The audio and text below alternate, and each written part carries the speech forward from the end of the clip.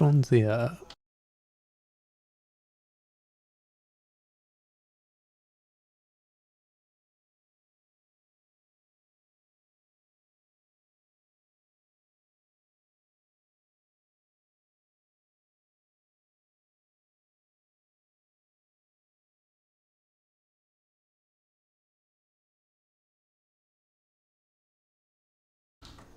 All right. Good afternoon, good evening, ladies and gentlemen. Eddie the Asian Sensation, along with Mr. Hayden Fortini here in the booth. Poker House Dallas, Poker House Live here for a 5-5-10 round of each. No limit hold'em, PLO.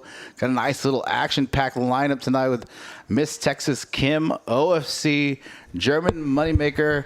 A couple newcomers. J Ma usually plays our PLO stream. Going to be switching off to the PLO hold'em side as well. Got Mr. Regis, DW, a new player, Karl, and the boy for this evening. So thank you for being in the booth with me, Mr. Hayden. Of course. Thanks for having me. How's it going? Going great, man. Congratulations from a couple days ago down in Houston. Had a nice little live stream. Had a good stream. Some 5-10. tough, that was quite a game. Yeah, that was definitely an interesting game, but...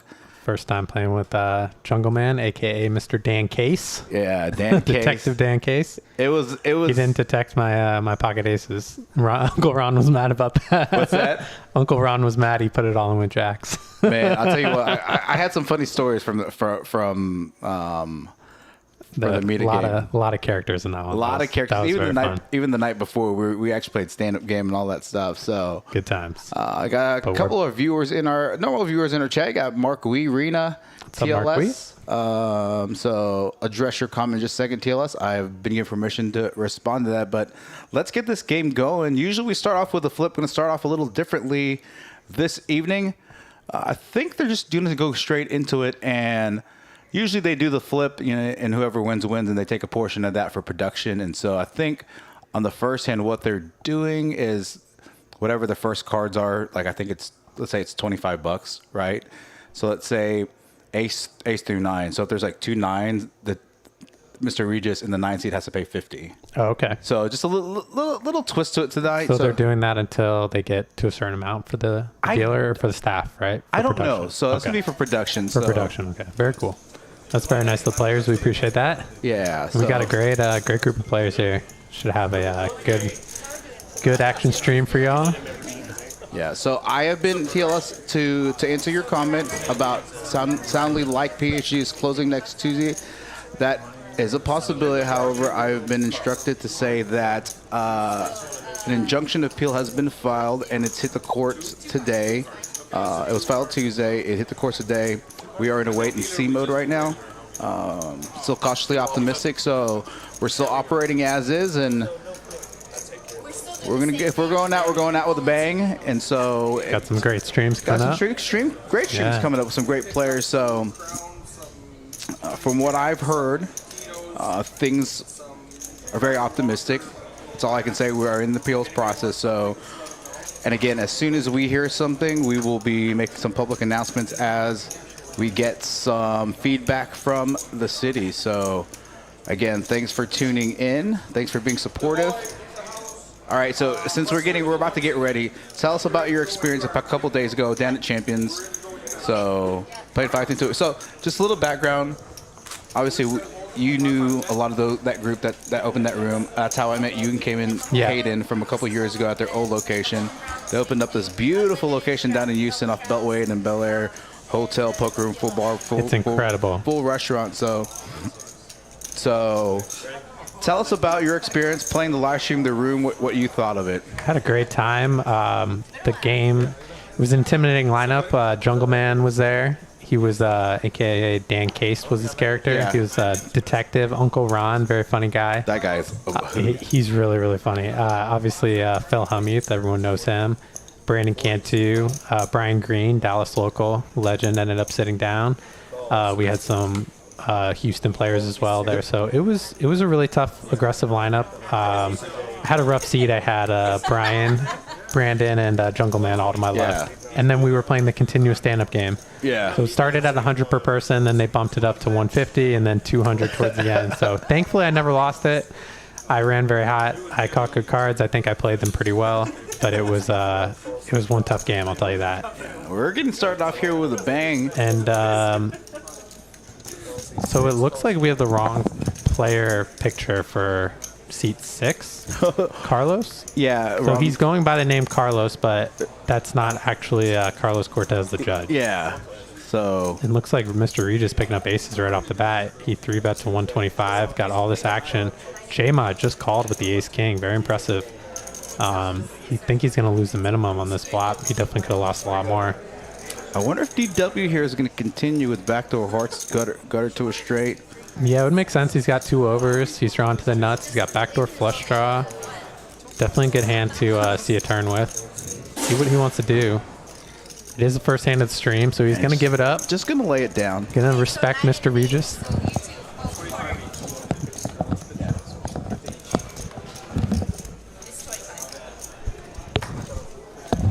So Eric is going to fix Carlos's picture. That's my bad. I was like, wait, Carlos is here? And I'm like, why isn't he in C5? I'm like, I don't see Carlos. Different Where did he Carlos. sneak in? It happens. See, we have the computer programmed. I need to go change Makes Carlos. He's the only Carlos we currently have. Yeah, he's the only Carlos we Negative. have, so I need to call him Carlos 1. And then... To the next card, to the next card. Or if there's 3 cards on the flop, then the third card. All right, I will continue following the action here while Yeah, Eric is Eric's fixing this. Now, we what have I'm gonna do, they don't need to see us working, so I'm going to turn off our camera and put it on full-blown good live idea. stream.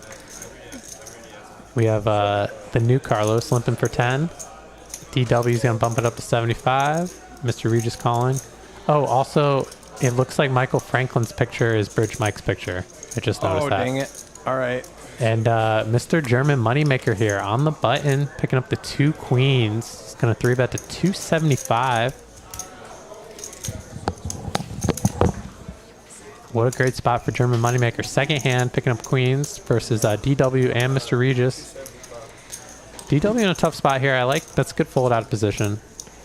Going to be behind a lot of hands that Moneymaker is 3-betting with, but Mr. Regis, he wants to see the flop. He's going to call with his ace-9. Trying to go 2 for 2 so far this stream. And Moneymaker, great flop for him. He's got an overpair. He's got the queen of diamonds, so he's got a backdoor flush draw to go along with it. Let's see what he goes with here. 350.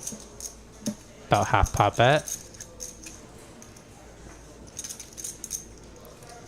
And Mr. Regis probably going to lay it down here. He's got a tough hand to continue with. I like that fold. And a nice hand for German Moneymaker.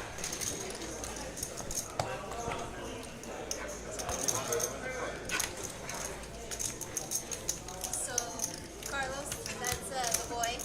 That's DW. Carlos, Mr. Regis. You met Kristen. So Kim getting everyone introduced.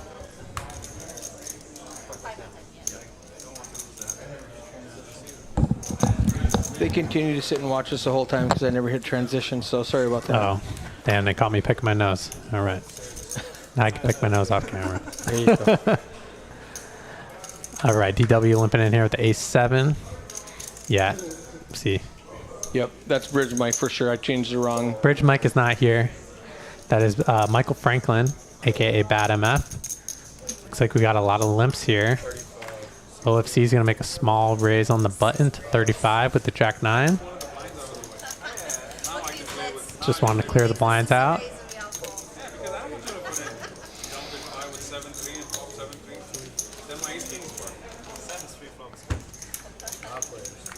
Five players of this flop. Great flop here for Bad MF. Flopping top pair, second best kicker. Moneymaker flopping top pair as well.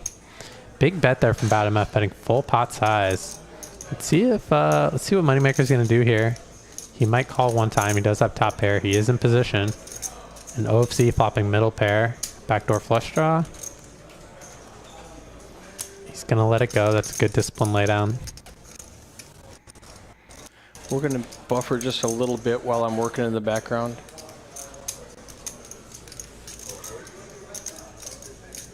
Looks like Mr. Regis is ready to let his cards go, trying to get the server's attention. So Moneymaker's going to need a deuce here. Doesn't get it on the turn.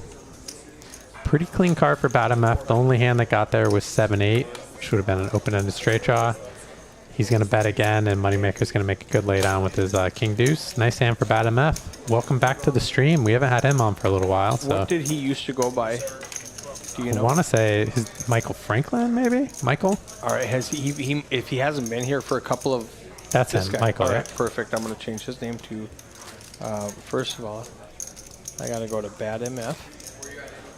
Change his name to, back to Bridge Mike.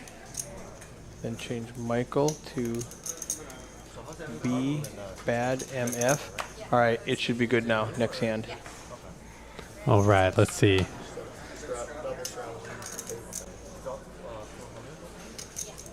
That's Yep, it. that's correct. Fix it. Thank you so much, Eric. I wish they would have done it last week.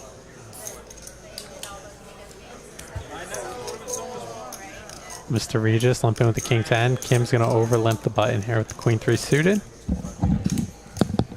And DW raising it up to 100. Out of the blind. Doesn't want to play limp pot with the 9-6 of hearts. Well, it goes for the squeeze. Haven't seen DW squeezing a ton, especially with the hands like of this. So if you're gonna squeeze, you need to squeeze big to make sure you get to, It's just a little pop builder. yeah, a little pot build out Yeah. of position. You're still gonna go Texas heads up.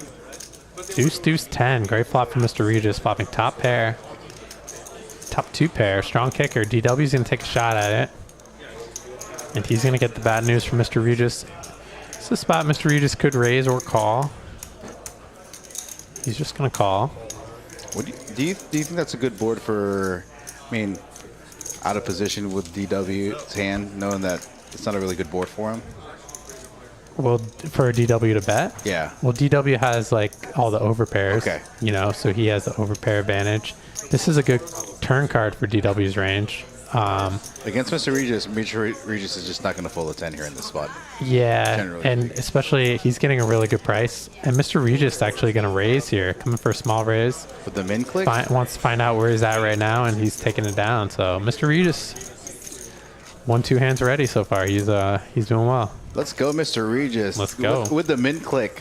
Yes. You don't see that. It was the under min click. He bet it was 225, and he put him 425. Interesting. But they didn't even make him correct it. DW just said, "No, I'm done.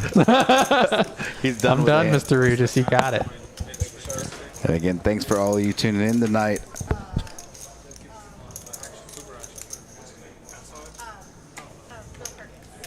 Yeah, we're gonna have a 5-10 quarter live stream tomorrow. You're playing in that one. Gonna Yes. hopefully go back-to-back dubs. on Hoping the for a run good. I broke my my stream run bad recently. I've Yeah. had two winning stream sessions. So trying to go 3 for 3 tomorrow night. What was the other one before that you had a winning session? I had a winner at TCH. Oh, that's right, that's Dallas, right. That last hand against Carlos, we Yeah. got it all in. Yeah, I got it in bad and got there. So On both boards. it's a skillful game. Yeah. This poker.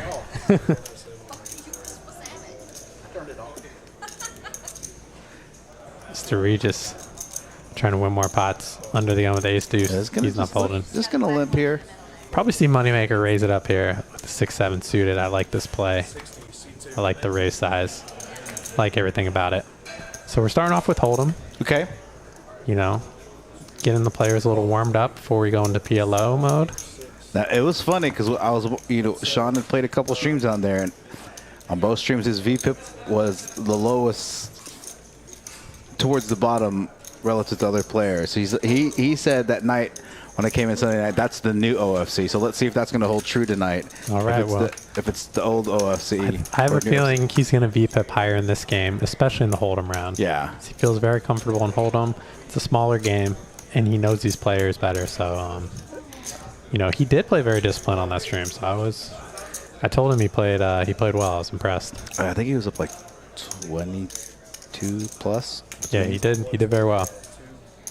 Moneymaker's going to see bet here with his bottom pair. He's got backdoor flush draw. I like this play. He definitely has a range advantage on this board as a pre-flop raiser. OFC is not going anywhere with his middle pair. Yeah, DW and Mr. Regis are probably Yeah, going to be gonna out. be It's going to go heads up to the turn. This is actually a good board for Moneymaker to barrel on a lot of turns. This isn't a terrible turn card from the barrel. It's a little dicey because OFC is going to pick up some straight draws, some two pairs. Yep. I don't mind the check. I think if it was a heart, He's going to barrel. yeah, he's going to barrel a lot. Also, having a 7, he blocks some like random two pairs that OFC could have. He blocks like pocket 7s. But looks like it's going to go check, and this river is probably just going to go check as well. And Moneymaker's got about another 10 days here in the States before he's going back to Mexico, so wants to live it up on these live streams. I know he was excited to play some of those bigger streams down there in Houston. So we had a nice little Dallas contingency going down there with OFC, German Moneymaker, you and Kim, J-Rock, Brian Green, and RB Phil. So. RB Phil, yeah, we're all representing. Brian Green's still down there. He's playing tonight. Yeah, in the mix. So did you see what the stakes were today? I believe it's 50, 100, 200. 50, 100, 300. 100, 300. Yeah, That's interesting. I've never seen that A before. $300 straddle or blind? Double check that, but I Okay. watched it for a couple seconds before, and I'm like, that's Interesting. interesting. And there's this guy, Asian guy that was slipping Jimmy. He's in for 40K. He was playing like the 1-3 stream last night, the 1-3 table. Oh, that nice. that was the table I was telling you. Like I had the option to either go to Alan Keating's table, Sean Deep's table, Marcus Gonzalez's table, where these guys were like 6 to 8K deep, or I had a chance to go with the slipping Jimmy. He was actually he had the other big chip lead. Yeah. Michael Franklin here. Game selection, bro. All about game selection. All about game selection. Raising it up to 75 here with his queens. DW calling with the 10-4 off, getting in the mix. Suited Jack. Yeah, Mr. Regis likes to play suited cards. He's in there. Great flop here for bad MF, flopping middle set. It is a very wet and connected board though, so Pretty big bet.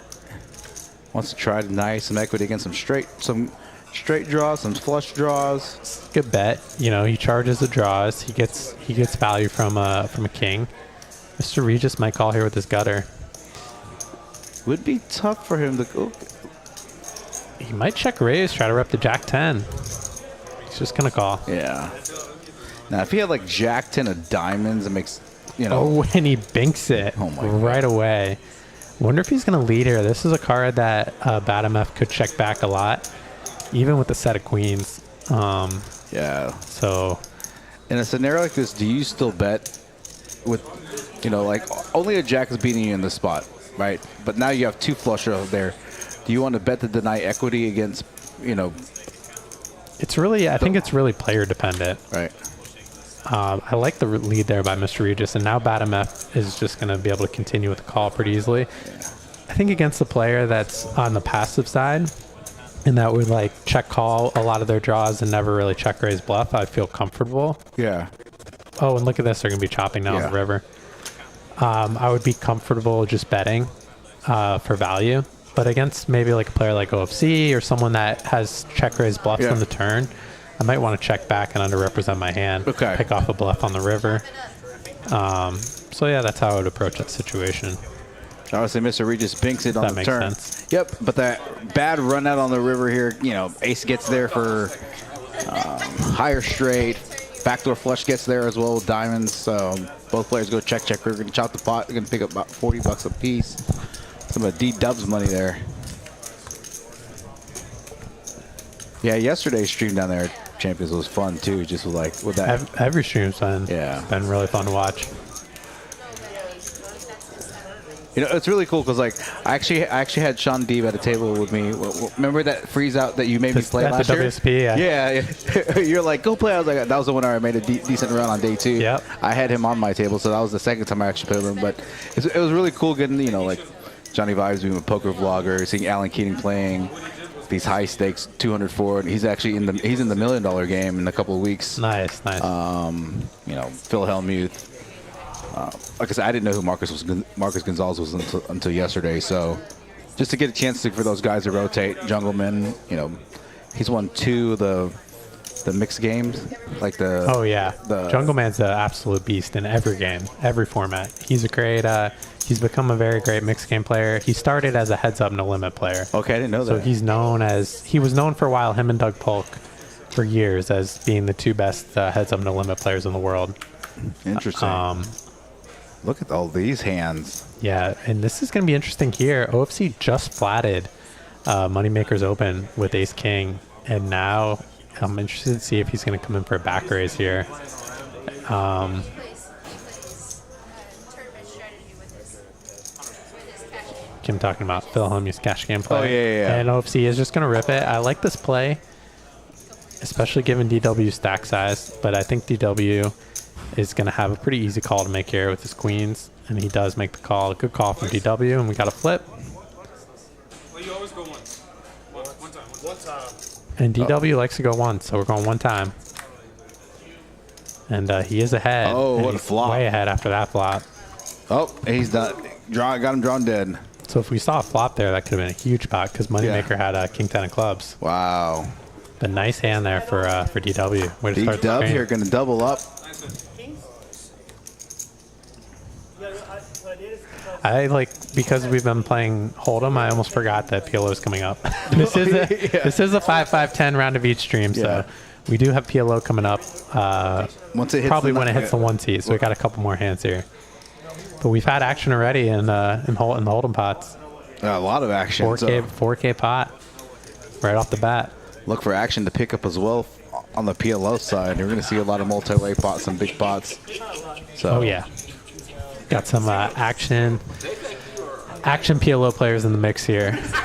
So, question about your game specifically. I know you hadn't been running well on live streams prior to the last couple of live streams. So obviously you booked 2 dubs in a row.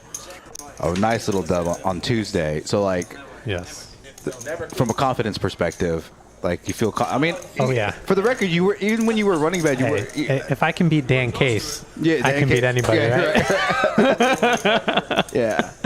No, it's a nice boost of confidence for sure. And yeah, for me, like I hadn't been playing so much because we've been working. So I was like, I get a couple days off, 3 days off play, and I was like, maybe I'm gonna be resting. And I had some pretty good sessions down there. So it's like, okay, I still got a little bit in me. What I was proud of, the session was easy in the sense that I ran well, I caught good cards. But what I was proud of is I went in there with the mindset of I'm just gonna play my game. Right. I'm not gonna try to do anything like overly fancy or tricky just Yeah. because I'm playing with these guys. Yeah. Like I'm just gonna pick the best spots I can. I'm gonna play the game, and I was expecting if the game was like really tough that I'm probably gonna lose more often than I'm gonna win. Yeah. But the game ended up being pretty good. We got some good action players in there with the continuous stand-up game. Yeah. Created a lot of action, so it just it ended up working out really nicely. So But I think I picked my spots well, and I was very positionally aware, so I'm proud of my overall Yeah, good decision. job, bro. Yeah, thanks, man. Yeah, we were in the room, and so like we were watching it for a while, and then there was a issue with the production, and You thought about jumping in there. so what was it was you guys started That would've been 7-handed, and I had decent amount of cash on me. I was like, I'm gonna take a shot. So I sold some action like super quick. Yeah. Oh, Hate to yeah. interrupt you, but Moneymaker here waking up with aces. Yeah, squeeze here. Yeah, definitely squeezing. And the boy, he definitely likes to see flops with these types of hands, Yep. so I'd be surprised. Moneymaker coming in with a big squeeze size. Oh, Texas Kim had raised. Oh, she had straddled. Okay, yeah. excuse me. Texas Kim had double straddled to 40. And the boy had just limped with 6-7 suited in the cutoff. Now, if this was a squeeze by OFC or maybe even Kim, I could actually see the boy. So does the boy have 3K? It looks No, like he only has 2. Yeah, You we fixed it. Yeah, I Okay, just fixed it. They just right? fixed it. I literally Nice. just fixed it. Yeah. As I'm saying it. Very nice. You guys are on top of it. So it looks like DW. Interested to see if Mr. Regis is going to call here with the King 9. It's gonna be tough. I mean, if he's like King 9 suited, King 10 suited, I could Yeah. see him seeing a flop. But King 9 offsuit. Makes a good fold there, and Moneymaker's going to take that one down. So yeah, you were going to get in that game, huh? Yeah. So so I sold some action because I had X amount on me, but I didn't. When the seat opened up, potentially was gonna open. It was like 435, and you're kind of familiar with that area. You don't want to leave that area to go anywhere. Oh, yeah, Yeah. absolutely. So I was just like, let me sell some action right quick. And, I sold like 20%, like really quick. Eric bought a piece, Moneymaker bought a piece. Couple of people, so like I sold 20%. And I was going to get in there. Then DK showed up. And then because they were only going to play 8-handed. And then Brian Green showed up. So like you have to give a 90. You got booted. Yeah. So I was first alternate. So look at these big hands. D-Dub picking up aces after having queens just a few hands ago. And Texas Kim is defending for fun with 7-4 suited. And J-Ma, yeah, so yeah. Let me go heads up here. Good hand to crack aces with.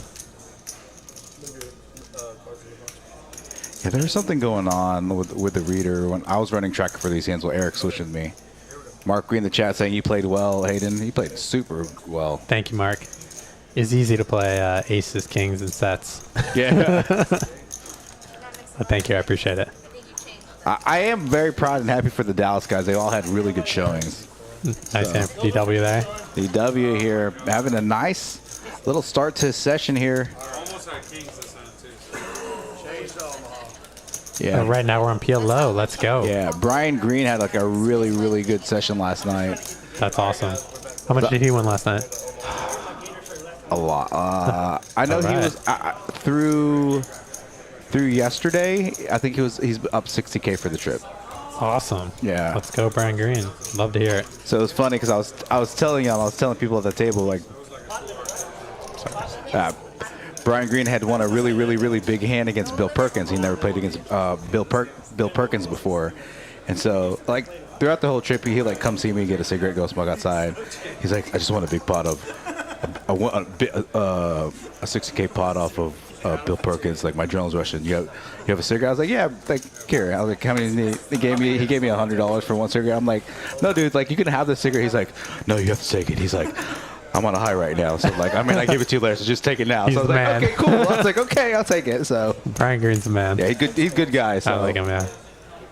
So we got Carlos and the boy with suited aces here. Pretty nice hands. Carlos double suited. The boy's got 3 Broadway cards suited to the ace. yeah, Trey, we're in Dallas, Texas, right off 35 near downtown. Now we're gonna see some big pots Oh yeah. on this PLO We already side. got an 8-way hand going into the flop here. Yeah, Mark, it was so funny. He was afterwards. He had a real good session. He's like, "Can I have one this time?" I was like, "Yeah, you can have one this time." I was like, I even said you can have the rest of the pack if you want it. So you can have the rest of the pack. Amazing. Yeah, tops. Who's got top? No, the boy's got top 2. And it's a pretty- Mr. Regis has top 3 pair. Yeah, flops the mirror. Gonna call. Does have backdoor nut spades. Yeah. And who else has? Oh, Carlos had bet out. Okay, with his ace. Carlos bet out with his ace. He's got 2 backdoor flush draws. It's a relative brick. Yeah, pretty bricky card. Oh, now Carlos has 2 pair. He's gonna put the boy and Mr. Regis in a bit of a tricky spot here. But I don't see Mr. Regis folding. He actually blocks all the sets. Yeah. And the boy's in a tough spot with Mr. Regis behind him, but it is such a dry board. I don't blame him for the fold because Carlos is showing a lot of aggression, so he likely doesn't have a big draw. So it's most likely that he does have a value hand. Yeah, and he didn't take the. He just called the flop, right? And so when you take over in PLO, when you like take over the lead on the next street, it's like it's representing like on this board, you're definitely repping sets. Yeah, Mr. Regis not believing his hand is best, and he's correct. He's going to put in a raise for value here. Great play by Mr. Regis. Great recognition on what's going on in this hand. Yeah, we joke that Mr. Regis is like, He his min clicks mid-80s. it, and he's going to get value. He's getting max value here. He's getting value from the aces and sevens. I don't see Carlos getting away from this for this price. And Carlos coming back over the top for 14. And now Mr. Regis has to be Mr. Regis could end up folding this hand. He has to be very concerned that Carlos he's has.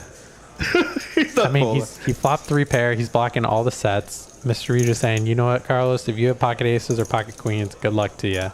I don't think you have pocket sevens. That doesn't make any sense because you potted the flop. So, I mean, Carlos is essentially repping pocket aces, and Mr. Regis blocks that. So Mr. Regis's call makes sense. And Mr. Regis just getting the absolute max from this hand. I wonder if this is gonna go check. I wonder if Carlos thinks he's bluffing, or if he thinks he has the best hand. He might think he has the best hand. Mr. Regis here. I mean, Carlos not slowing down. Carlos is playing this like he has pocket aces. Yeah. And to his credit, Was he he was not the pre-flop aggressor, okay. he limped.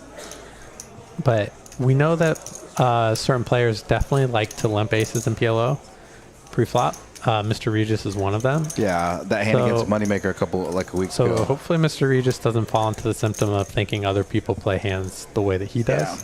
Yeah. It's easy to think that way when you're in a poker hand. Assume that people would play a hand similarly to how you would.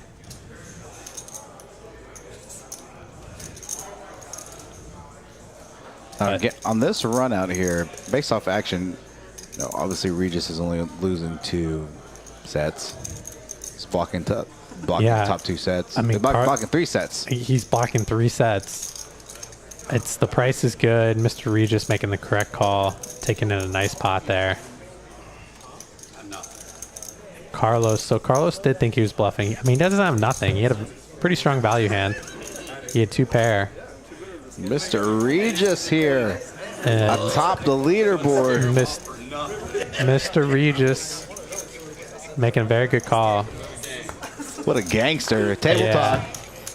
Mr. Regis. Would not stop. Okay, so. I would have folded queens there on the mid race.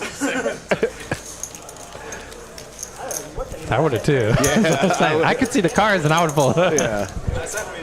So credit to Carlos there. Mr. Regis just saw right through it. Just barreling and barreling. Now, did he see right through it, or did he just not want to fold? Who knows? He's Mr. Regis, man. It's Mr. Regis. Hey, to his credit, I've seen Mr. Regis make some strong laydowns. Okay, that's true. I've seen him make some strong laydowns as well.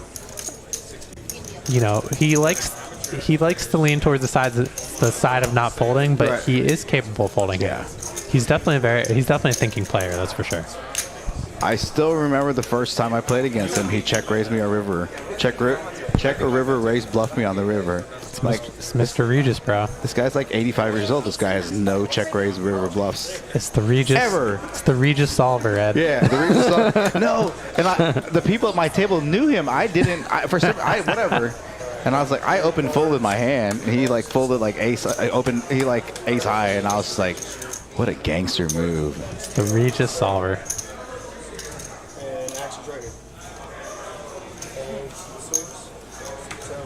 Yeah, I like the line there from Carlos. I mean, he represented aces very well.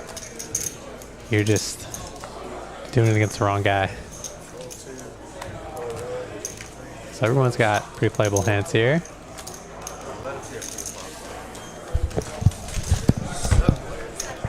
All right, Texas heads up here.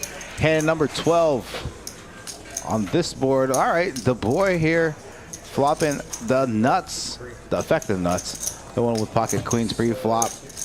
The boy flopping 4s full of queens. Just going to check here. Anybody else with a 4? No. All right, the boy with the hammer lock on this hand. Let's see him start building here to try to build a pot. Now, OFC is going to bet top and bottom pair on a paired board. Really dangerous move.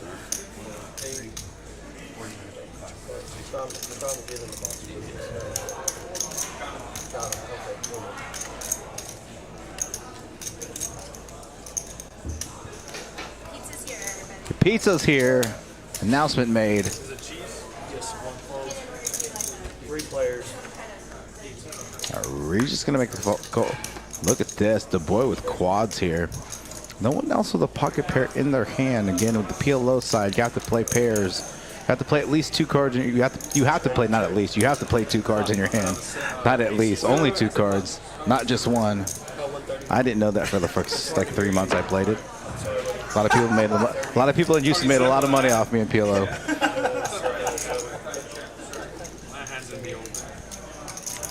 I was like, nuts straight. Only have one card, sir. Damn it. Damn it. A little value bet here for the boy. Oh, he bets pot here. Trying to target some pocket pairs. You have to have a 4, right? Probably. It's not much. Any queen chops, right? I have aces. I don't know about that. Dude, if you have aces, you're snap calling, bro. You're snap calling. Don't even You hurt me when you bet. No, I didn't. On a $130 pot, if you fold aces on that board, like, too nitty. All right, over-under on how many live Chantels. That's 1. That'll count towards the over-under. I'm going to put the line at 4.5.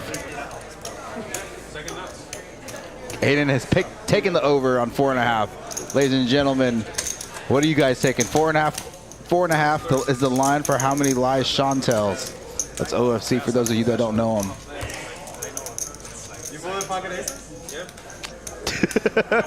He just asked, the boy really just asked Sean, like, did you really fold pocket aces? And Sean's like, yeah, I did. He heard me and then still You didn't say anything. 100%. It happened at the same time. And then he just said 100%. I love Sean. Mr. Regis, you win again? I folded aces and he had the 4. Call 7. Fold 8. Yeah, I'm waiting till the last 15. Call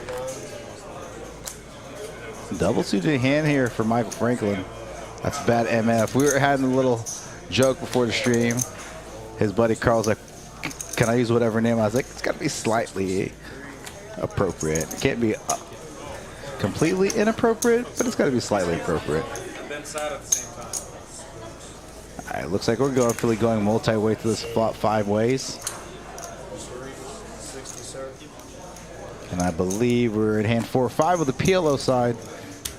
Again, as the button gets to the 1 seat, we will be switching between No Limit Hold'em as well as PLO.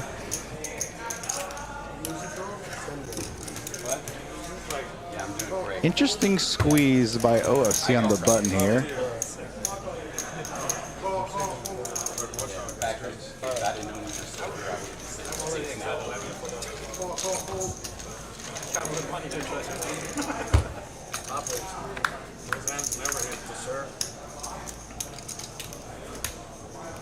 All right, let's see who's got what. J-Ma here flopping the nut flush draw, but it is a paired board. No player with a 6 in their hand. That's correct. No player with a 6 in their hand. Only player with a pocket pair is Carlos. All right, turn card looks like it came up, but it hasn't registered. Queen of Spades brings in the secondary backdoor flush draw. BMF now having 2 pair with backdoor spades. J-Ma's gonna barrel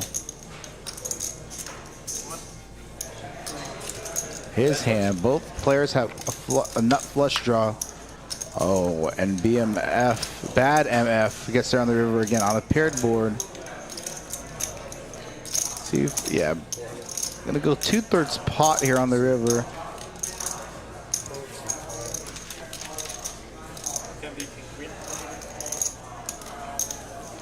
See how powerful the 2 pairs were. Go for it. I'm talking about his. That's crazy. So Mark's saying they ordered a pizza for his Wednesday game. Zalot has a 1 slice Reaper challenge. 1 slice of the pizza has Carolina Reapers in them randomly. Ordered 2 pizzas that way. The chaos afterwards was hilarious. That's dangerous.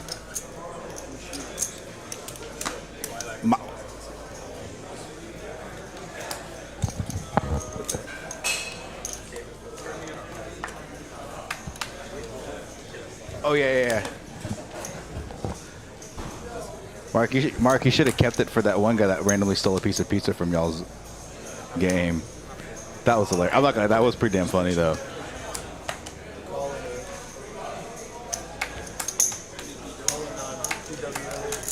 Yeah, looks like we're gonna see a lot of limp pots here. I wonder if Moneymaker, not the best candidate to raise with.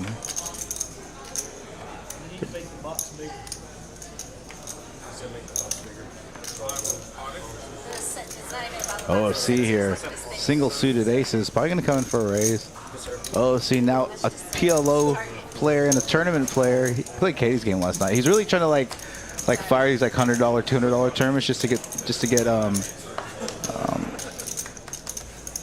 some experience.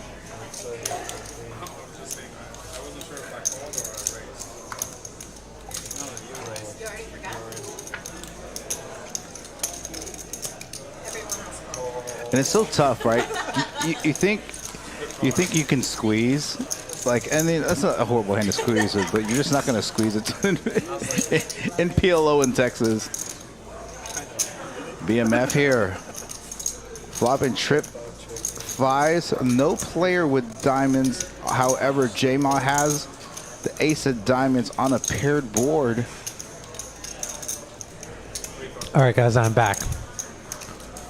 Was on pizza break, so Yeah, enjoying that Zalat pizza. It's delicious.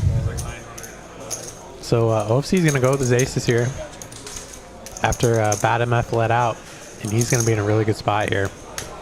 Be a huge favorite. They get the money in. he's going to really need the board pairing. Ooh, OFC. Regis not wanting to fold his overpair. Now this is a pretty...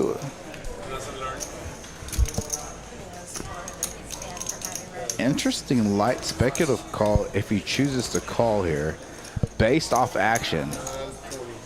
Now this is assuming the RFID reader is reading his cards correctly. Yeah, maybe that deuce is a 5. Yeah, I didn't know that, but I thought he called it. Okay, I'm like, okay, I'm safe. I didn't realize that. He might have forgotten he had cards. I think he forgot he had cards. Bad MF is coming in here with the trips. He's just not going anywhere. Yeah, he's in there. He's going to need a lot of help, OOC. Running straight cards. Great spot for Bad MF here. Bad MF here going to get a nice little double up. I wonder if Sean was doing like, I'm going to buy in short and not add on and see if I can like double up. If not, then I'm going to go match the stack. In PLO, yeah. I know in PLO he doesn't like to play as deep. So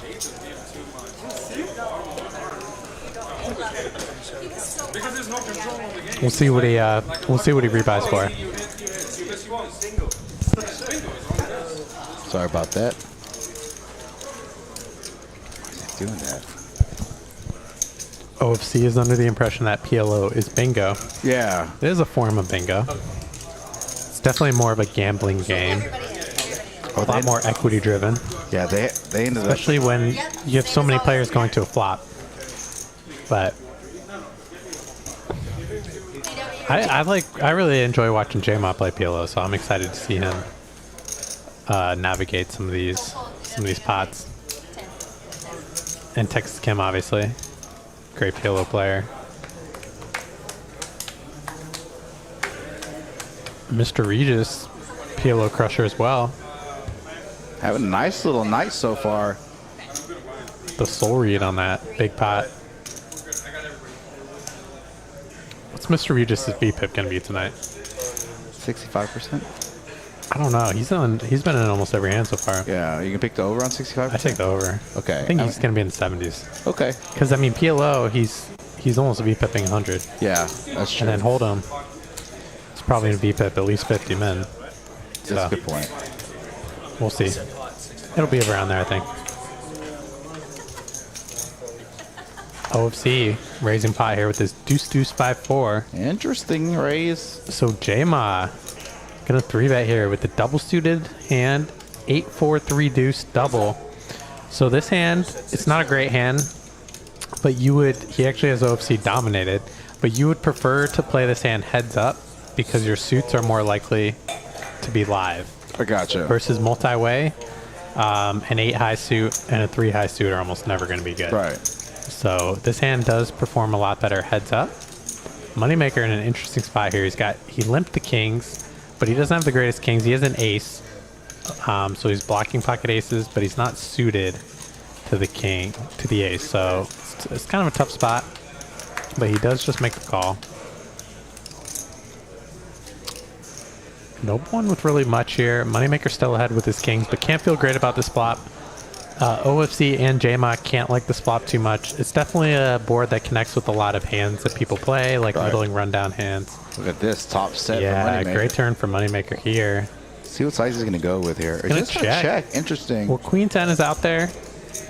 Wants to set the trap. Oh, but he's still good here. He is still ahead. At this point, he cannot value bet because any queen has the winner. And this is a spot where JMA, with his PLO experience, I think he could definitely bet this river. And I think this is going to work. This is a great bet by JMA. Really, really great bet. I love this bet. And I think he's going to get Moneymaker to lay it down with OFC behind him. I mean, this is just a really, really tough call for Moneymaker to make. JMA was the pre-flop 3-better, so he definitely has a lot of queen combinations in his range. He has random ace queens. Very nice hand there from JMA. Well played. Nice little aggression there, knowing that his hand is never going to win that showdown. Love. Especially having check to multiple checks on multiple streets. Beautifully played. Turning his hand into a bluff, which it was, because obviously he had, what, 8 high? He had 8 high. It's like 8-4 3 deuce or 8-5 3 deuce, something like that. He probably had close to the nut low. Yeah, right, for playing 08. Well, the first night we were down there, there was a bunch of us. We played 4-8 mix. Nice. Yeah. Regis, you're the 10. Yeah, I played a little 4-8 mix the last time I was there. It was fun. I actually hit the high hand jackpot for 2K. Quads? I had aces full. I hit it with like 2 minutes left in the thing. Oh, that's gross. And then it rolled over, yeah. Oh, I didn't realize it rolled over. Yeah. Right. Did you play some of the table games down there? You mean the cash games? The cash games. I did, yeah. What'd you play, 2-5? I played 1-3, and I played 4-8 mix. Oh, gotcha. The majority of what I played was 4-8 mix, actually. I played like one night of 4 mix. Nice. On the 1-3 game, well, I mean, you had OFC and J-Rock in that game too, right? And Oh, that was the 2-5 round of each. That's I right. did play that for a little bit, Okay. yeah. With Kim, J-Rock, OFC. That was a fun game, too. All right. Brass Monkey played for a little bit. who's tougher, Dallas or Houston players? I gotta say Dallas, man. Touche. Yeah. Like hole, right? We got some crushers up here. It's called sweet revenge. 6 players. Yeah, we got a big pop rune here. Great flop here for Bad MF. He's got a top pair open ender. A little bit of wrap. Man. DW's got a open-ended straight draw with Backdoor spades? backdoor spades, yeah. OFC gonna call here with middle pair. Backdoor draws. Kim has some backdoor draws. She's looking for a 4 of clubs. Yeah. Or 6 of clubs. That would be her money card. She has a great high-low hand. She hits a 5, so now she's got a wrap to the low end, but she has some dirty outs, but no one actually has a heart draw. So this is actually a bad card for her because OFC has a higher wrap. So her outs, unfortunately for her, she can't really think anyone has a straight draw on the low end. Bad at Meth. Oh, well, OFC just bots it, so he's going to let her off the hook here. Interesting pot bet, though. Yeah, he senses some weakness. That was a very small bet from Bad BMF. DW, and a just calling from Bad MF, so he doesn't think he's too strong. So he picked up equity on the turn. This is the type of turn card he was looking for. Lucky for him, no one has hearts, so all his straight draws are clean. Kim's gonna have to get away from this one here. Yeah, good fold from her. Tough spot for DW. I think we're gonna see him lay this one down. He doesn't have a flush draw. He's just got the open ender. He can't think his queens are good, even though they are versus OFC. And Bad MF is gonna be in an interesting spot when he gets back to him. So Bad MF is blocking top set. He's blocking like some 2-pair combos. there's definitely a lot of combo draw hands that OFC could be doing this with. And BATMF is going to call. He's sticking around. So this is a spot where if BATMF is going to continue here, I like just jamming the rest of OFC's money in and getting it in as an equity favorite right here and now. Instead of waiting for the river, there could be a lot of, like if a heart comes on the river, BATMF might end up folding the best hand, right? But OFC doesn't have much money behind, so I'm curious to see what's going to happen if the river bricks out. If both players miss. I think he's gonna rip it. So BATMF here, rivering top 2 pair. And Straights beat him and sets beat him. in OFC with the speech. You got a straight, you got it, man. And rips it in. And BATMF with top 2 pair. Can he figure this out? He's blocking a lot of sets. He's blocking the straights. He's got the queen in his hand. I think he's got a great bluff catcher. Right. He's only got 1 heart in his hand. I'd like to see him make the call. He was getting a good price. I think he's trying to put the pieces together, and I think he's actually trying to think about, Oh, come on, BATMF. tough spot for him.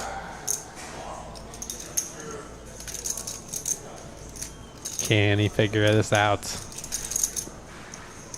This is also why I like getting the money in on the turn, because you avoid, this type of decision on the river. Just take your equity while you got it.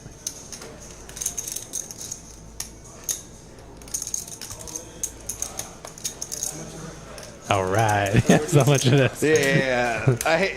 And when you want somebody to fold and they take that and they ask how much it is. It's just soul crushing, right? Yeah. He's like, damn it. And then you got to sit there and just. Then he's doing the divide right now to see how much he's gonna have left if he loses, if he's incorrect.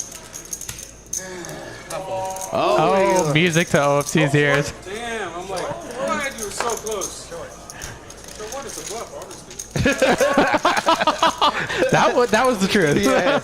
All right, so Tough hand there for BATMF. one for one on the truth telling versus lie telling. So you got the over under at 4.5. Aiden's picking I got the line at 4.5 lies. I ain't as good as him. I missed the straight. I got the over. Yeah, and Hayden with the over at 4.5. Top 2, but I just couldn't. I knew better. I must not know better. You were so close. He was close. Credit to BATMF there. He was very close. Closer. Yeah, you're not getting any closer than that. That's true. I'm like, oh boy, here goes another one.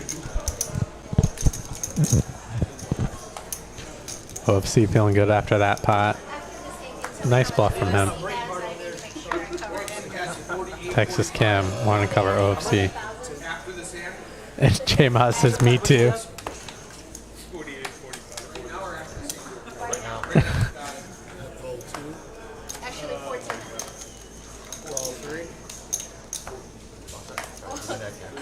I haven't done anything, but I will make it 50 just because I'm slow. 50 seat forward. No look, guys. Kim does a no-look 50.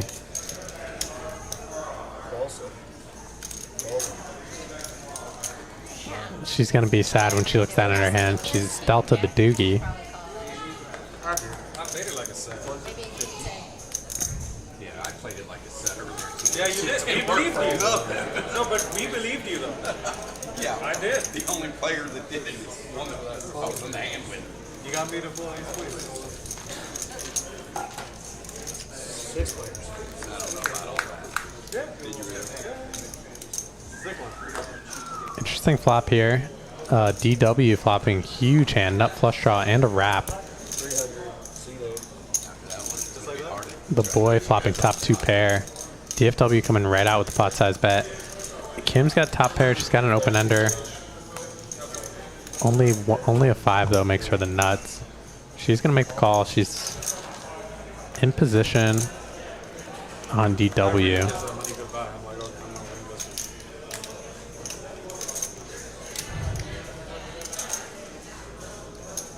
She actually has the best hand versus him. Her ace is good. But the boy's in a tough spot here with his top 2 pair. But he doesn't have really any backdoor draws to go along with it. So I wouldn't fault him for folding. These are really tricky situations in PLO. And he is going to let it go. Fold 7. Heads up. Yes, sir. So DW with an equity advantage here. And wow, both players turning a straight. But I knew it. I really did know it. I thought you did too. I knew it. I said, he's full of shit. DW turning a straight. I'd have to read. Unfortunately for Kim, she's going to be getting free rolled here. It's real. It's really. As DW is going to have a club draw to go along with his Need to be like him. with his straight. All the chips ought to be just to go. I don't see Kim folding on this turn, and she is going to shove. She's hoping that DW has a flop set, maybe some type of draw.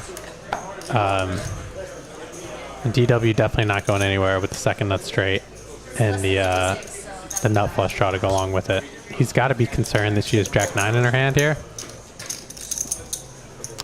But little does he know he's in a very, very good spot here. Missing a really big pot. So Kim's in a rough spot here. She's actually getting free rolled by DW. She jammed the turn, the second nut straight. How do we get the 36? So it's 3 times your bet plus this, so it's technically 4 times 9. I'll trade Omaha is the pot limit. Yeah. Your bet plus 9. It's 3 times the bet in front of you plus the pot.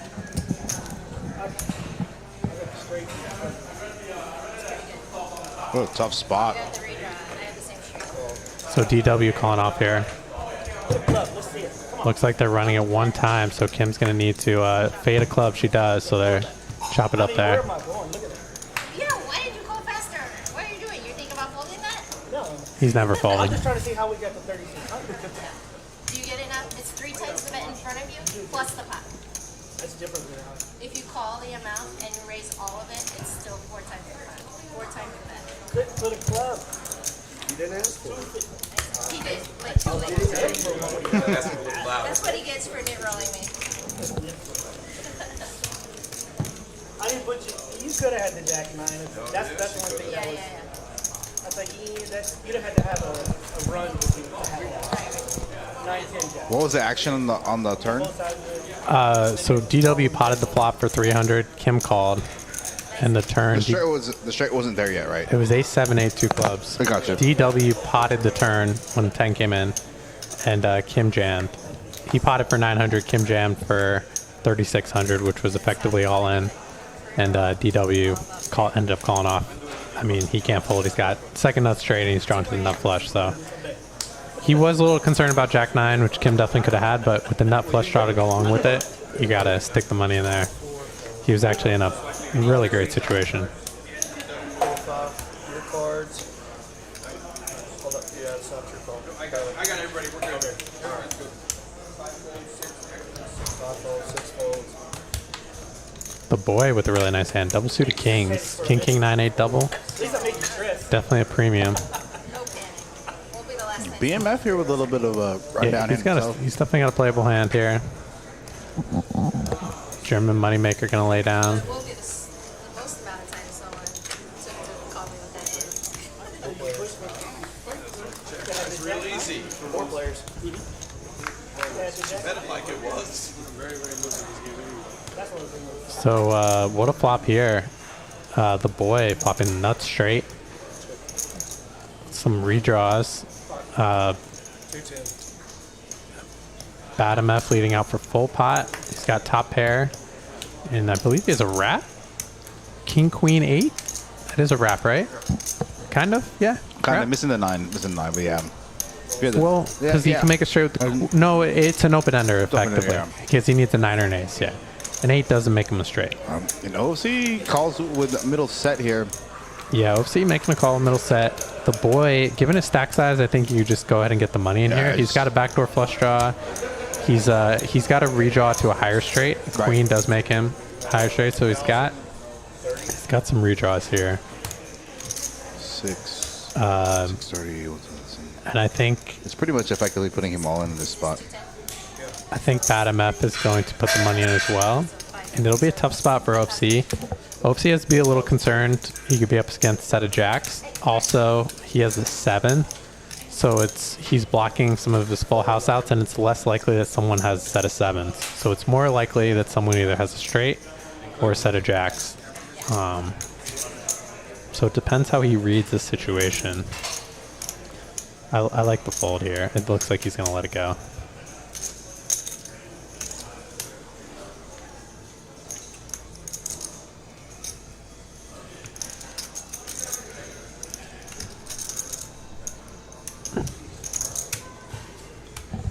You know, obviously I'm not a PLO player myself. One of the things, you know, I've started factoring when I play like these one-hand PLO or round of each or whatever it is that, you know, when you have sets, like to pay attention to the other cards in your hand to see if it matches any of the cards on the board, because you're blocking full house out, so it's going to be less Absolutely. less of a chance for you to like turn, river, full house or so. Bradley King, some bunch of big hands, so. Yeah, huge hands here. OFC making a good fold. And both players here, Badamef has a good amount of equity versus the boy. Oh, terrible turn card for the boy. Badamef turning the nut straight, and given the boy has only got $500 left, he's not going to be able to get off of this one. And the tough thing is he has pocket kings too, so to reducing some king-queen combos out there. Yeah, exactly. You're 100% right. That's also something to consider. Yeah. Yeah, the boy's got a call. Yeah, and he pretty much snap calls. Nice hand there for Badamef. Well done. So that was a spot where if OFC could have seen their cards and seen that no one had a set of jacks, he's getting the odds to put his money in there 3 ways.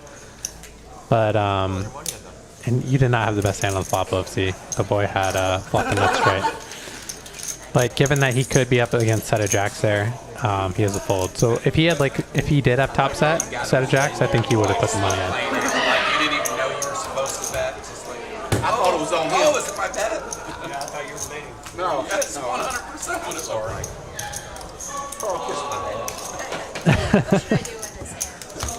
Karl and Badamef know each other pretty well. Yeah, they race horses together. Yes. So Been down there to the Lone Star track, and Michael, shout out to him. He showed us the VIP experience. Emmy got to see the horses in the barn. It was really fun. That's cool. A lot of fun. Yeah, she loved it. We all loved it. We had a great time. Shout out to him. He's a great guy. Showed us a good time down at the track.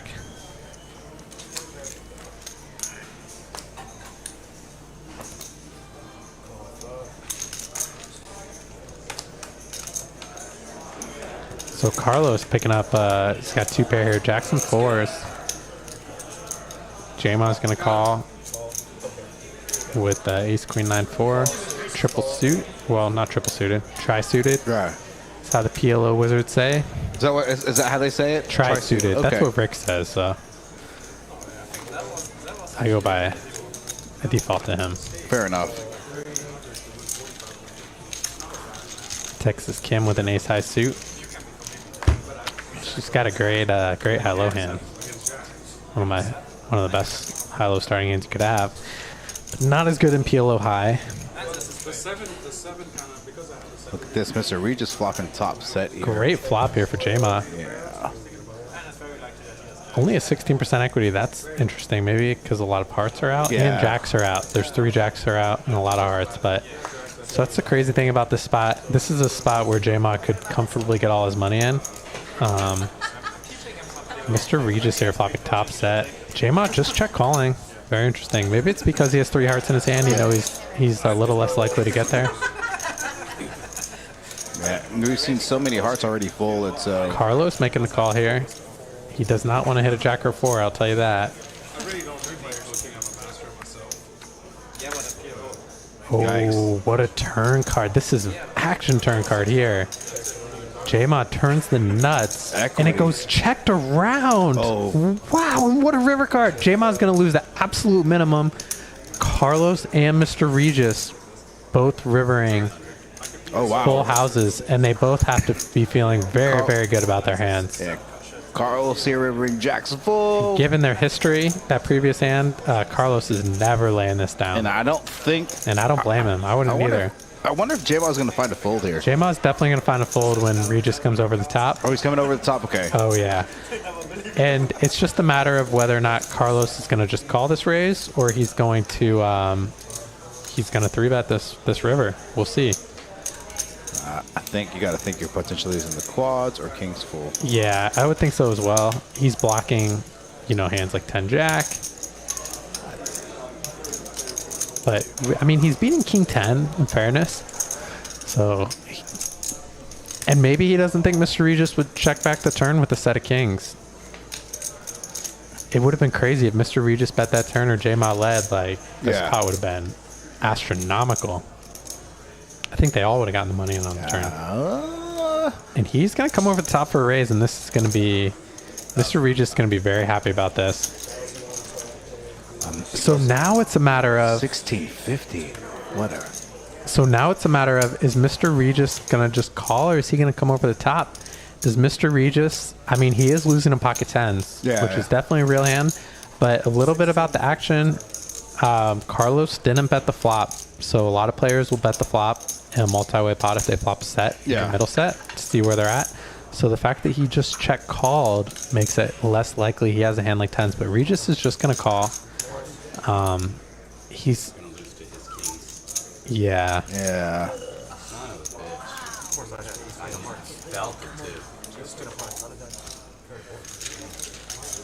Nice hand for Mr. Regis there. J-Ma there getting away, especially with that action on the river. What a check on the turn there by Mr. Regis. Played it like a pro.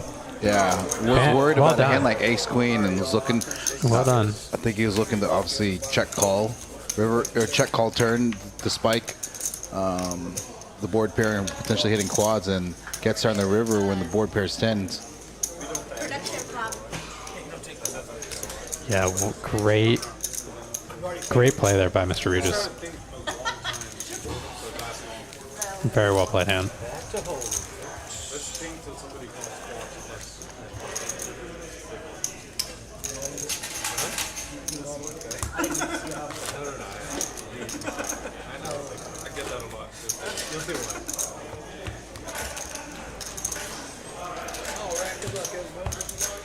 Got Brian in the box. Big Brian taking over again. We do hour downs for our players. They rotate. I guess tonight's going to be Brandon Perry and Big Brian going to be switching out on every hour. 5 6 8 call 10. We're back to hold him now. Mr. Regis picking up the Jack 10 suited and the cutoff bumps it up to 75. Strong raise. That's a big raise there. Bad MF is not folding his button.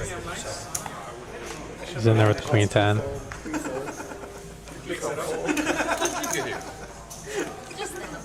So it's going to be Mr. Regis and Bad MF. Heads up. Heads up. Duking it out here. And not much of anything. Let's see if Mr. Regis is going to see bet his entire range. Just going to check here.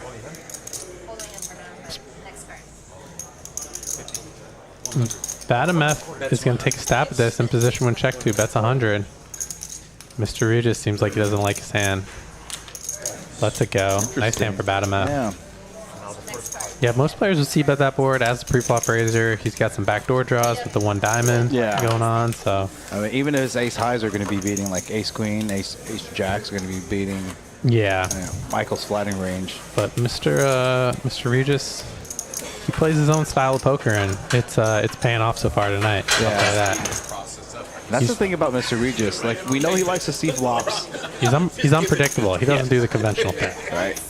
And if he catches any sort of piece of the flop, he's going to continue at least to the turn. And like, he's one of those players, he's going to see it through. He doesn't. So the Regis solver mixed in a 10% check fold on that board with that hand. Frequency check fold. Right. Doc, to answer your question, what I've been told I can say is an injunction appeal has been filed, was filed Tuesday. It actually hit the court system today. We are waiting to hear back, and hopefully we'll have something soon. So fingers crossed. Cautiously, very cautiously optimistic. So wish us luck. We got some other plans. I can't talk about those, but what I was able to say is what I was allowed to say. So an injunction appeal has been filed. It's filed Tuesday. Hit the court system today. You guys can look it up. Check around. Oh wow, DW is just gonna check it. Okay, he's good. He's fine. DW's got the nuts here. So small. You go 150, a little over half pot. I don't hate the sizing. Trying to target like some like 2-pair combos. Yeah, maybe like King 10.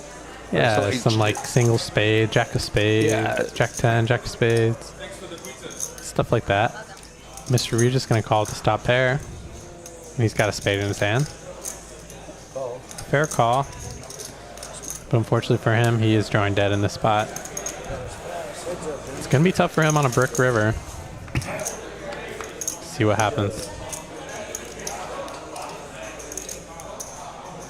It's 250. DW betting 250 for value here, giving Mr. Regis a pretty good price to make the call. Looks like he is You can't not really wanting feel to lay good. down. You can't feel good about your hand. There's so many better kings that beat you here. Some 2-pair combos. Straights get there. Flush obviously is going to beat him here in the spot. Nice hand for DW. All right, D-Dub's having a pretty good session himself as well. Very good session. We're about 20 hands in. Let's pull up some stats real quick for you guys in the chat. Took the stack sizes. I think stack sizes are now correct. Mr. Regis up top, 7,500. D-Dub, Moneymaker, J-Maw, about 4,800 respectively.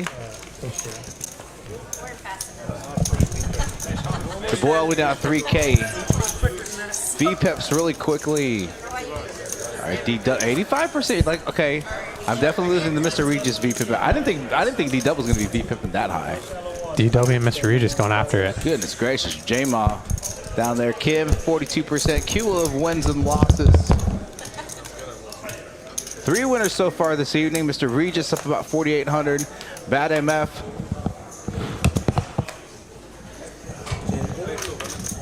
Yeah, we'll pull those cumulative wins up after this hand. The boy here under the gun 7-5, so he's just gonna limp 10.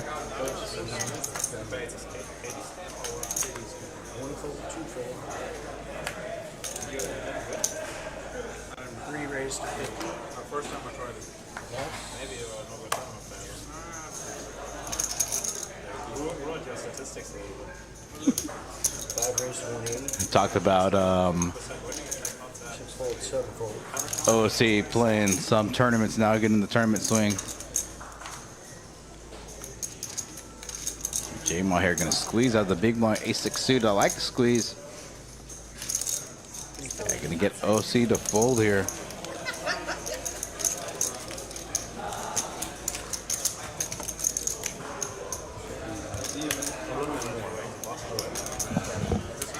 I really have no idea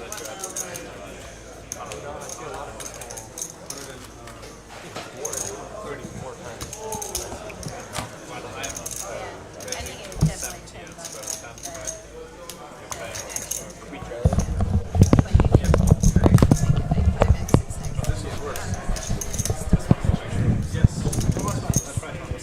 But that one, what do you think? 7. Pretty difficult. That's different. And I was in position. It's the feeling of the hand. Mr. Regis here, pocket 9s +1. Look for him to open. Big open after a lip from D-Dub. Make it 75 here. Oh, Kim on the button ace queen suited. I wonder if she's just going to call here in position. So she's No, going she's gonna squeeze it. I like this. She's going to squeeze. I like the squeeze. Definitely don't think Mr. Regis can be going anywhere here with the Definitely nines. not going anywhere with this hand. Don't And see. OFC might come along here. Suited king deuce. Against these in this specific hand configuration, I could see him going here with king deuce suited. Yeah. Yeah, he wants to see a flop. Yeah, I think if it's like DW and not other Carlos, like Carlos Cortez, he's still called Carlos Cortez. Wow. What a flop here, and this pot is already bloated. Kim. Great flop for her hand. Top pair, second best kicker. OFC flopping the nut flush draw. Just slightly under half pot. Interested to see how OFC is going to play this. Kim representing a lot of strength so far. Three betting, squeezing pre-flop. She bet a pretty big size, and he does go for the check shove. If she can make this call, she's going to be in really, really good shape.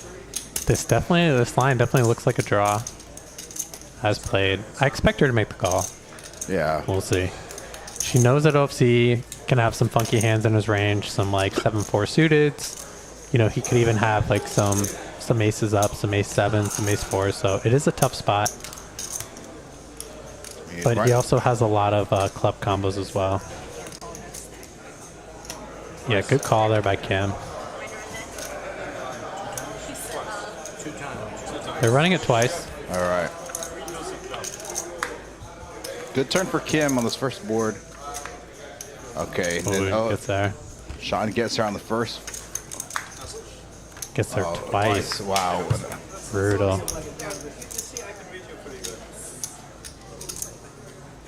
Yeah, and then Kim's going to reload here after that. I don't blame her for making the call. No, very good call. She got it in as a favorite.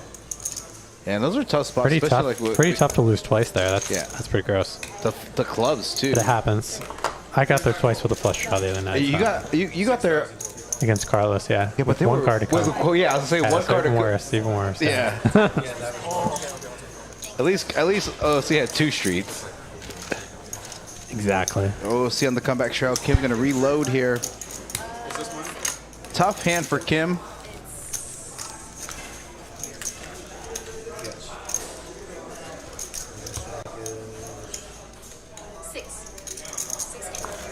And Kim's going to tack on 6K. Not quite matching the stack of OFC and Mr. Regis. We talked about this in past streams. What's your methodology? What's your take on matching the stack?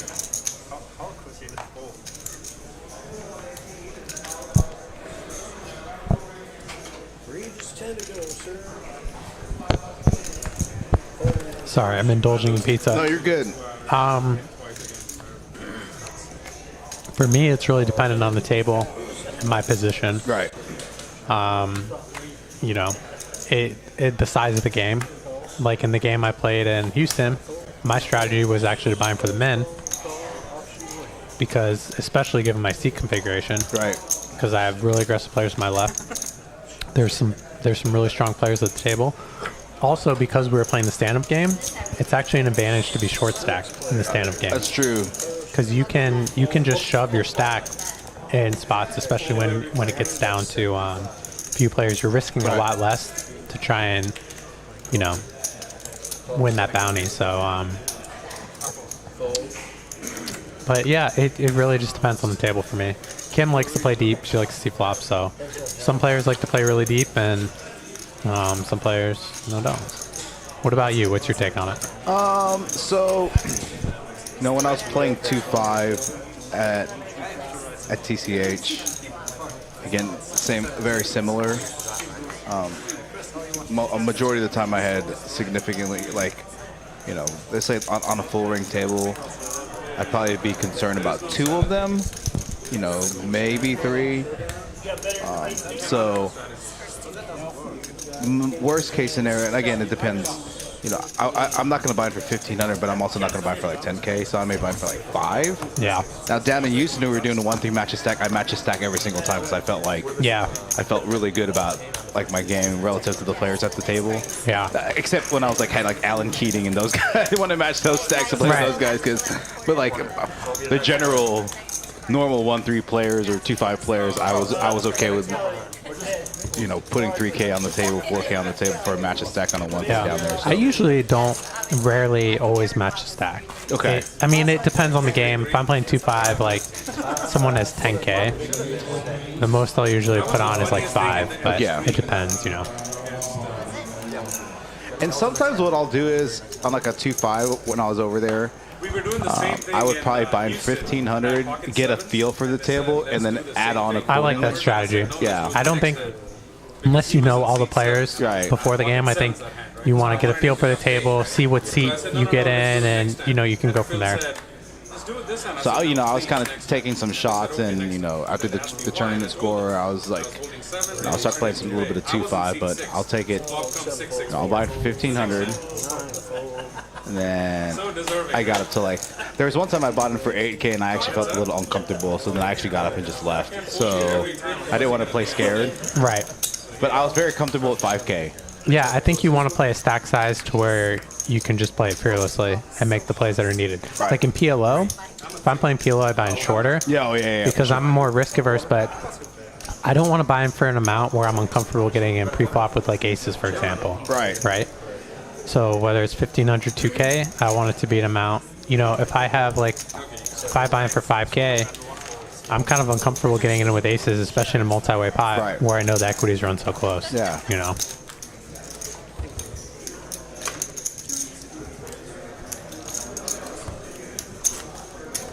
Yeah, I think last night I was my biggest stack, and I got up to it, but I was comfortable putting 3K on a 1-3, very, very comfortable. Yeah. Especially, with the players at the table.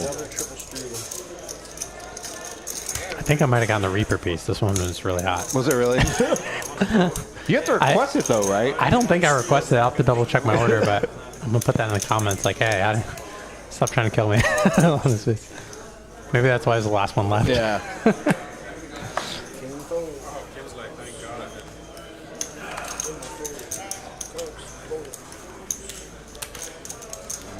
Carlos and Kim currently the biggest losers so far of the night. Mr. Regis and OFC the big winner so far.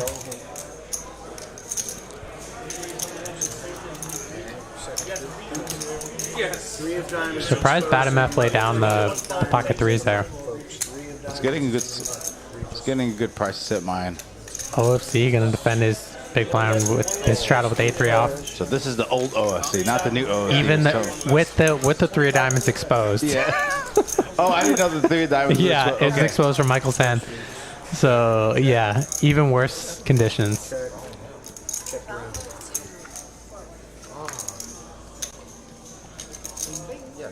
Five of clubs brings in some flush draws. Again, it's a paired board. OFC might take this one down. I don't know. Mr. Regis has ace high with ace of clubs. And he lays it down. Very surprising. So OFC doing OFC thing. Right. Defends with the A3 and he takes it down. I took care of it. So yeah, this is the old OFC. I expected to see the old OFC this stream. Usually when he plays higher stakes, he plays a little more snug. Yeah. Depends on the table too. I think he feels very comfortable this table with these players. Currently B-pipping 69%. I think he's played against all these players in some capacity with the exception of... I think he played against Jama on some of the earlier streams. We did some 136 PLO early on. I think he played one of the first 2 streams for that. With Jama. I think the only player he's played with is Carlos. Yeah. Seat 6. Which I don't know if any of these guys have played with Carlos. Yeah. I didn't know about it. I didn't even know who he was until last week. Mr. Regis here. Looking to squeeze, maybe? Let's see what he's going to do. 125 with the ace-king. OFC and Texas Kim. I think they're both with diamonds. They're both going to call here. Kim going to call as well with the ace-4 suited. We're off to a flop. I was going to say something, but I'll wait till the flop. Okay. So... Mr. Regis going to continuation bet. He doesn't care that this board does not connects with a lot of hands that these players have. Yeah, and the straddle and the bets right out and takes it down like a boss, Mr. Regis. I was gonna say that. So he checks boards that are traditionally bet, and he bets boards that are traditionally checked. Interesting, I like. So he's, that's what makes him tough to play against. He's very unpredictable, very unconventional. Last hand of Hold'em for this orbit. Going to be changing into the PLO side here.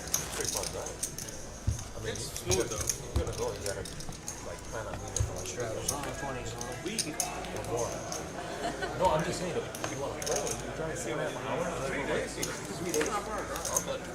to 3 days. You're close. 20 to go, gentlemen. I mean, it's high stakes, so. Jam on your first, sir. 20 to go. How did J-Rock do But I think when he played? 2.5 days is I think he ended up overall. I want to say he lost small the first day, and then I think he won. Not huge, but more than he lost. Got it. So I think he ended up positive, but I could be wrong. I'm sure he wants one too. He honestly might be up more than I think. I'm not really sure.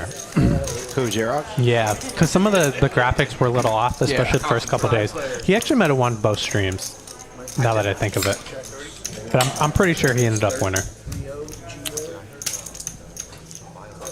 And RV Phil did well too. He won 15K. RV Phil continuing his heater. He won like the second to last hand. He won a big pot. Yeah. OFC gonna bet out here. Get check called from Bad MF. OFC double barreling correctly here. And Mike lays it down. Nice hand OFC, just running over this table so far. Playing well and running well. Getting there with his flush draw twice. He's been steamrolling ever since he got that river bluff through on Bad MF. AKA Michael Franklin. 20 strat along.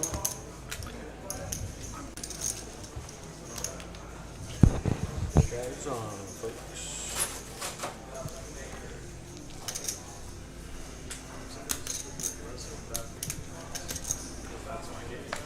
PLO. Oh, PLO. Sorry. Oh, PLO. Sorry. Oh, no. Okay, I'm going for a 20 minutes. Totally spaced it out. Sorry. Yeah, I can tell OFC is really uncomfortable in PLO. All right. 20 to go. Sorry. So it's interesting. He might be playing more hands and hold'em than even usual because he's trying to make up for the fact that he's not as comfortable in PLO. But at this table, he seems very, very comfortable in hold'em. Yeah. 60 raise. 62 Regis. DW raising it up here. Regis is not going anywhere when he sees King Queen. No, Mr. Regis is in there. He's got a king eye suit. Moneymaker's been pretty quiet tonight. He's V-pipping. Texas Kim getting in the mix there. 5 players.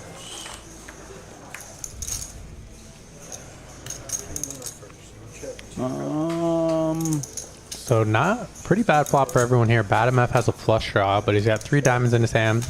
No player with a 6. He's got one of the lowest possible flush draws, so he can't feel too good about this. Now whoever has a pocket pair is going to be ahead. No one has a pocket pair. Holy smokes, So- no one does have a pocket pair. DW with his ace king. So DW is the best hand right now. He's trip 6s with an ace king. And he still has the best hand. Trip 6s with an ace king. So he does not have a full house. That's 75 Regis. He's going to bet, and I think he's just going to take this one down. Nice hand for DW.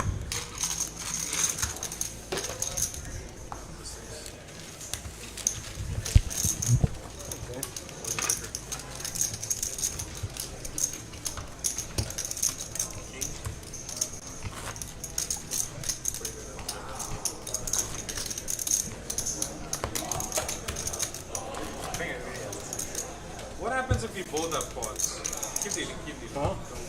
How can you both have What happens quads? if you both, 2 players have quads? The bigger quads wins. Right now he said he had a 6 and I said I had a 6. Oh, okay. I was like- so that's 2 lies for the day, for the night, and we're at 7:25. So we are about an hour and a half in. Famous Okay. Houston. They were like, oh, he's always lying, he's always lying. They wouldn't have recorded one of the 6s because it knows they're out or whatever. This would have recognized. Call 10. Call 10. Call 10. You need your cards there, Drew. 3 9s for Bad MF. I think Moneymaker can call on the button here with this hand. He's got a little rundown. Does have 3 diamonds though. Looks like there's a lot of diamonds out.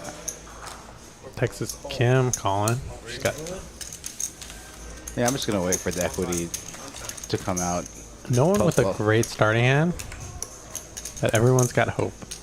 All right, so Moneymaker 50% equity with his diamonds. He's got top 2 Oh, he does have and top diamonds. Great flop for him. He's definitely gonna bet. Check to in King position. Queen, anybody with King Queen? Yeah, Carl's King Queen open ender. Does not have the cleanest of outs. He tries to bet 500, but he can only bet 80. OFC.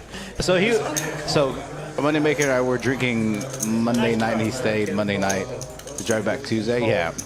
So he was playing. We were doing like bomb pot, like dealer change, and I think we were doing one hand. We weren't doing an orbit. And he had his mojito. I had my Crown and Coke. Okay, board pair. Okay, Moneymaker is in a good spot here. Effective nuts. Moneymaker here. Turning the nut boat. Small bet. And yeah, he's just trying to target a jack, maybe a smaller full house. Just gonna get a fold. Does pick up a small little pot there. Nice hand for Moneymaker. So yeah, we were drinking. We were having a good time, just for the record. And he kept on saying like pot, and we're like, dude, it's 2 card. He's like, oh, all in. Okay. That's awesome. He wrecked Jeff Platt though. Did he? Yeah, he it's like a 10 high board on the flop, like with a 10 high hit it. Moneymaker. He was overbetting pot every street. Oh wow. Overbet and like Jeff Platt snap calls the river on 10 high board, and Chris is like, whoops, because it made it seem like Jeff Platt had like 10s full. I was paired board or whatever. And I think Jeff had like 8 king high. What? Yeah. What did Moneymaker have? He had aces. Oh, he had aces. Okay. Yeah. Jeff Black called him with king high. Yeah. Wow. No respect for the German. We for sure 100%. Me and Uncle Ro were like, dude, we for sure put you on 10s full, like for sure. When you snap called the river. Oh, you played with Uncle Ron too. That must have been a fun table. Dude, that was a really fun table. So he did fold Jack's face up.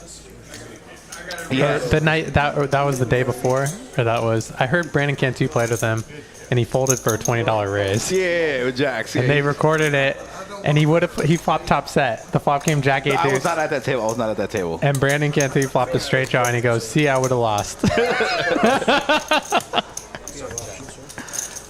He's one funny guy. He actually said he would, assuming everything goes well, because he's from Kansas City. Yeah.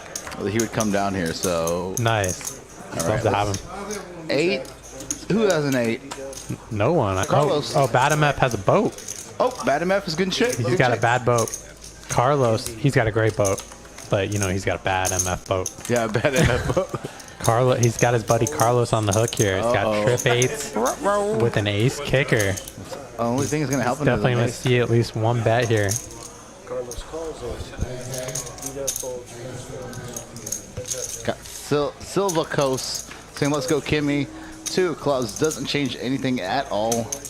Let's bring a backdoor club draw on a paired board.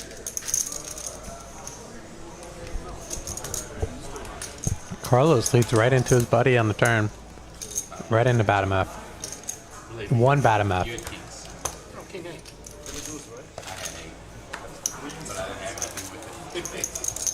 Or maybe not. Maybe he checked, folded to bad MF. Good check fold there from Carlos. Very well done. Michael Franklin taking down that pot. I mean, one bad MF. I'm sorry. Yeah, it's nice to get him back on the stream because he's been traveling a lot for horse stuff. So yeah, awesome to have. Great guy, good action. I need to find out if anybody's interested in playing our stream on Sunday. We joke around. I mean, it's obviously like kind of a little bit of worried over here, but again, optimistic. If we do have to shut down, even if it's temporarily, we're just gonna like stream the hell out until we go. So we're trying to put together like a Sunday, Monday stream. You should have an old gen stream on Monday. Like, what do you mean? Because those guys are starting an old gen vlog. Yeah, they did. They played a couple Mondays ago. That'd be fun. Let me get somebody to come commentate, and I'll play like a 2-5 stream or a 1-3 stream. I haven't played in a while. That'd be fun. Actually, you don't. Kim's gonna pot it here. TCH table She's got a suited ace. has lights that glow green. She's got some connected cards. It's awful. 90. And then 5 folded, 6 folded, 7 folded. 8 fold. Regis getting it out of the way. Fatim F has trip queens. No one's called so far. This is crazy. So you say the squeeze doesn't work. Moneymaker calling here. OFC's not folding, bro. And OFC's got a double suited hand. Yeah, he ain't folding. He ain't going nowhere. He lays it down. Texas Kim and Moneymaker heads up. She got a heads up with the pot size raise. Respect. Heads up with Mr. Moneymaker. And Kim flops the world here. A little bit of. She's got a full wrap. Yeah. And And you have to think this is actually really not a great board because she raised. You know, she's repping like big overcards and big pocket yeah, pairs. Moneymaker knows Kim raises with a vast array of hands, so she can have a lot of rundowns. She can definitely have a lot of hands that connect with this board. Moneymaker calling here with his top pair. He's also got a backdoor nut flush draw. For Kim, as you can see with the equity advantage, what a turn card here. Moneymaker turning the nut flush draw and Kim turning the nut straight. 400, 475. And good bet there by Kim, almost pot size. And I don't see Moneymaker going anywhere when he turns a nut flush draw. Yeah. He's definitely beating some hands that Kim could be barreling with. She could be barreling with some hands like 9-10 jack, maybe some diamonds, potentially. So Kim just gonna need to fade a diamond here on this river. Oh, what a bad run out. Four paired and the diamond. But fortunately for her, she's definitely gonna check back this river. So Moneymaker leading. This is a dangerous lead. He is blocking top set, but Kim can definitely have boat combinations here. But yeah, he does lead river. Does want to check back. And great laydown by Kim. Really unfortunate run out for her. Yeah. Just because the flush got there on her twice. She's played her hands very well though. Yeah. Got it in against OFC with ace queen suited on a ace high board or queen high board. I can't remember. But Sean, ace high board. He had nut flush draw. Yeah, with the clubs. He had like king deuce of clubs or whatever it was.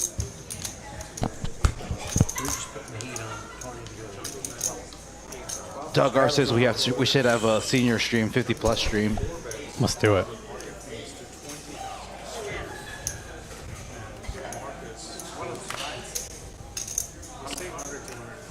Oh, OFC's talking about that hand last night where Jungle Man 4-bet to 19K with queens.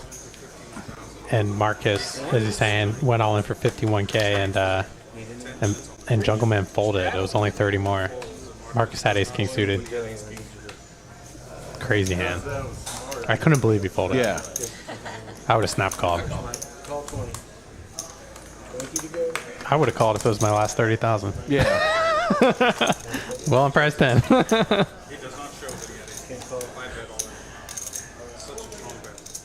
Having Bill Perkins on the stream was kind of cool too. It was very cool, yeah. Shout out to them. Apparently they showed up together. Perkins and Keating? Yeah, nice. So we were playing the 1-3. They started the meetup game earlier than the stream ended, so it started at 7, knowing that the stream was gonna like 8:30. Yeah. And they like just roll up, and we're like, is that Perkins and Keating? Like it wasn't necessarily a surprise that we see Perkins there because he's from Houston, obviously, but like we were definitely not expecting Alan Keating there. It just felt surreal. Yeah. Then he jumped in the booth, and then he jumped in the meetup game, which was really, really cool. So Kim, interesting bet here on this flop. She's blocking top set. She's got 2 jacks in her hand. And blocking straight draws. So she's blocking straight draws. And as you can see, Moneymaker has the best hand, but she's putting him in a really difficult spot. He's going to check call. I I would think that Kim. Jack 10 gets there.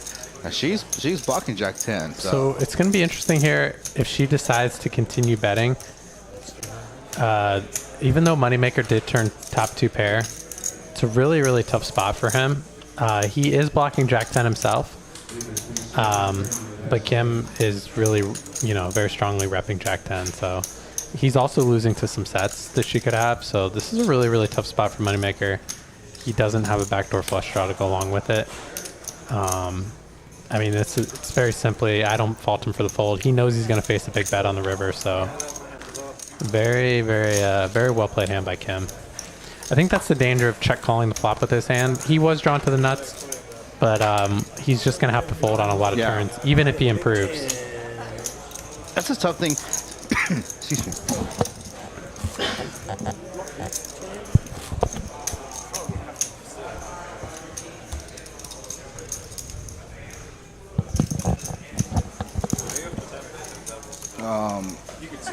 And that's the thing, especially playing out of.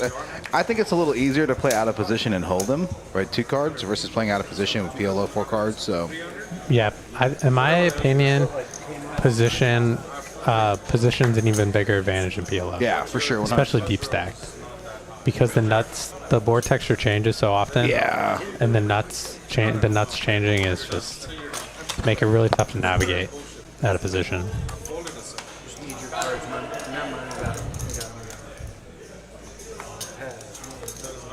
Equities change a lot more in PLO street to street than they do in Hold'em. Raise to 50. Kim raises 50. Kim picking up the aggression here. As Silvaco says, Kim is aggro. Yep, that's a very inaccurate representation. Definitely very accurate representation. It's definitely a reasonable assessment. I would tend to agree. See, she just said it there. When you improve your hand and you're not able to check call a bet, you have to reconsider why you called in the first place. Right. In fairness, he was drawn to the nuts. Maybe he just wanted to see. And wow, look at this board here. This is a great spot for Kim. She flops top set. OFC flops middle set. And the problem for OFC is that he has a queen in his hand, so he's blocking top set. Yeah. So he could end up playing this hand very aggressively, especially if Mr. Regis comes in for the call, thinking that because he has a queen, it's very unlikely that Kim has top spades set of are queens. very live, even though Mr. Regis has spades in his hand. And Mr. OFC just check calling. Very interesting. Some very dangerous cards with those. This is a 8-9 gives Mr. Regis 2 pair. Actually, I expect to see Kim bet this card, and she checks. That's interesting. I expected her to see her bet because she has a flush draw to go along with her set. Oh, gotcha. So if she was up against a straight, she has a ton of equity. Yeah, flush outs. Ton of equity. Boat outs, flush outs. Yeah.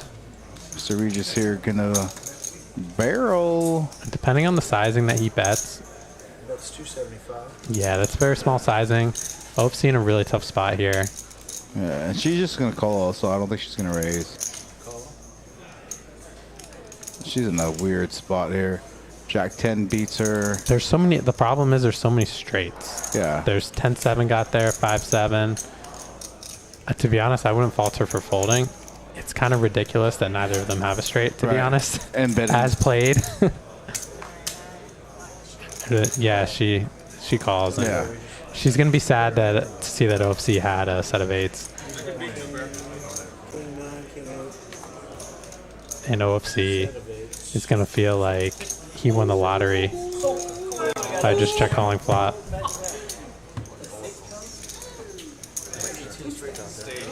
Kim getting a little bit of money back. Yeah. Really unlucky, and he said it too, really unlucky for her that OFC just check call flop. Yeah. That's very, very unlucky. Especially with a queen in his hand, so he's blocking sets. Yeah. I'm really surprised he didn't check raise the flop with Mr. Regis just calling. Yeah. I think he wanted to see a clean turn. And then I think if the turn came like a deuce, I think, and he checked the Kim and she bet again, I think we would probably see a check raise from Yeah. him at that point. Because he knows Kim's aggressive. She can bet a lot of hands, and he's blocking top set. Right. So, very fortunate for OFC. Very fortunate for OFC that he chose to slow play that flop, and he got a turn card that saved him a lot of money there. Unlucky for Kim. Another example of running bad in a session. Sometimes, when you cooler someone and they play a hand in a certain way, you're not able to get all the money in. Right. That is definitely a form of run bad as well. Yeah, not getting enough value. Yeah. Yeah. It's not just like, it doesn't just come in the form of like, Bad of beat. just a bad beat. Yeah. Carlos here. But she's Right played down really the- well so far. She's definitely played. Yeah, she's definitely played really, really well. And I mean, she didn't have that great of a showing last Saturday at the Chivs, but she still played well in that stream also. She did play well in the stream. 5 players, folks. She had that tough spot where she got it all in on the turn with on a 3-spade Versus board. Freddie, yeah. Yeah. She rips ace king ace of spades, I believe, and then he turned 2 pair Heelys turn, and then she tank grips. All right, so let's see what we got going on here.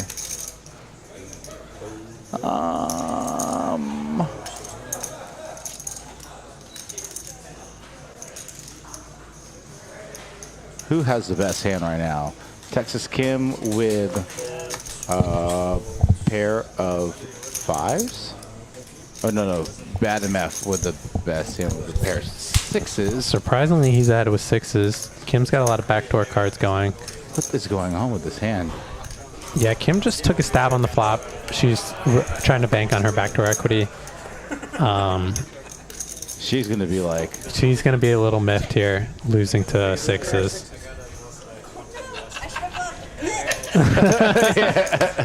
And one bad MF is like, you put any chips in there, I'm out. Yeah, for sure he's out. He called the flop because he had a lot of backdoors going too.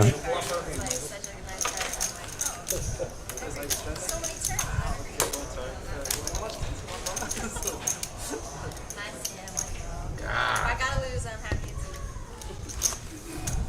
If you want to lose money, you want to lose to like Michael Franklin, or you don't want to lose. You're okay with losing to like Mr. Regis or Michael Franklin. You don't want to lose to OFC or Moneymaker. Definitely not. Yeah.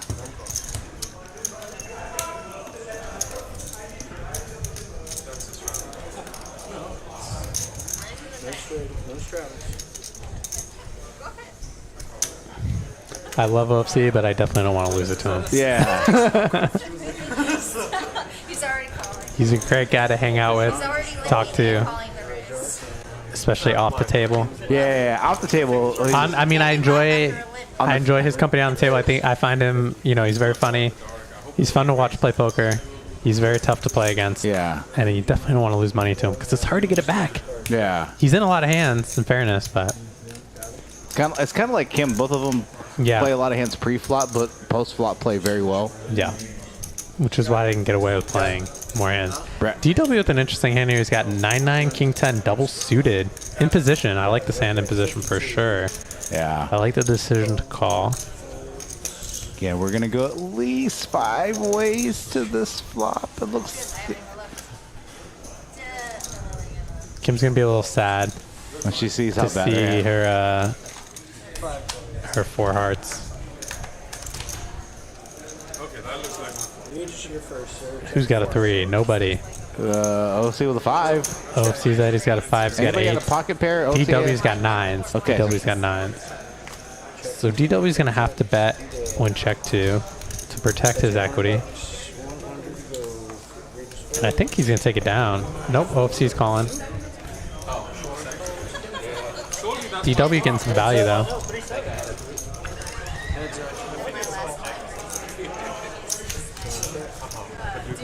Check. Yeah, check. Let's see if OC is gonna turn his hand into a bluff. Oh, so OFC has a great hand to turn into a bluff because he's got 2 8s. So Yeah, he's blocking 7 8.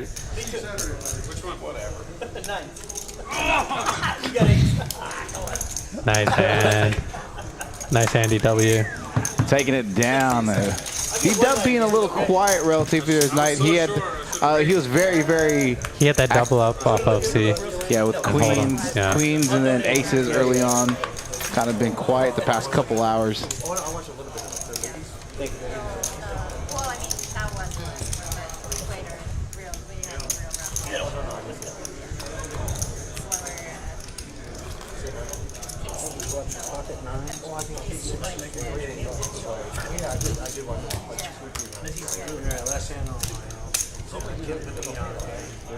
All right, Kim always with the straddle on. He plays so well and very, very good. I was like, wow, maybe he's a good PLO player. Okay, so this was like the first. When I went back to Houston, this is the first time I played cash in a while down there. Right, a while. I've seen a lot of PLO players, and you don't know how many people are like, I don't remember you being this good. And I was like, I wasn't. I wasn't. They're like, somebody got a lot better. I was like, a lot. Well, They're sad. yeah, they were really. You made everyone sad. I made They're a like, lot go of back to people- Dallas, Ed. We don't want you here. Mike Leonard was like, yeah, I don't remember you like. Mike Leonard's like, I used to table change your table. Now I table change from it. Mike Leonard's like, did you fold like 7 hands in a row? I'm like, yeah. He's like, I want the old Eddie back. I want the old Eddie back. Interesting spot here. Kim with a rundown, raising up out of the blind. The boy has a double suited kings, and he's gonna pot it. I like it. So this is gonna be interesting here. I like it too, because OFC now, His aces aren't very good. his aces aren't very good, but Actually, he crappy aces. has the opportunity to isolate the boy and get the majority of the boys stack in pre-flop. But it, 17, 18? A little more. But he has one of the worst aces that you can have, ace 9-4. Yeah. He's got rainbow aces. He has zero connectivity. If he happens to be up against aces, which happens in PLO more often than you think, Yeah. he is in bad shape because he has no suits. He has crappy side cards.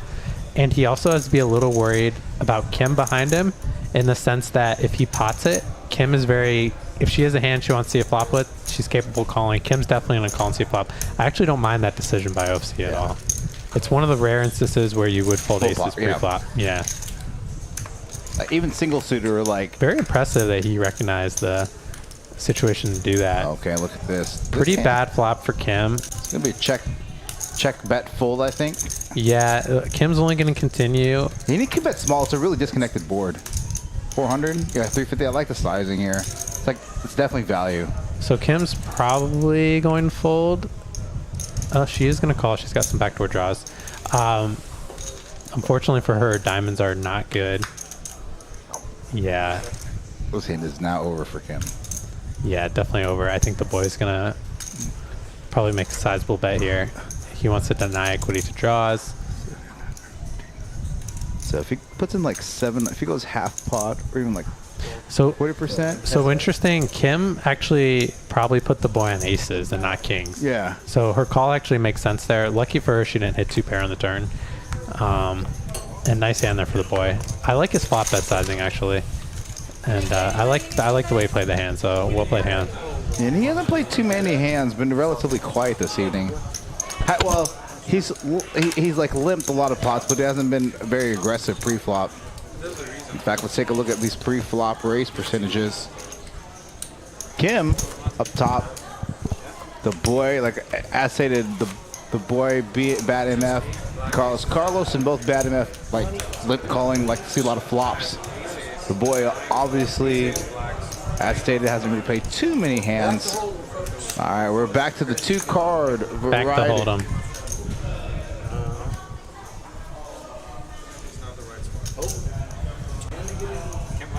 Oh, Brandon's coming up here just for a funeral this weekend, so he's gonna, whoever's playing you or Kim, he's gonna jump in here for a little bit.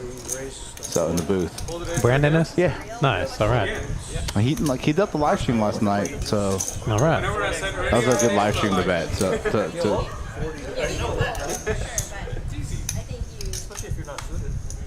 Forget about suited. The other 2 cards were 9-4 offsuit. And the other 2 are black. What am I going to do with it? yeah, Poker Arena correct. This Sunday at noon here at Poker House Dallas. Chat Pro meetup game. 1-2-500 max. Give me some cake and booze. 4 players, folks. I mean, sure, if I wasn't a Cam flopping the best of it with top pair. Yeah, flopping the best equity. The boy might c-bet here. He's got a good hand to c-bet with, but he checks. Got some sticky players in this hand. right, now. Action turn card here. Texas Kim. I like the check. Turning top 2. She's going for a check raise here. Yeah, and we're going to see Regis call here. Turning second pair. Call correctly. He's ahead of the boy. All right, 100, 100, 500. Well, I think that's pretty good sizing. Between 500 and 600. Yeah. You may want to go higher because of Mr. Regis. Because of Mr. Regis and because it's such a dynamic turn card. Yeah. She's going to definitely get called. There's lots of potential straight draws, flush draws she can be up against. I would actually go a little higher just because Mr. Regis in the hand, and like $100, $200 is not that big of a deal for him. Right. Now with the boy, you consider potentially the boy. I like your reasoning there. Yeah. I think the boy is should call here. Yeah, he's especially drawing to the nuts. Very surprised he folds there, but that's great for Kim because he's folding the majority of the equity. Yeah, and Mr. Regis getting out of the way. So, and even Kim, it's gonna be tough for her to like check raise bluffs, multi-way. yeah, and he's blocking some of the bluffs that she could have, right? Like maybe some flush draws or straight combo draws she could check raise, but I used to think that Mr. Regis doesn't think about that stuff, but I give him like he's a very sneaky player. He's like a mischievous, devious player. He kind of just seems like seems like he gives the appearance he doesn't know what's going on, but he knows what's going on. He's a very sharp guy. I mean, clearly he's been a very successful attorney for decades. It's fair to say decades, right? Yeah, it's fair to say decades. Lots of decades. Half a century. Yeah, half a century. At least half a century. I wonder how long he's been practicing law. Probably like at least 60 plus years, right? You'd have to think. He's 90? Is he 90? I think it's like 86. 86? Okay. I think that's what I was so assuming. Assuming he went to undergrad and went straight 3 years of law school, passed the bar at 25. At least 50 years. Yeah, so 50 years. I mean, what a legend. Carlos Cortez is going to be in the lineup tomorrow. I need to do tomorrow's line. I need to do tomorrow's thumbnail. Oh, I need to get a new picture of you today. All right. Don't do it now. Yeah. Remember how you were saying how it was warm in here? It was cold in here. It is now warm in here. Yeah, that fan's blowing right on me though. Yeah. Right towards you. The boy gonna make the call.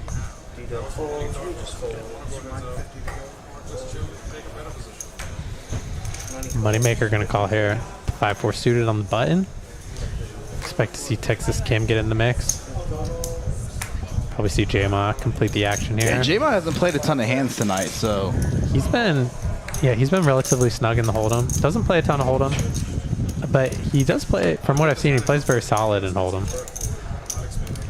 He has like a circuit ring, right? Yeah, in a mixed game event. A horse.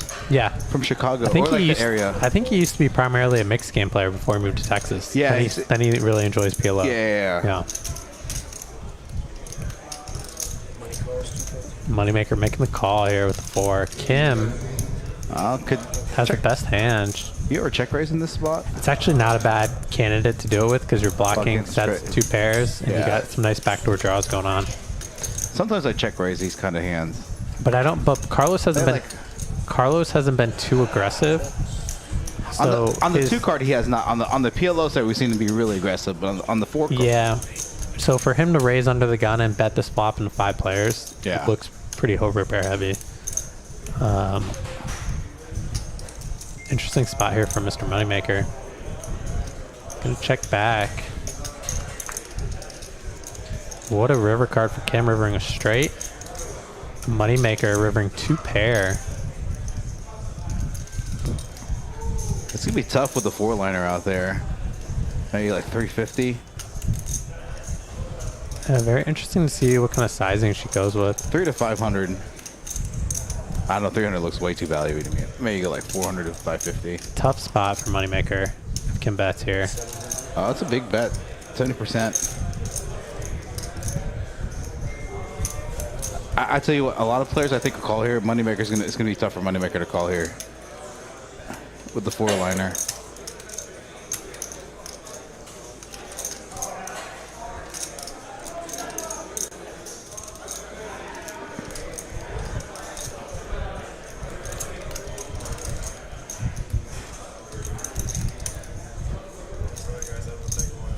Yeah. Yeah. If you think about, it's kind of hard for Kim to have a bluff here. If you think about the way that this hand played. Yeah.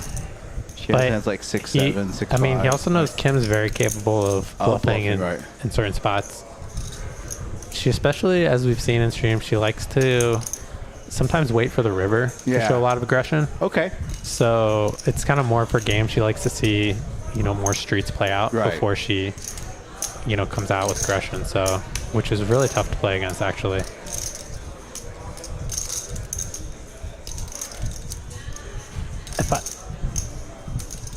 To be honest, I wouldn't fault Moneymaker for folding or calling here. I think he's trying to put her on what, like 6x? Yeah, he lays it down. I think she just has a lot of 6x combos there.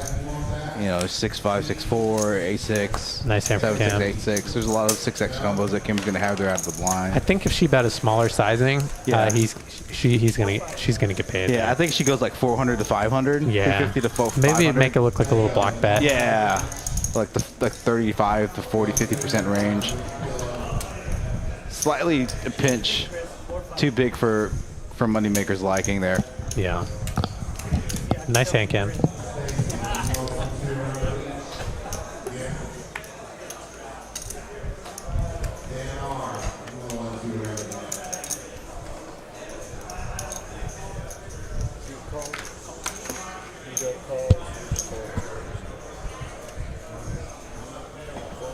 All right, Ed had to step out of the booth real quick. So it's just going to be me for a few minutes. If you guys haven't already, thank you for joining us tonight. Hit that like and subscribe button. Yeah, I didn't even bother looking behind me. Normally I would be like, screw that guy. I didn't even look. It's like, This is probably my flush. Check around. glad you would have won this massive pot. Straight flush. Kim rivering a flush with the 4 clubs. Huge flush. Oh my god. The boy with the 5 clubs. Nice hand for the boy.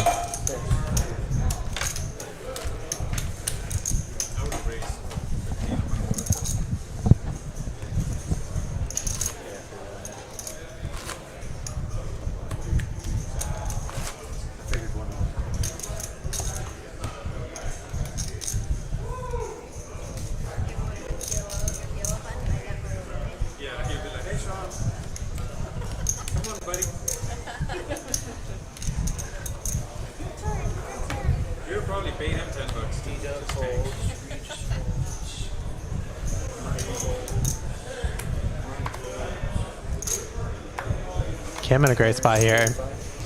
Picking up ace-king on the button versus OFC's cutoff raise. Comes in for a nice 3-bet.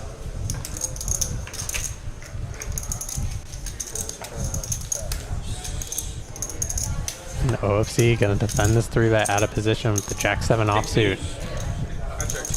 Wants the dealer to pick him. Pretty rough spot here versus Kim. Expect Kim to see bet this board. It's a pre-flop 3-better. Just goes for a small sizing. OFC gonna float. Complete air.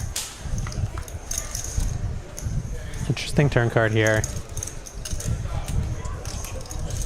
Kim's gonna check back. Try to realize her equity. This is a great run out for OFC to bluff on.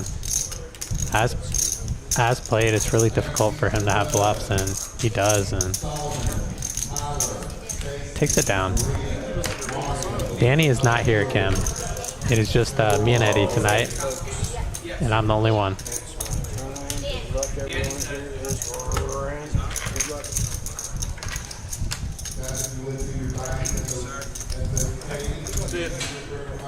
Don't forget. Flop. First for cost.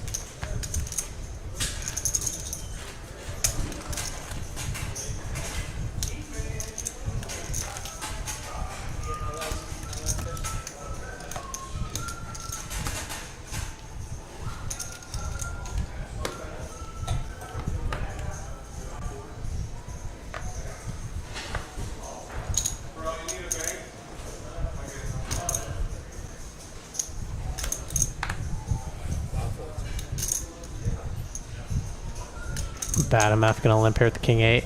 Mr. Moneymaker picking up the ace king suited. Gonna raise it up to 60. Don't see OFC going anywhere with this king 10.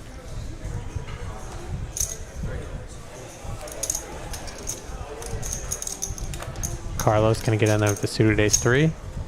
Very reasonable.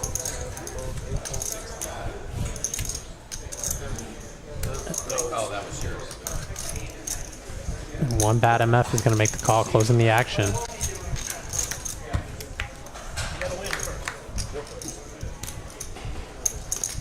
No one with anything on this board. No one connecting with the pair. Pretty bad flop for Moneymaker's ace king. OFC's going to check back in position. Great turn card for OFC. Turns a flush draw with the gut shot straight draw. One bad MF turning middle pair. He's gonna bet small 50. I think we're gonna have to see Moneymaker get out of the way on this board. And interested to see if OFC is gonna call here for this cheap price, try to realize his equity. And he does choose to just call. He's getting a great price with his hand.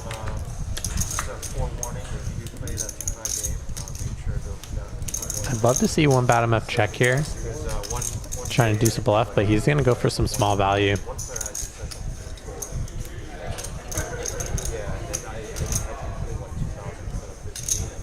And OFC gonna make the call with his king high. And one bad MF getting some great value there with his pair of eights. Nice hand. Nice hand, Mr. Michael Franklin.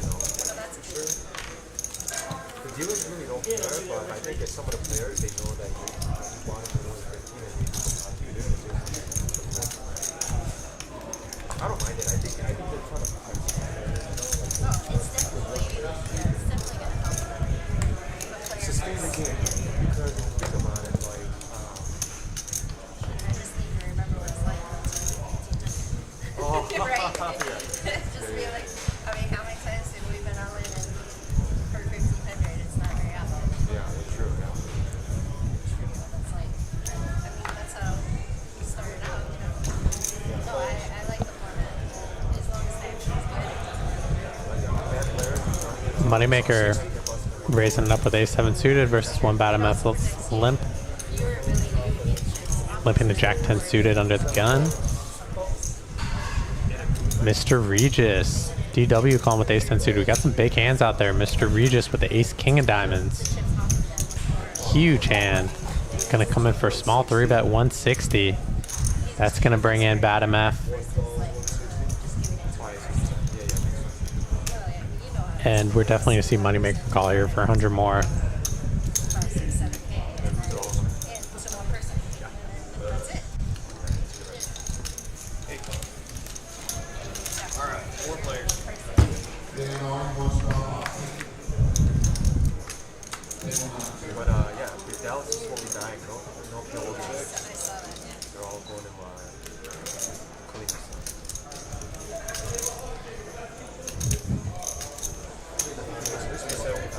Mr. Regis betting out 275 here. Bad MF flopping top 2 pair.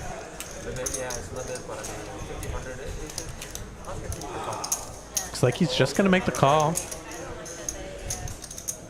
I would like to potentially see a raise there. Tough spot for Moneymaker here. He's got bottom pair. He's also got the backdoor nut flush draw. He's in position, getting a pretty good price. He is going to peel here. One more. Wants to see a turn card. And DW with middle pair backdoor nut flush draw. Gonna let it go. Moneymaker here looking for an ace or a 7 or spade. Regis wisely checking here. Bad MF leading's out for 500. Moneymaker getting a pretty good price here with his nut flush draw. I think we're definitely going to see him make the call. If he hits a spade here, he can definitely get a lot of value on the river from this hand. Mr. Regis in an interesting spot here. He's closing the action. He's looking for a queen specifically. He does not know that an ace or king would be no good for him. Also, the queen of spades is no longer good for him, so he only has 3 outs.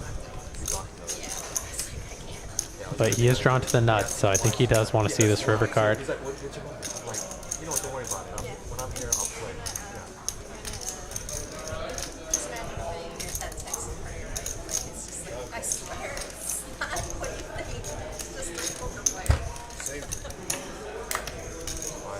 Great river card for Bad MF. His hand is still good. He's still got top 2 pair.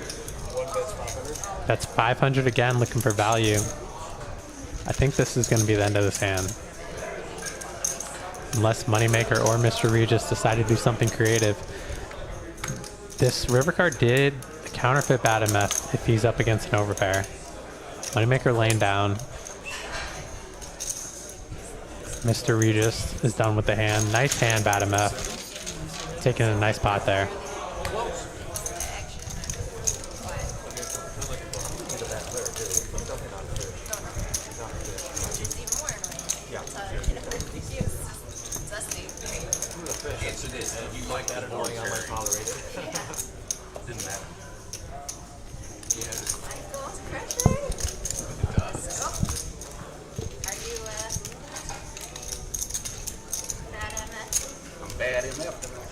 Bad MF, that's right. Let's go.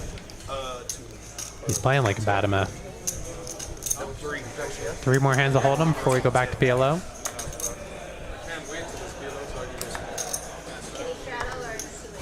Well, I would have straddled if you straddle on 2. Alright, hold on. Straddle 40. Go ahead, we're good. Alright. 3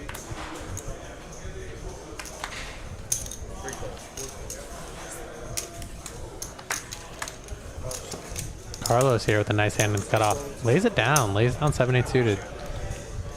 Surprising. The boy gonna overlimp the queen 4 suited. Bad MF picking up 2 kings here in the 3rd blind. Bumps it up to 250. Sizable raise.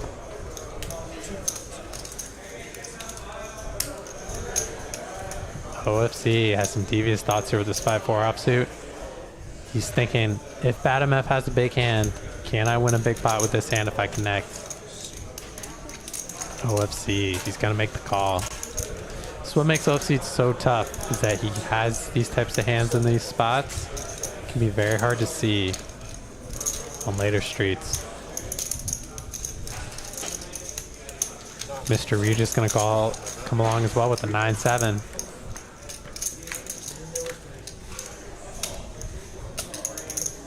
What a flop here. Mr. Regis with middle pair.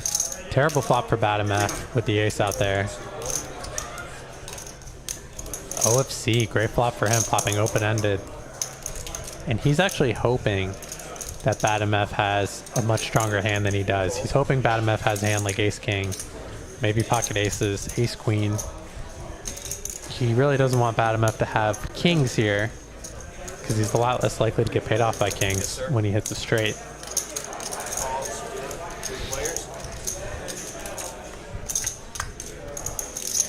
Interesting turn card here. Really bad turn for Bad MF. But he's going to bet 300 again.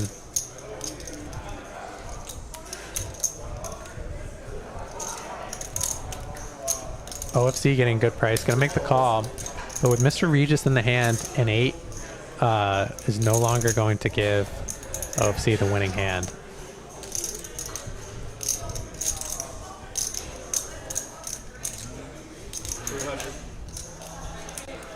So OFC only drawn to a 3 at this point. Mr. Regis with a fair amount of equity. He needs a 7, a 9, or an 8. Give him the best hand. Badamef has to be thinking at this point that someone has an ace. Cannot be feeling very good about his kings. Oh my gosh, an OFC. Rivering the straight.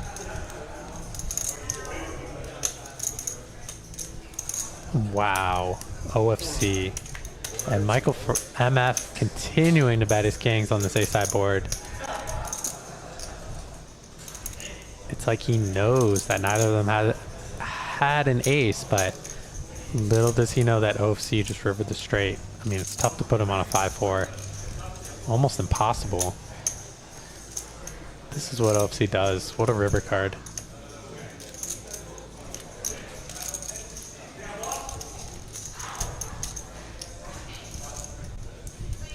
OFC taking his time, trying to decide how much value he wants to get here.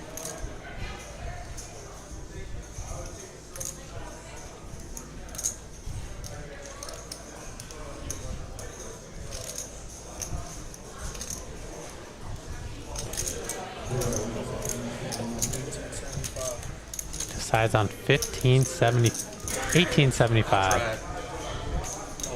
Badamef lays down his kings. Nice hand for OFC. Just wasn't going nowhere.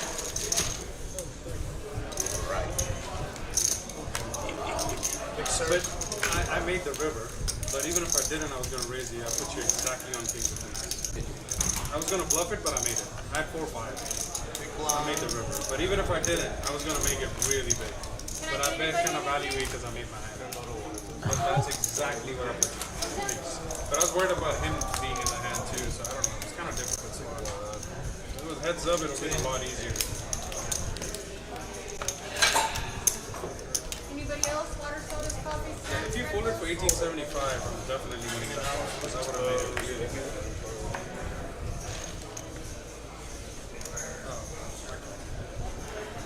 OFC calling in the dark.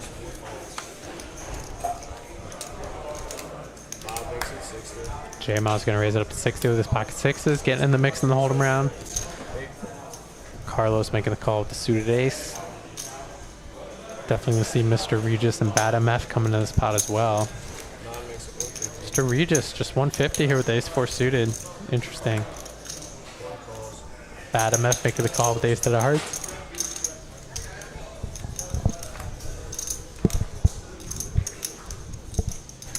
Definitely going to see J-Ma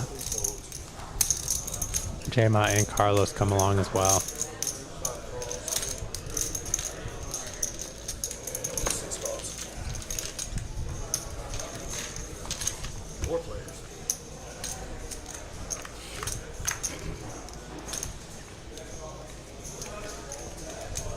Interesting flop here. Mr. Regis, backdoor flush draw. He's got a gut shot. J-Ma in a tough spot here with the sixes. Looks like he's going to take a stab at it. And Carlos flops the nut flush draw. Can go multiple. Could either go for a raise or a call here. Both are very reasonable options. He's just going to make the call. Mr. Regis coming in as well.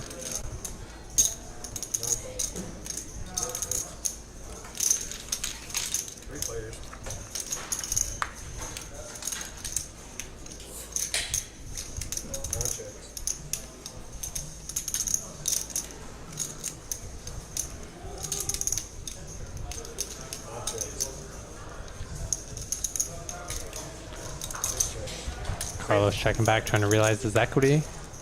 And great river card for J-Ma. Has full house here. Makes a good check. Carlos could be tempted to take a shot at this, but he checks back. Nice hand for J-Ma. Well played.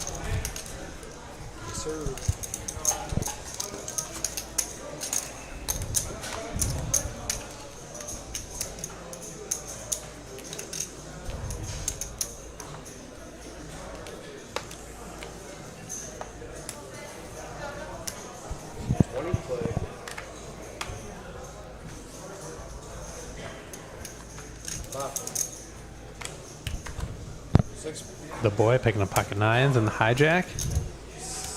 Bump it up to 75. I think we're going to see Mr. Regis make the call here on the button. Suited Gapper. OFC and Texas Kim. Both with reasonable hands. She's going to call, closing the action. 4 players. 4 ways to this flop. Wow, what a flop here. The boy flops top set with his nines. Checks it to Mr. Regis, who flops 2 pair. If the boy decides to check raise this flop, this could be a huge pot. Huge, huge pot. Mr. Regis comes up for a big sizing, 250 when check 2. I'd like to see the boy check raise, considering how draw heavy this board is. It's a lot of bad turn cards for him. I think he wants to start getting more money in now. He does check raise to 800. I like this move from him. And really tough spot for Mr. Regis. I don't think he's going to be able to go anywhere. The boy is definitely capable of doing this with a lot of draws. He could potentially maybe have an overpair. Even a worse 2-pair hand like 6-7 suited. So really, really tough spot here for Mr. Regis.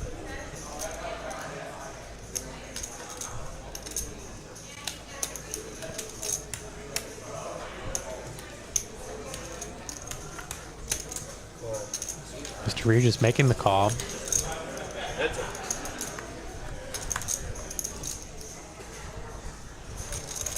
The boy can't love that turn card.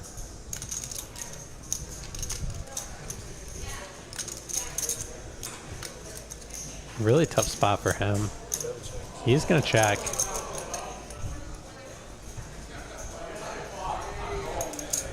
Mr. Regis gonna bet this turn. Fortunately for him, I don't think the boy's gonna be able to go anywhere. He still has a lot of board pair outs. He does, obviously have the best hand at this moment, but he doesn't know that. He has to be concerned that Mr. Regis just turned a flush. But at the very least, I think we're going to see him make the call on this turn.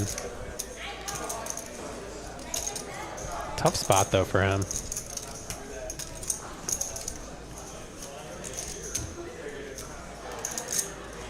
I mean, if he thinks there's a decent chance he has the best hand, I think he wants to put the money in now. But if he's concerned he's behind, calling and reevaluating the river makes a lot of sense. It's tough given his stack size. He doesn't have that much behind, but simply calling for the board to pair versus a flush, he's almost getting the right price. So I think at the very least, we're going to see him make the call here.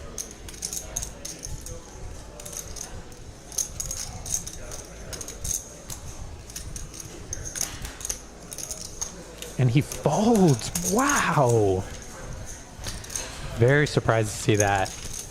What a hand there for Mr. Regis. Taking it down with the worst hand. Shows the power of position and aggression.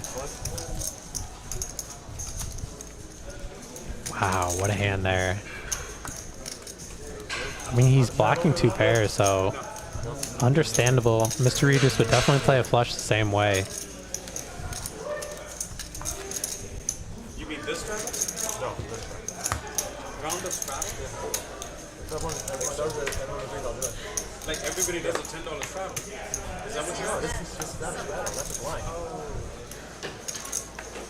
No, let's keep it. I think we should keep it simple. Take the 10 off.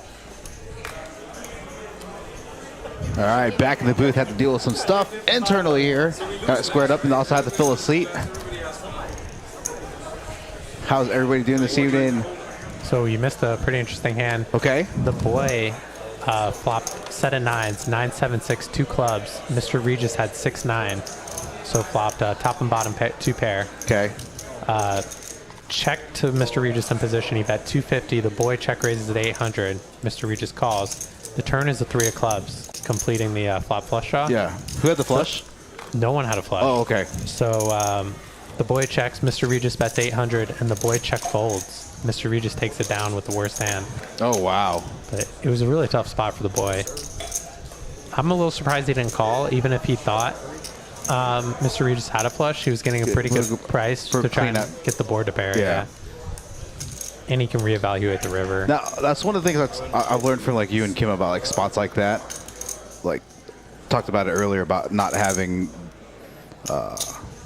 cards in your hand that are on the board to try to hit your boat outs, right? So it's going to be harder for you to hit your boat outs. But, you know, if a flush is there and you have like top set,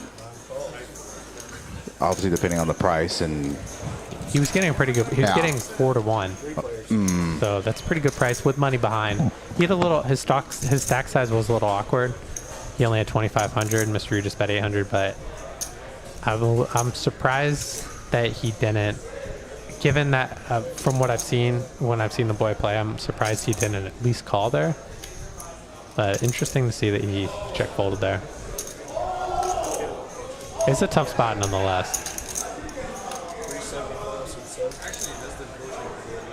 So the boy now betting 375 with his middle set. Mr. Regis, what a turn card for him. He turns the nut straight, and he has a redraw to go along with it. J-Mon does have a higher flush draw. So this is the type of hand, if you're Mr. Regis, you actually don't want to slow play it, because if your opponent has 5-4 as well, you want to just get the money in now because you're free rolling. Right. Also, you know, if your opponents have sets like the boy does, you just want to charge them the maximum or higher, potentially higher flush draws. As you can see, they have both. So he gets J-Ma out with this higher flush draw, which is great for Mr. Regis. And he's isolating the boy, who just has a set. And he just folded a set incorrectly to Mr. Regis and Hold'em. And now he's thinking about putting it in PLO, but I mean, it's a tough spot. And now he thinks Mr. Regis has a big draw. He's trying to talk to Mr. Regis. I mean, trying to ask Mr. Regis what he has in the middle of the hand, like, he's just like so relaxed. He might have just forgotten. Like, I just feel like good luck trying to get a read. Like, he's just like. Yeah, and Mr. Regis just needs an ice cream cone right about now. Yeah. He's gonna double check his cards, but obviously gonna make a snap caller, especially with a redraw free rolling. It's hard to get a read on someone that just doesn't care. Right? Just doesn't care. Like they're just like, whatever, man. You do what you got to do. I got bottom pair. Bam, good. Uh-oh. Yeah.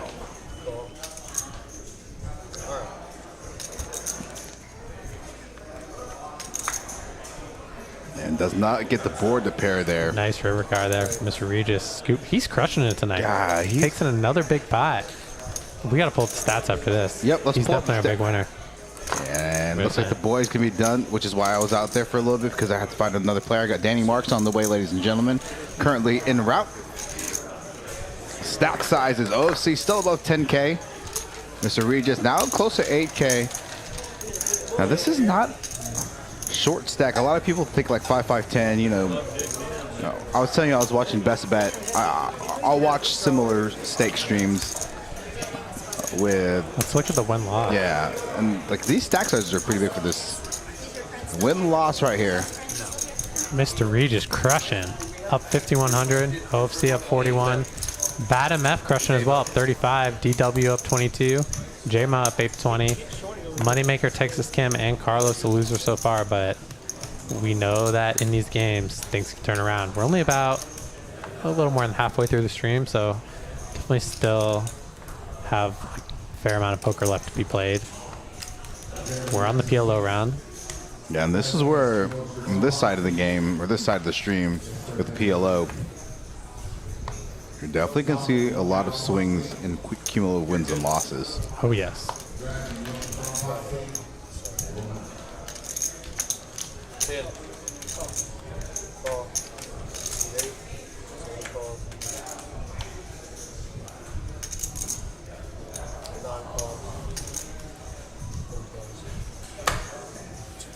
Did you ever see the Phil Ivey masterclass? It's actually free now on YouTube.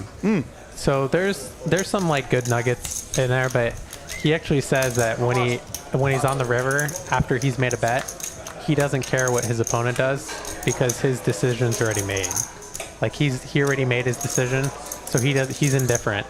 So I feel like if you can get in that mindset, that's like a good mindset to get into for like to be difficult to get a read on, because it's like if you just like literally don't care what they do, like usually people want you to do one thing or the other, right? Which is where like intentions show through potentially.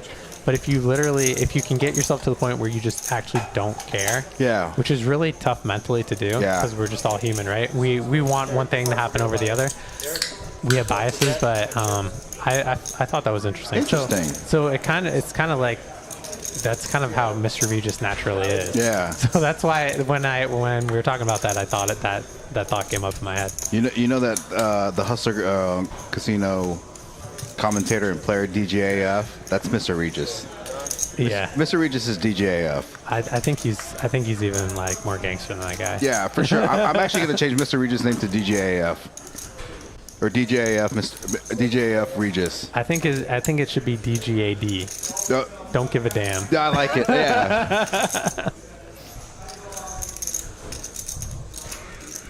So DW here. Mr. Regis gets him to lay down the best hand. Mr. Regis had a weak 2 pair. Yeah, and I like that move by Dwayne there with pocket 10s. He's double blocking King 10. The nuts there. Yeah, he's blocking the nuts straight. Yeah. It's going to be tough for like 2 pair combos and even sets there to make that, with that run out there on the river. D-Dub could have like a wrap type hand or a rundown hand where he flops open. I don't remember the hand actually, but like where he could definitely got there with the river. Definitely represented it with the 10s. For sure, definitely a tough spot on that river. He had a weak 2 pair as well. Oh, he did. Okay. He had like queens and 7s. He had like one of the worst 2 pairs. So he's losing a lot of aces up, in that spot. So I don't blame the fold. He's crushing it. DW moving the chair, bro. Danny Mark's on the way. Seat 7's going to be open for Danny. I couldn't hear you because your volume was super low. 8 call. But his was pretty non-call. I wish I had actually did have a chance to do the thumbnail for tomorrow, but I was just like, nah. Actually, I wanted to get a new picture of you before. Maybe I can put something up from the Facebook. Should get a picture of me with Jungle Man and Helmet. Did you have one with them? Yeah, I'll send it to you. That'll be your new one. I'll crop them in it. Yeah. Crop them out, please. Okay. Well, that's not a bad picture of you and Kim. I can crop Kim out of that picture. Yeah. Here, I'll send you. All right. Is it at the table? I mean, I'm about to get it. So or you could crop me out. All right. 10s here. Mr. Regis flopping quads, Hayden. Let's go, Mr. Regis. Bet small. Bet's 40 and 70. Oh, no. And everybody's going to fold. Oh, my goodness. And Mr. Regis going to get... That's like the worst feeling. You flop the nuts. Yeah. And you get no action. So that's the spot where you want to check, because you want, if someone has a pocket pair, you want them to hit a boat. Yeah. So that you can get. Sometimes you can check those flops. Get paid. And he had the ace of clubs. So there's 2 clubs on the board. This outfit that Jungleman wore. My first. That guy's a trip, man. He's so funny. When he's just the things he says, like. You forget that he's so good at poker just based on the way he's talking when he's there. He's like I'm detecting aces. Not so bad for playing poker, eh? So, like when I introduced myself, so it was probably kind of awkward. I mean, obviously it's not like we're at a casino, right? Like a big casino. We're at the waiting for the elevator to go up, and I was like, how you doing, sir? Dan, my name's Ed. And, blah, blah, blah. He's like, hi, I'm Dan.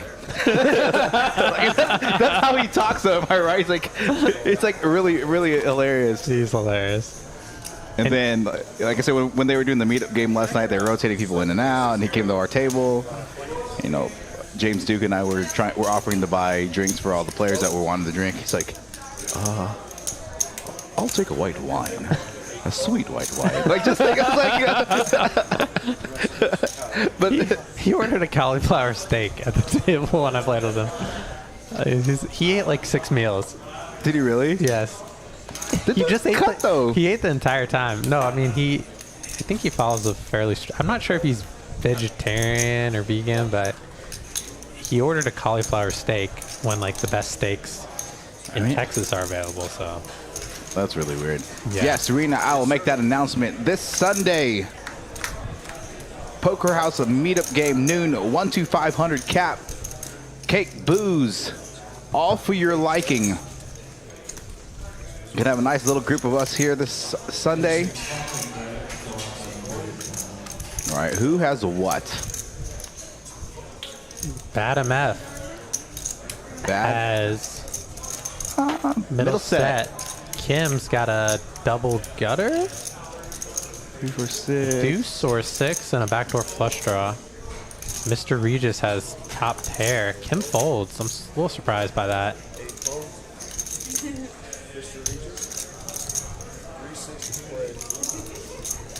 She might be putting bad MF on 5 deuce. 'Cause he did pot it. Nice hand, bad MF. All right, Daniel Marks is now sitting down in the stream. He's funny. There was a hand where it folded to Cantu and Jungle Man in the blinds, and Jungle Man just sitting there. He looks like he's about to fall asleep, and Cantu goes, "What, are we boring you?" And he goes, "No, I'm just waiting for the next case."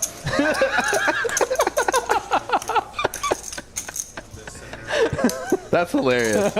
Gosh. So like each hand he plays is like a detective case. And his It's just mannerisms, so like he like just the way he turns his head, right? He's like well, when he had the sunglasses on, he would put them on down, and he would look at people like he'd be like, you know, like it was almost like Zoolander-ish. Like, Yeah. it was really funny.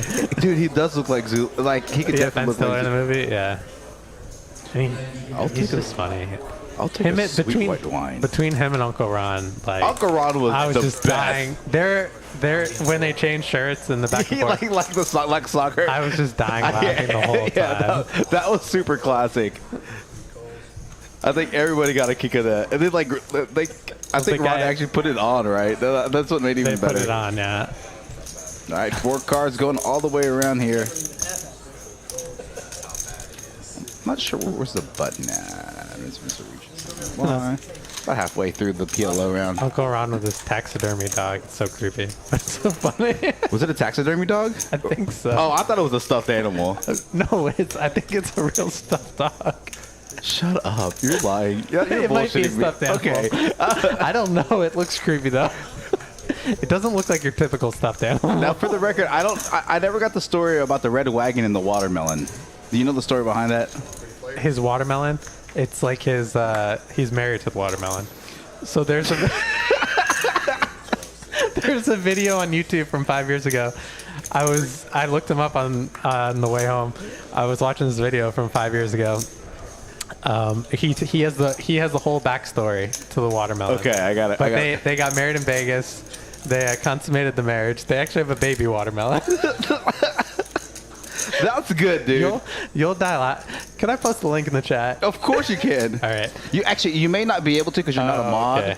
But send it to me. I'll send it to you. Yeah, and I'll post. It's fantastic. No, what I need to do. So since he's from Kansas City, he said if I could like put together like some 5-5-10 quarter streams that he would play down here in Dallas at our room. So assuming everything goes all well next Tuesday, I'm gonna get Uncle Ron to come down here. This is probably actually one of the funniest videos I've ever watched. I died laughing. Okay, I gotta watch it. All right, I'm gonna post this video for Hayden. I just texted it to Got you. it. It's if you want to look it up on YouTube, it's For the Love of Lucky Melon. I mean, this guy is. His comedic act is like hilarious. Oh my God, it's on Poker Go. It's actually on Poker Go. Yes. Yes, Kim, Danny's coming. Danny's coming. She can't hear us, but he's on the way. He's currently en route. He's currently there. Yeah. We're just on a delay, so we haven't seen him show up yet. All right, yeah, I'm gonna. Kim with a nice rundown hand here. Queen Jack 10-8. It's gonna bump it up. All right, so for those of you who are wondering, the link I'm gonna post in the chat. Hayden actually got to play with him on stream. I got to play with him off stream. One of the funniest guys. He's just absolutely hilarious. And he said he takes this jack spit very seriously. Yeah. He folds jacks. He folded jacks on the stream, I think, while they were playing the stand-up game. He folds to a single raise. And he's playing like quarter 50. So he takes it very seriously. He really doesn't like jacks, I think. Every time someone got all in with jacks, he would call him an idiot. He'd be like, "You idiot!" Yeah, it was funny when we were playing like y'all's post stream. I think I can't remember. It may have been Monday night, but Brent and some other players were playing at a different table, and Brent's like, "I'm folding this pre-flop." He's holding jacks up. He just folds it, and like he would have like got like probably stacked. Like Brent would have got, and then Uncle Ron was like, "I told you, fold jacks always." Yeah. Carlos here. What a turn for Carlos. Turning a nut straight and a flush draw to go along with it. I think if he pots it here, he's going to take it down. Dealer not paying attention, waiting for the dealers. Let's look at him. I don't know what's going on here. I think it checked to Carlos. He's like, "Hello, dealer. I'd like to make a bet." Oh, I think he's trying to figure out the pot. Oh, okay. It's 480 from the graphics. Oh yeah, so 350. More than that. All right, Coltrane. And are you still in Dallas, or are you making your way onwards, Coltrane? I think he left already. Okay. Yeah, he was slightly ahead of me, and then I had to come straight here. What's up, Michael? Thanks for being with us. Yeah, guys, if you want to laugh really hard, click that link that Eddie dropped in the chat. Yeah, I've never laughed harder. That's pretty funny. I could beat that. I really want to fire that shuffle tournament. I've been the tournaments that I've played in recently. I've cashed in two out of the three, and then like the one I didn't cash, I was 2 away for the bubble. So I feel like I'm getting the tournament bug slightly again. So shout out to Rosie in the chat. Rosie, Miss Rosie. Serena, Lego, Doug R. Lego's out regulars. Lego's out on the floor right now. So Lego's out on the floor. What's up, Lego? Hope you're doing well.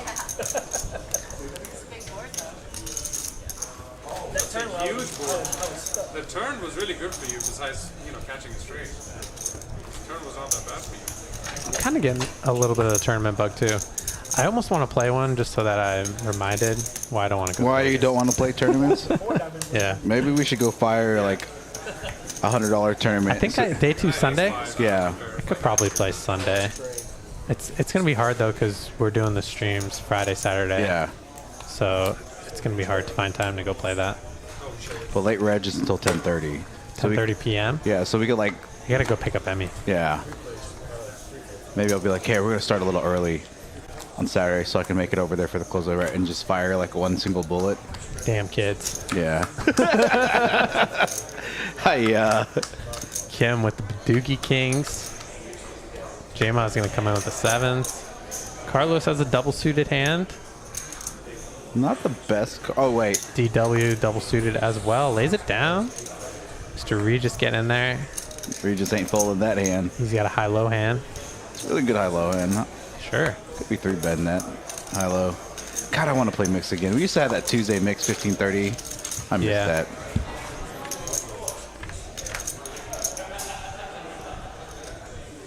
Actually, I think I'm playing mix a lot better than I used to. Mainly because I'm just folding a lot more. A lot more selective with my starting hands. I remember you were that one orbit of drama. You like quads. No, that was Archie. That was Archie. Okay. I literally won like every 6 hand. out of the 8, 7 out of the 8 hands. I think I only folded one hand. I either got half of huge pots or I scooped like 2 or 3 times. Crazy. I know, Mark. Like I feel you on I hate tournaments, but it's like when you run well. Because even though we didn't have that many players, like actually I won last Saturday's tournament here. It was like 40 players, but Kim, check calling flop here versus Carlos. He's gonna have to turn his hand into a bluff. Yeah. It looks like he's betting. Yeah, nice bet by Carlos there. Tough spot for Kim. Can't say I falter at all for folding. So nice play there from Carlos, taking it down with the queen. He's blocking full houses. He's blocking set of queens, so he knows probably at best Kim could have an 8, and she probably bet flop with an 8. So he kind of correctly put her on aces or kings and made a nice bet there.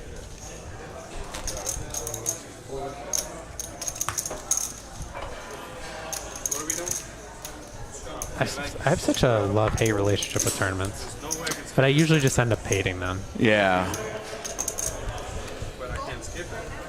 Sometimes you just need to get your fix, though, you know? Yeah. That's why, like, so I kind of have this, like, philosophy. I'm like, I'm not going to fire a tournament less than 300 because it's just pew, pew from everybody. Yeah. But sometimes I'm like, let me fire a $130 tournament so I can see how bad it is, then I won't play the bigger tournaments. Yeah, why not?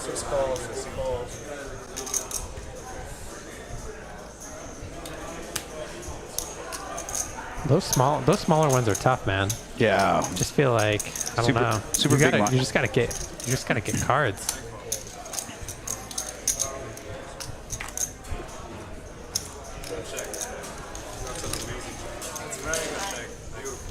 All right, we're going 7 ways. 7 No, eight. sorry, 8 ways. 8 Who ways. folded? Oh yeah, no one because Danny's not here yet. So everybody, we're going. Everyone's in. Everybody's in. All right. Most equity is D-Dub, right? Who's got something? Queen 6, 2 pair. D-Dub's got 2 pair. And then who's next after him? Tex Kim. J-Ma's got top pair. Tex Kim with some backdoor equity.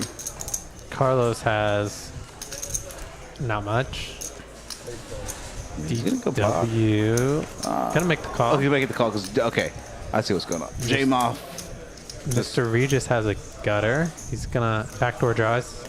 He's gonna call 1 1/4. Why not?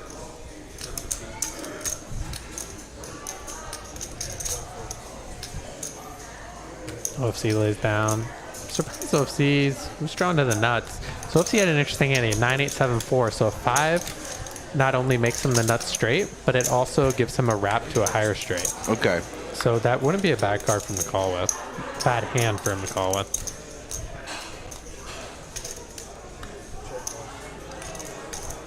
Oh, that's okay. DW turning 3 pair, bets 1 1/4. JMA is probably just going to lay down here. Doesn't have Got any a equity. really, really rough hand. He's essentially going to have to turn his hand into a bluff at this point. Which he's capable of, but he's going to let it go wisely. Nice hand for DW.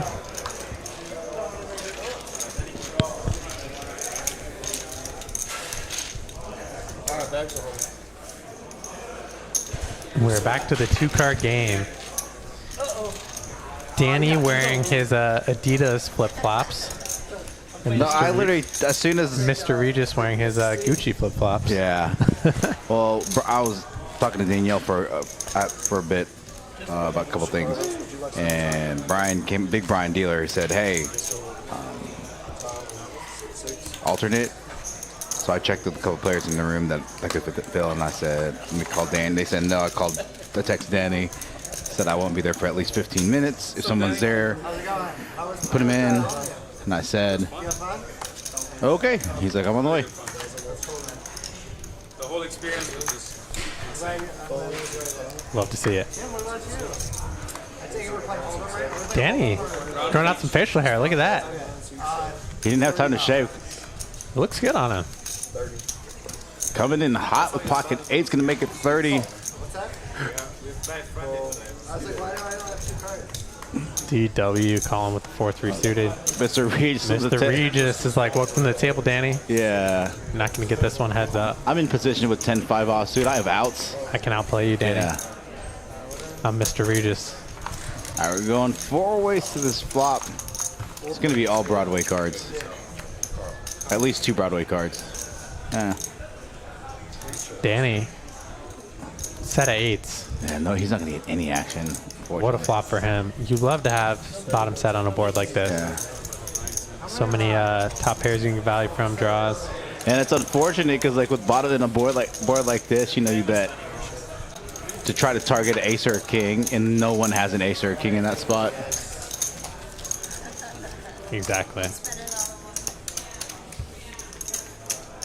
Danny Marks with the first. hand that he sat down with already up.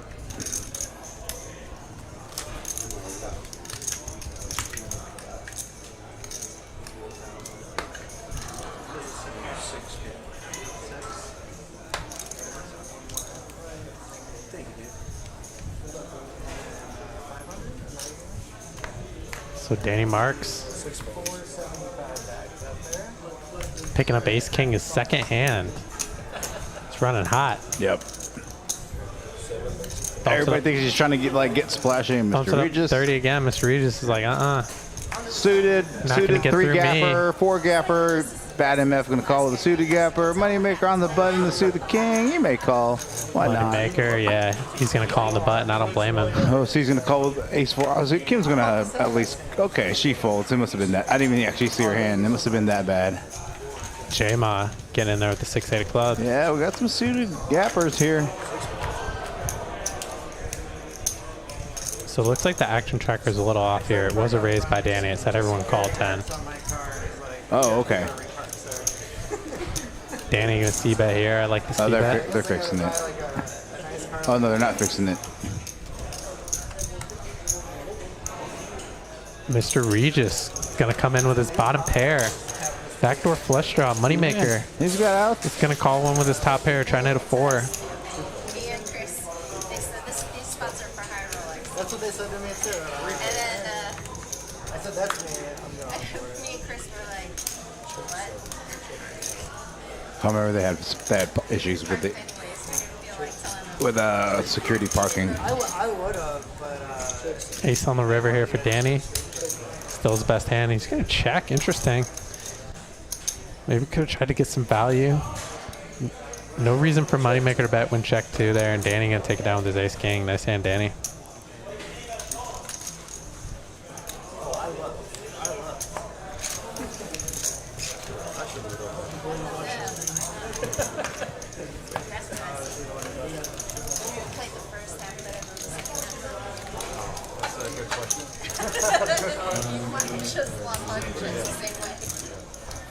Yeah, John, Carl, and Michael were late additions to this live stream as of yesterday, so we're going to be full ring tomorrow, going to be full ring Saturday. I'm going to get all those I'm going to get all those thumbnails ready tonight and up and ready to go.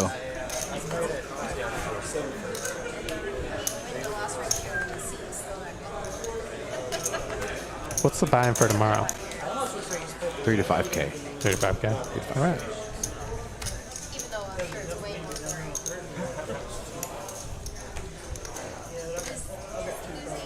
Would you be mad at me if I min bot? Hell no. I might do it. Why not? It worked for me on Tuesday. Oh, you're good.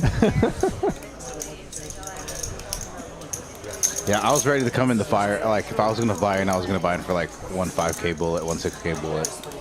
Yeah. I actually think of that table being short was a pretty nice advantage. Yeah, because you can just get it in and...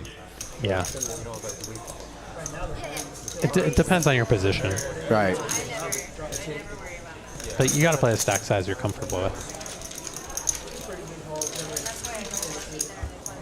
OFC bumped up to 85 with ace-5. He's got some customers. No, C flop and top pair beta kicker. It's going to be a board where a lot of times a run out where they're going to potentially chop. So. Yeah, I like the small bet from him. The 75? Yeah. Yeah. I wouldn't mind garbage. A check back, but he's going to bet small. I like that too. And no, Mark, I don't have a seat open. You didn't respond to my text. You've been ignoring my text, Mark. Mark wants to play the stream tomorrow night? I don't have a seat. I don't think so. Let me go check. There's a possibility that I may have a seat. Looks like this spot's gonna be a chop. do you dislike Cantu So as much as I do? So what's this whole thing like people not liking Brandon Cantu? I used to play with him. No comment. Okay, that's fair. No, that's fair. Okay, well, I will ask off stream. I don't want to talk about it on stream. Yeah, so we'll talk about it off stream. In fairness, one thing I didn't like that I noticed when OFC played the stream with him. Yeah. They got it in early. OFC at ace king, Brandon Cantu at aces. Brandon Cantu immediately said run it once. Brandon Cantu got it in like 5 or 6 times that stream with marginal hands pre-flop, like king, queen, pocket ace, whatever. Always asked to run it twice. Yeah. So personally, I'm not a huge fan of that. No, I agree. I don't like that, but So like even for this trip, I said, hey, this is a fun trip for me. But- Yeah, and I usually only run it once. I'll let whatever, like, you know, it's like generally I run it once. This is like my one time in Houston where I'm only gonna run it twice because it's a meetup fun game. But like, don't count on it. I'm gonna run it once under normal circumstances. I actually am on team run it twice now. Really? Yeah, I noticed a lot of the pros were doing that, and I just think personally I like to limit the variance. So you have to do Nice little what's hand best for you. Kim here. Nice little hand, 2 aces. Don't know if she's gonna get a ton of action She's here. got a Texas-sized hand. Bad, unfortunately for her. Did she show And it? that's another form of run bad. Yeah. Well, at least she didn't lose with them. That was very close. I understand. 9 times 10. I know, but he's like, I'm going to run it twice from now on if people want to run it twice. The only time I don't really like to run it twice, just for like sake of speeding up the game, is if it's like a multi-way all-in, especially in like PLO, like pre-flop, and there's like multiple side pots. I gotcha. Then I know sometimes it's for a lot of money, but I really don't want to do it because do I want to sit there while the dealer chops up like six different pots? No, I'm good. So I was a run it twice person. I've been running it once, but lately I've been running it twice. But there's like 5 individuals in DFW Houston. If they asked to run it twice, I'd be like, rip it. Like, rip it. Nobody on the chat, nobody in the room right now, nobody. Yeah. Yeah, but like, there's just a handful of people. I'm just like, rip it. Yeah. You got quads, rip it. I hear you. So it's because like either they treat the dealer bad or they treat other players bad at the table, kind of thing, right? Yeah. Not because like I don't have anything against them, but like. I hear you. The presentation is awesome. Everything was like. You ran it 3 times one time, Hayden? Mark says you ran it 3 times somewhere. I did run it 3 times on the stream that Mark played. Okay. I'll never do that again. Mark, running it 3 times is a disaster. How many did you win? 1. I won the first one, which was tilting. I Okay. lost the last 2 to Justin. I do remember that. Yeah. Oh, see? Interesting hand here, yeah. OFC, gonna bet this nut flush draw. Small size. Kim raising up with the bottom pair. Best hand.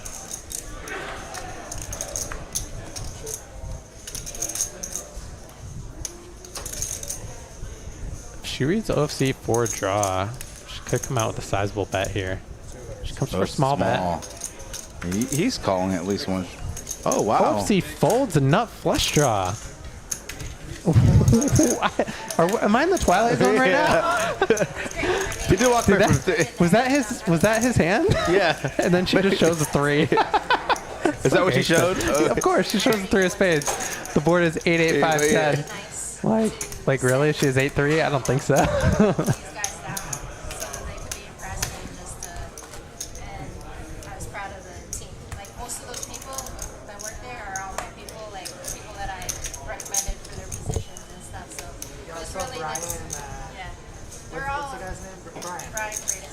Yes, dude. That group is.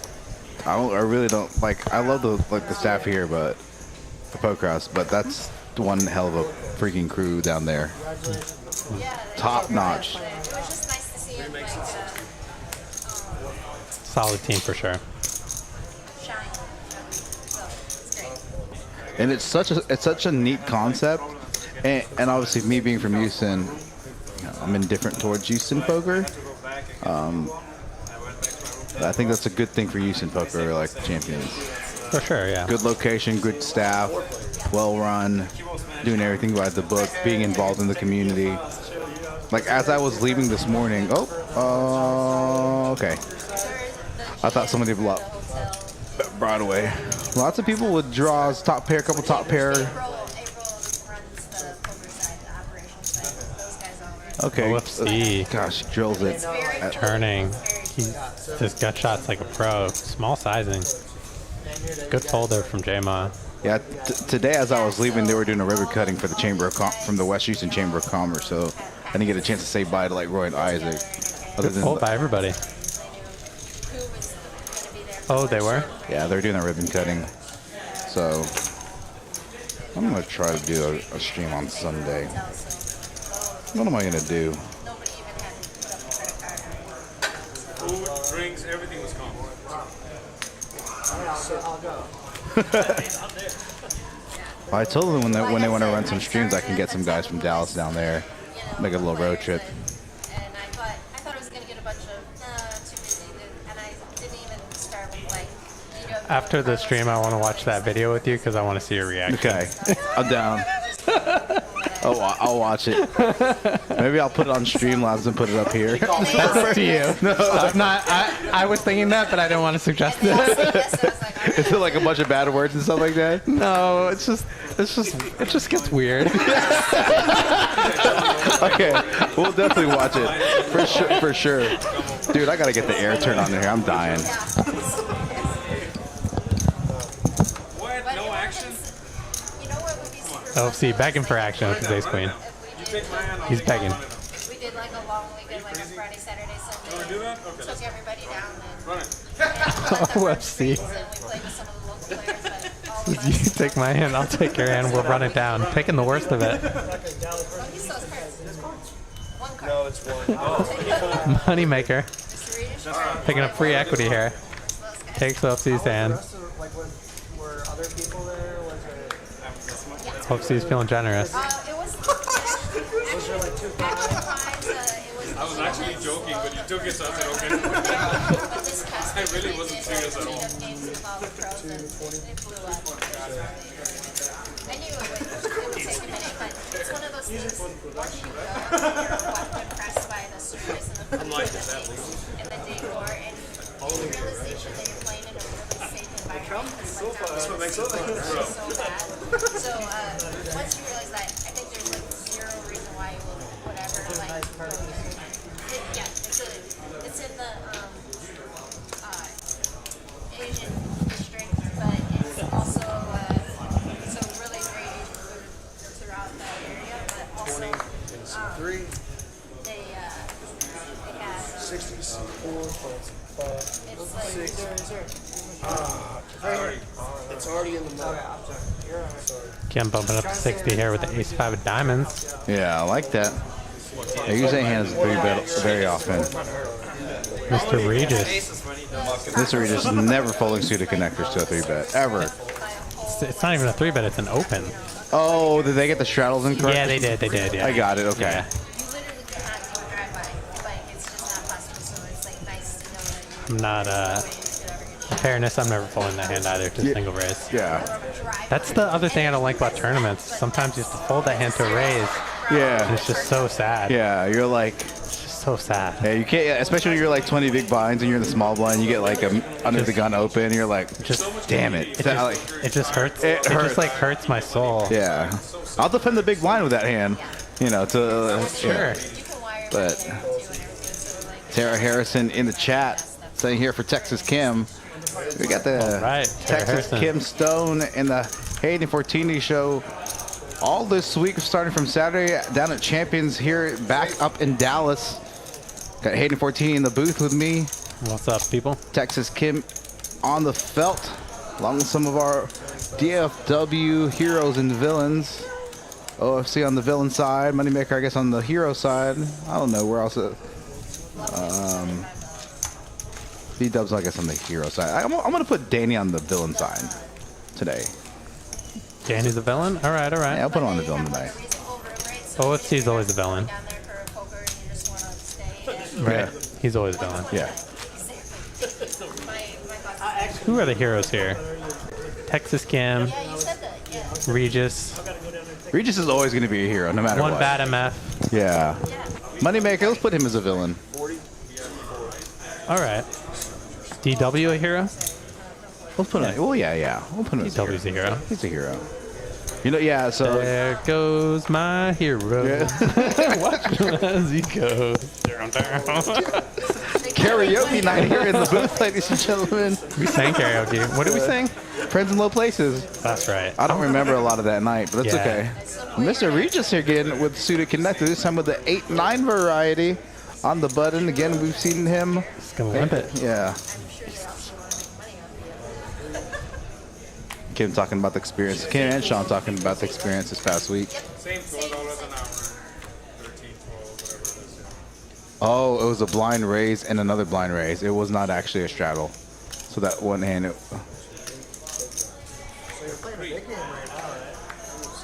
Yeah, so it was actually listed. Danny can play. Shit. It's only Alan Keening and Bill Perkins. We all just put all of our chips together and we'll have a mid buy-in. I'm gonna ask him if there's actually a seat open for tomorrow. Hold on. Rich, I'll just go lose 100K just to play with it. What's up, Perkins? Alan Keating. Oh, Keating. That'll be an insane day. I think it's today, right? DW going for some thin value on this river with his ace. Today? Trying to get looked up by Mr. Regis.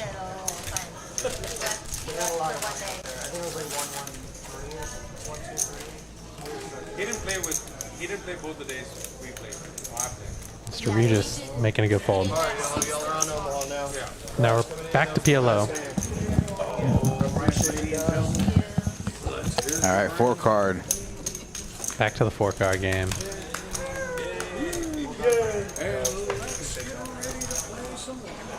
All right, gonna switch it out for the last hour. Oh, the air came on.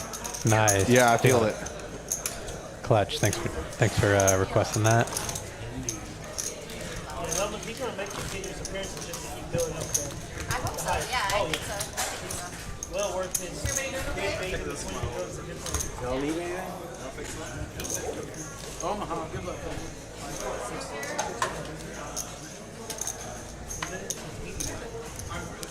Back to PLO.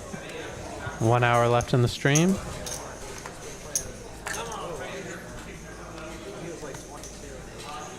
I thought, maybe it was going to be a little bit like that, not as fun or whatever, just because he just seems a little hyped up. But it was so fun. I definitely recommend if you get a chance to play with him. It's just a pleasure to play with.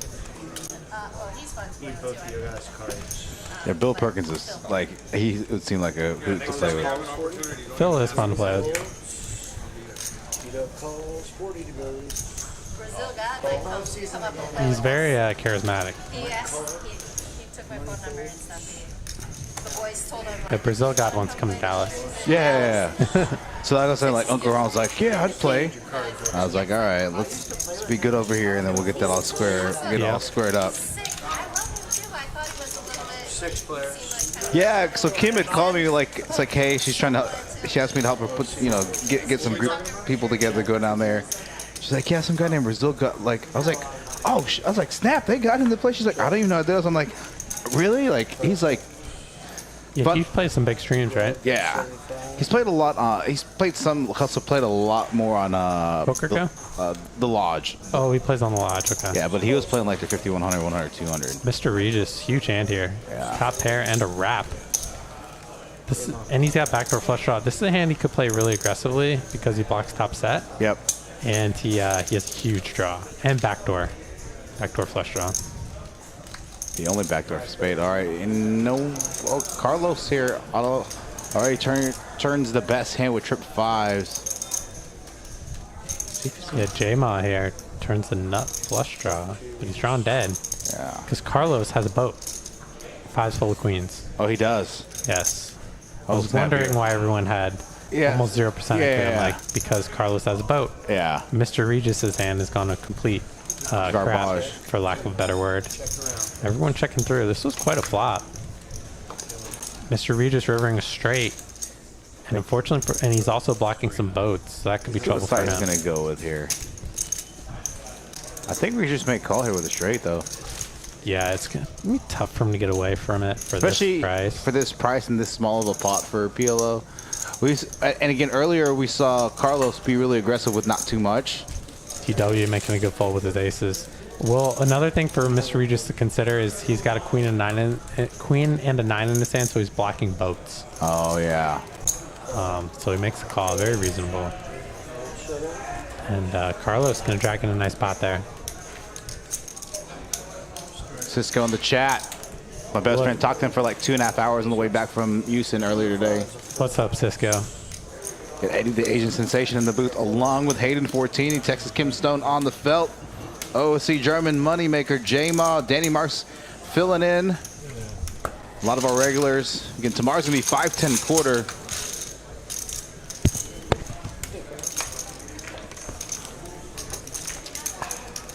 You should go there for the experience.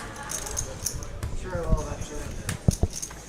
Thought about going just to hang out, but Ask him. I have a lot going on right now, so it's hard to make that trade-off. I'm going to be going to the World Series next month. Yeah, like the actual World Series. I think in like a couple of months I'll just go just to play and chill a couple of days, come back.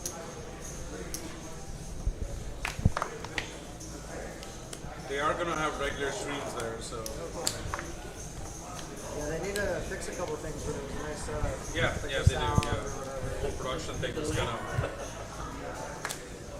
I think the delay, the sound, and everything needs to be kind of tweaked. The commentary is squeaky. It's just the sound and everything. They got some good commentators there, Jeff. Glad to hear you're doing good, Cisco. They just need to fix a few things, and then hopefully it should be okay. TW and Regis here, both with rundown hands. Raise to a quarter. Regis gonna raise to a quarter. 7-6 past 3. Bad MF getting in there. Moneymaker gonna call as well. Call.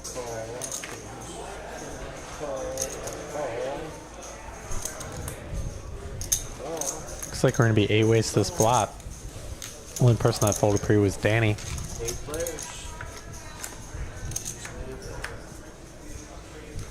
Huge flop here. Mr. Regis popping a wrap. Carlos with the queen high flush draw. Gonna lead out for 50. 150. 150. He's also got middle pair. DW's got top pair. Some backdoor draws. He can't be loving this flop too much. He's gonna let it go. 150 each.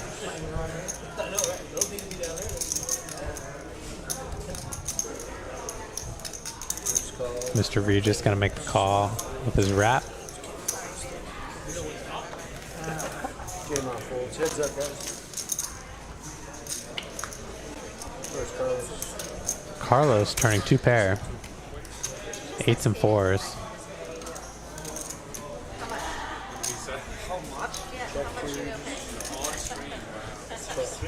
Wow. I have to mute that out.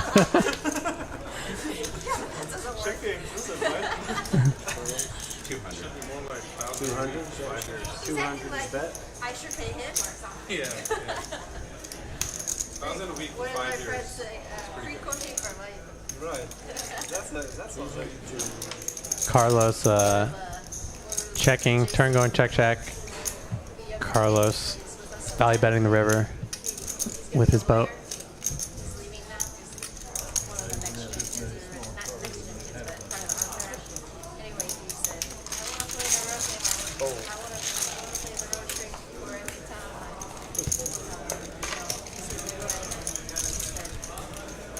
Free, what did he say? Free music lessons.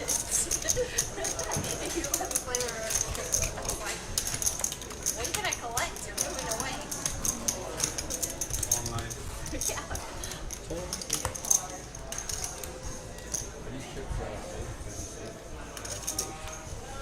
I wouldn't.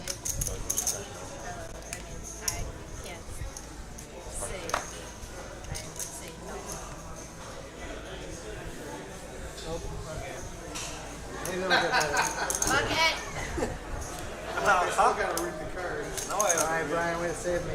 Oh, you didn't do any better. I have to get them scanned. I didn't. Normally I'd muck them quick. Oh, maybe I would have gotten the Quick as ace quick. after that. I can say. TW picking up aces here, raising it up.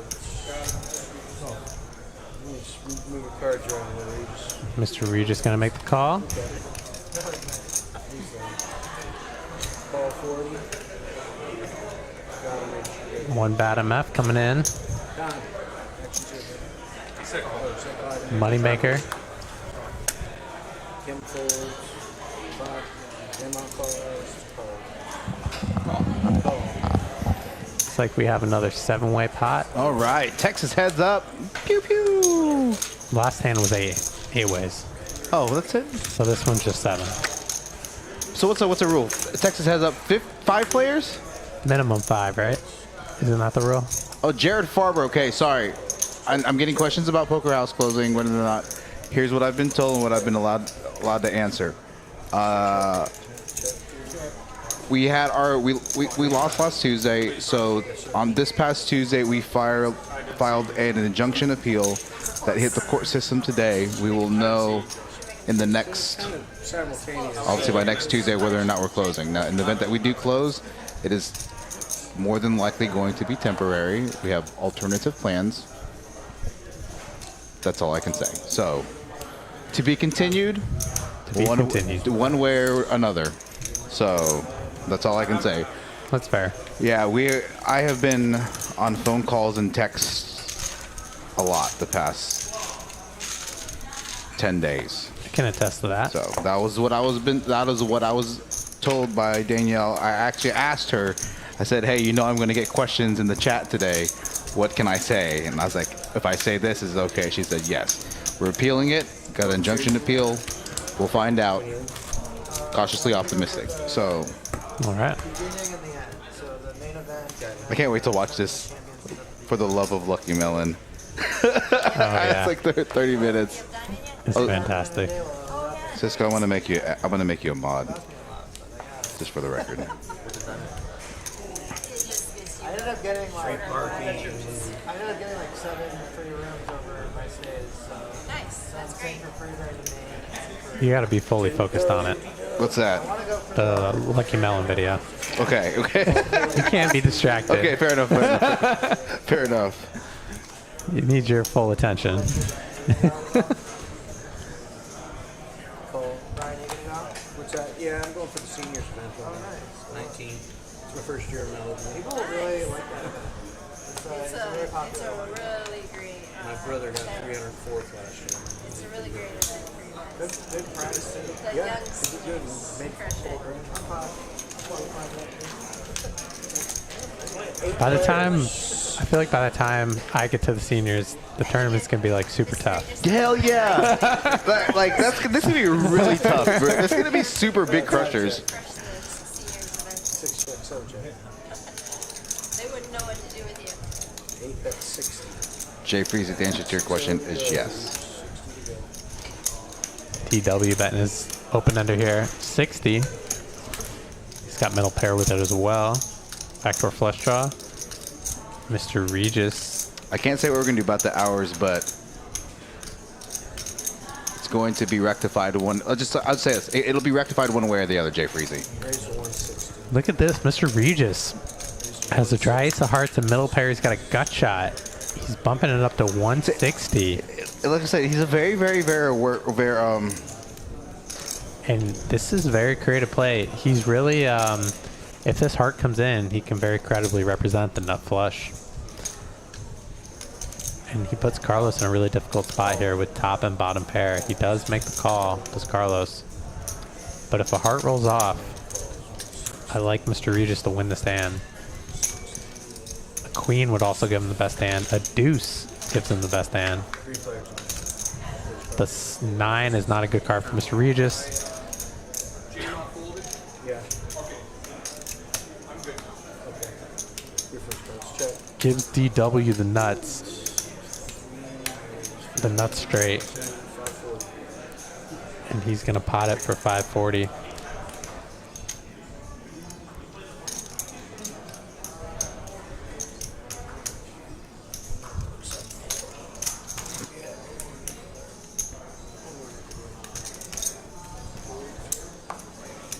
540. Nice down there for DW.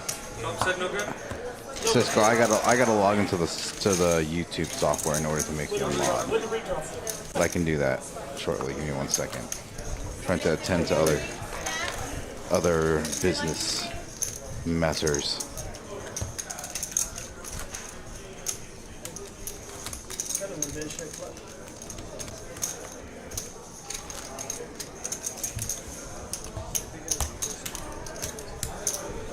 When you get a chance to. You got the big one.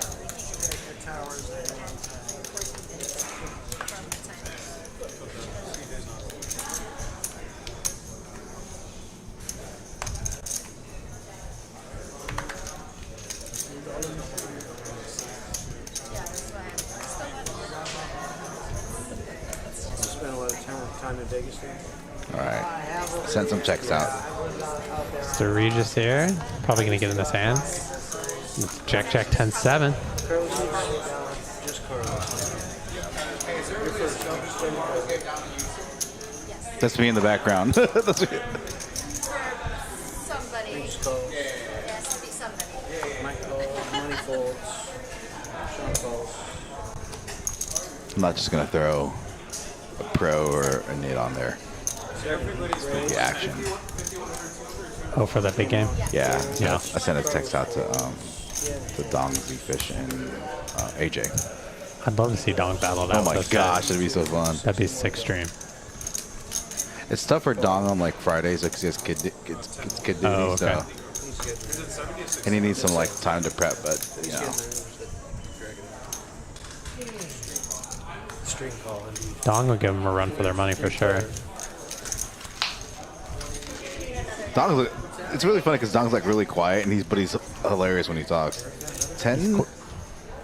I've never played with him when he's been quiet. He's very funny. Yeah, that's exactly. Interesting flop here. Kim still with the best hand. Don't say random numbers to me. Wait, what's happening? He's in my ear telling me wrong numbers. Check. Kim checking back her kings.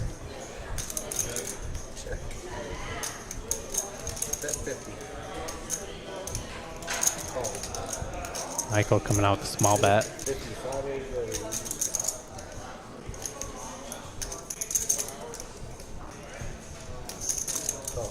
So Mr. Regis has some outs looking for an 8 or Jack the spade. It's a great card for Texas Kim. Rivering second nut flush. Versus small bet, I'd like to see her raise for some value here. She bumps it up to 250. 5x. It's gonna be tough. And not much is gonna be calling you here.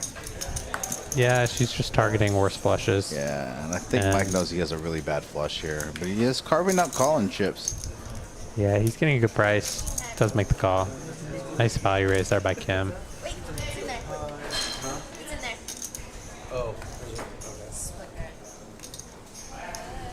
Oh, we got a split card. That makes sense of why. Oh, split card. Man, it sucks because faded spades is like on back order for their RFID cards. That's how I Are did they? it, right? Yeah. Brutal. Hey, I can see one of his cards too. Cisco OFC always stacks his chip like that. I love it. What do you say? Like somebody's gonna bump the table. I'm pretty sure his top card was split. You guys see the story that there was a ring of two guys that got arrested in Maryland for cheating in a 10-25 game. Oh, I want to hear this story. Had proof when they arrested them on site. Oh, interesting. Can I get you, Brian? Did you hear about that story? Did not. I didn't read the details, but apparently the guy had a ring on that would like mark the cards a certain way. I don't know. The Oh wow, details. that's interesting. But, I mean, if they got arrested, that means they had evidence. So. What's crazy is like all these people talk about cheating, and I don't understand. It's like it just never ever crossed my mind at the table, like anyone just in general. Like,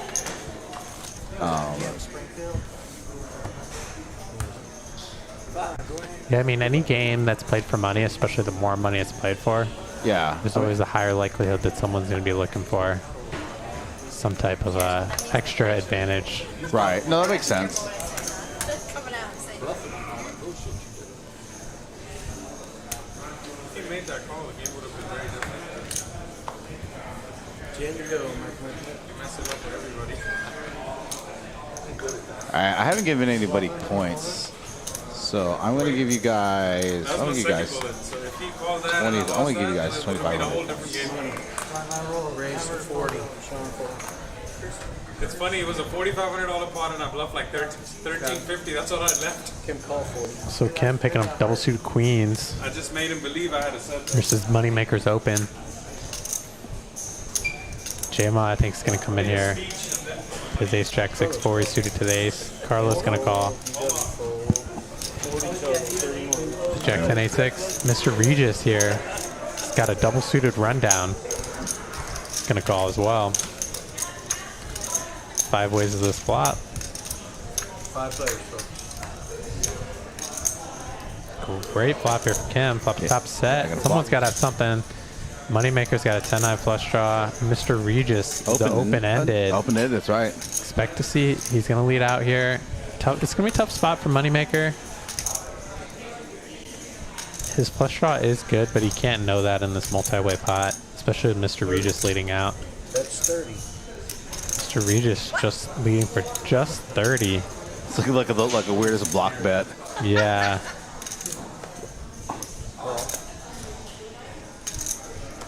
J-Mo with some backdoor. Raise 200. Kim bumps up to 200 here with the top set. I like this play. Trying to deny some equity against some, like, open-handed. Definitely want to start building a pot with this hand. J-Mo's got an interesting hand. He's got a gutter to the nuts. He's also got the backdoor nut flush draw. He does make this one lay down. Mr. Regis. He's got a backdoor flush draw and he's open-ended. He's gonna make this call. I think Moneymaker. I'd be surprised if Moneymaker calls here, but he does with this 10-high flush draw.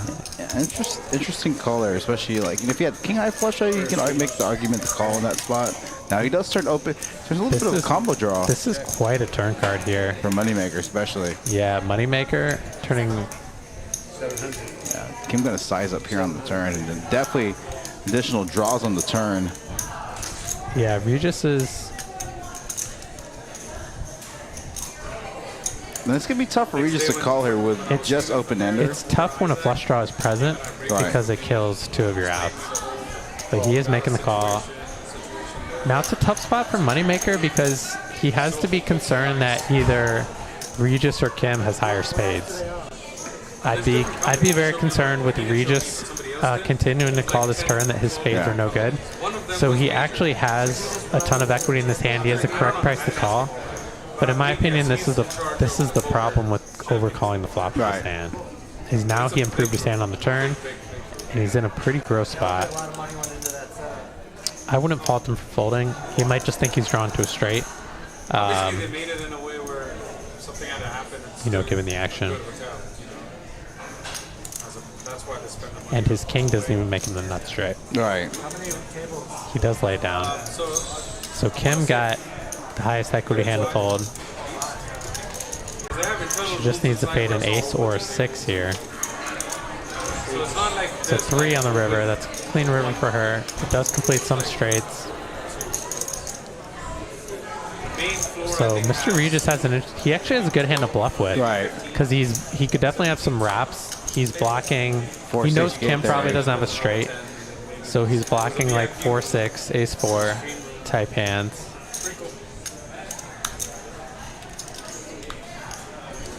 So pick his cards up and look at them. It's interesting. I think against different players, Mr. Regis might have gone for a bluff there. Wait, so he said check after you because he said check. Yeah, I know, but he heard you say check after him, and he thought you were saying. Oh no. So he was about to turn his hand over. But I'm just gonna check because I don't like that. I have a set. Yeah, she wasn't gonna get paid anyways. I mean, he river 2 pair, but he's not gonna pay her off there. Yeah. And she knows that. She knows it's unlikely that, given the action, that she's gonna get paid. Just in case Mr. Regis maybe river the hand like ace-4, she's gonna check back there. So good point. Let's take a look at these cumulative wins and losses. You got a straight. You just got me. Oh, he's still up. Bad. MF about 3K. Andy does have 3K. I know. Moneymaker down about 1,200. Texas Kim is down about, I think, close to 5K, right? On a couple of bad runouts with the ace queen suited and another bad runout. She's been making a comeback. Huh? She's making a comeback. Yeah, and Carlos. Now, if you run the math, so does not include the boy who is not currently listed. Also, about, I think 6K, 6K. Yeah, I think he was in for 2 and then that topped off the 3. So here this third night again. Tune in tomorrow 5:10 quarter. I want to get that lineup. I can get that thumbnail ready. I need to take a picture of you. I figured nobody had. Should I bring a watermelon tomorrow? I can't take his bet. It just wouldn't be as fun. Touche. He didn't bring it actually on the stream I played with him. The stream before he put it in his lap. And it's kind of funny because it like hits the table. Oh, is it really? You know? He had at least a stream that I walked back there a couple of streams. He had like in like a little corner over there. But for sure, 100%, when we were playing cash after the streams, not even just the meet again, just the regular cash, he just like had it next to him with his little dog. The shit was hilarious. It's funny, when I first met Jungle Man, he had his cat, Sally. Yeah. So then I said, is Sally your pet? He goes, no, she's my partner. And then he like stares me down. It's so awesome. Dude, seriously. I don't know if that's just the way he talks or what, but I was like, literally, he's like, I'll take a glass of sweet white wine. I'm like, damn, you got like a soothing ass voice, bro. Like, it's like Bob Ross painting pictures, but like talking about poker. It was awesome though. That's cool because like in a scenario like that, you're not normally gonna get to play with guys like that. Yeah. You know, in such an intimate setting at 1-3, right? Like, you'd have to pay for like a 25K, 10K buy-in. Of course. Or you'd have to make a deep run in the tournament in order to sit with them. Yeah. So just to have it like, on a 1-3 match to stack, it was a really cool experience, though. Yeah, very cool. And especially like with Allen, I think it was really cool, but, I've seen Bill Perkins before. I've actually sat at a table with Sean Deeb, seen Johnny Vibes before, like a table next to me, but I thought it was more cool that I got to meet Alan Keating. That was really cool. Yeah. Dude was super down to earth, and he was really talkative and like talking to everybody at the table, asking where they're from. Like really, really outgoing guy. Yeah. So he told some pretty cool stories. I went back and listened to when he was in the booth. Alan Keating seems like a very cool guy. Dude, he's very cool like guy. Super cool.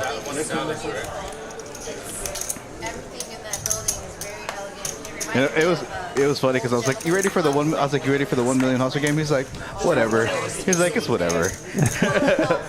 Yeah.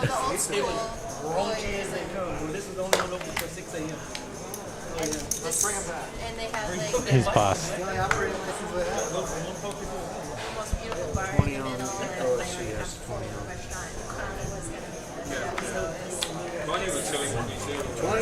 was set to be. It was one of the best places.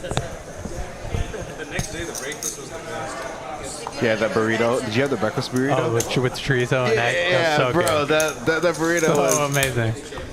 I know, I was like, even if I wasn't going to play poker, I would go stay there because of the price point and the food. oh yeah, incredible. Like that price point for a hotel, $129 a night, Yeah. plus food. Like the steak was like $40-$45, and For the quality is way worth it's like it. way cheaper than like some steakhouses. Oh yeah. To get, I've spent like $80-$100 for fillet or strip at a Hell steakhouse, yeah. and it's not anywhere near as good. Yeah, in my opinion. All right, and anyone with a 3, let's see. Carlos has a 3. Carlos does have a Ace 3. kicker, yeah. Ace king. 4 kickers. OFC's gonna bet here with his wrap. Trying to find out if anyone has trips. Yeah, I think He's gonna get some bad news from. He's not gonna like the call. a lot of people are gonna be folding. Definitely narrowing them down. So. Doing a lot better with that suggestion I made. You did. Help us a little bit. Do my my best. Interesting call, Moneymaker here. What's he? Just a pair of sixes here. It's a pretty speculative call there. Now OFC does get there with the wrap, but it brings in the back door. It's still a paired board. Yeah, OFC turning the best hand. Gonna bet for value. It's a little dangerous here.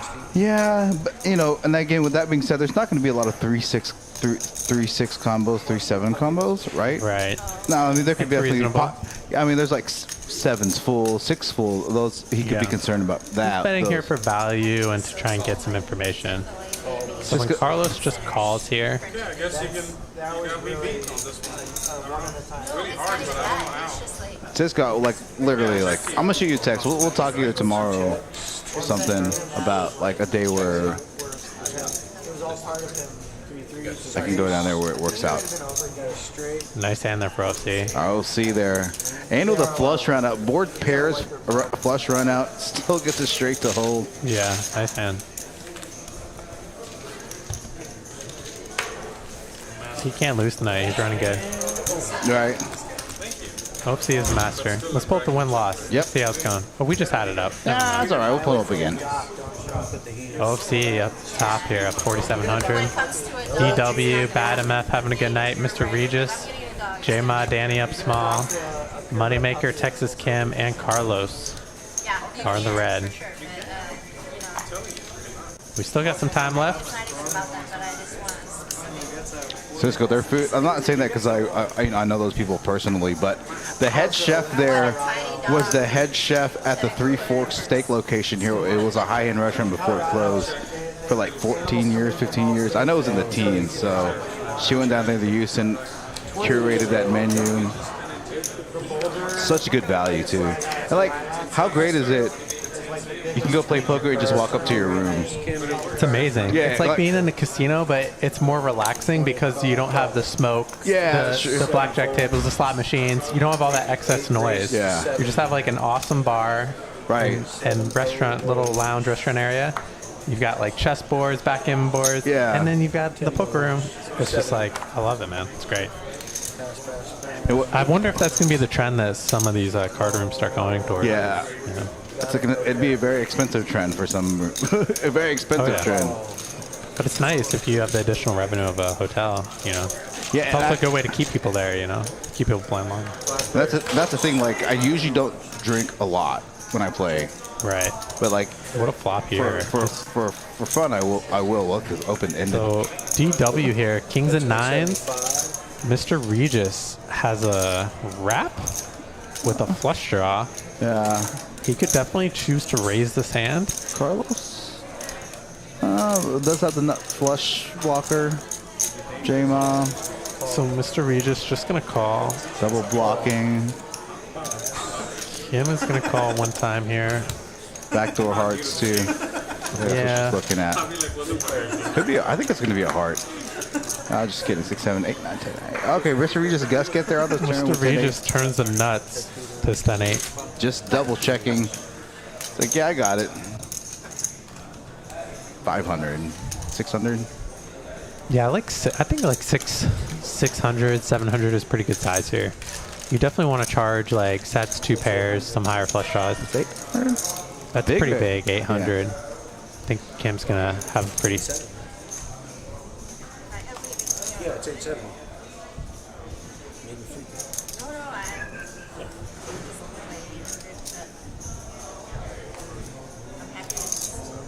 I think Kim's gonna be able to get away from this one. No, it looks like She's drawn dead versus Mr. Regis' hand. Yeah, I'm gonna lay that down. Does she? Okay, so she did fold. It's up to D-Dub to whether or not he wants to make the call himself. One dealer to the table. No, I just asked. So 7 for the call. It's all good. We're good. I do all. Make it straight. DW wants to know if Mr. Regis made a straight. The answer is yes, DW.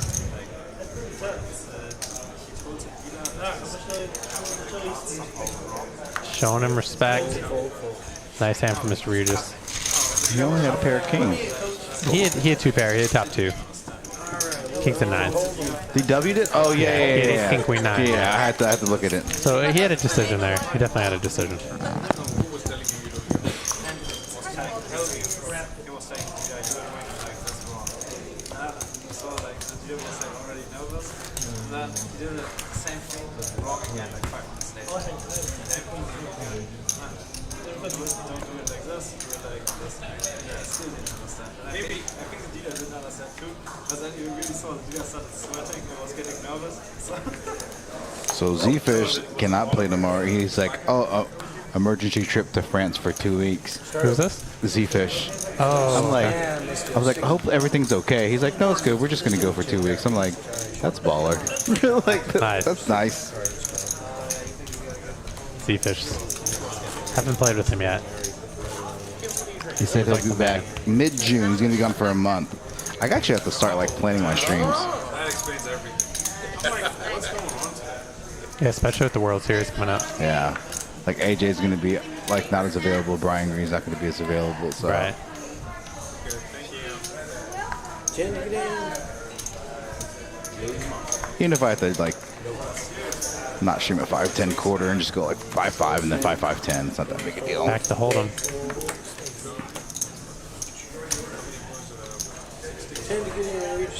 Mr. Regis. He's getting in there. Bad MF, lays it down.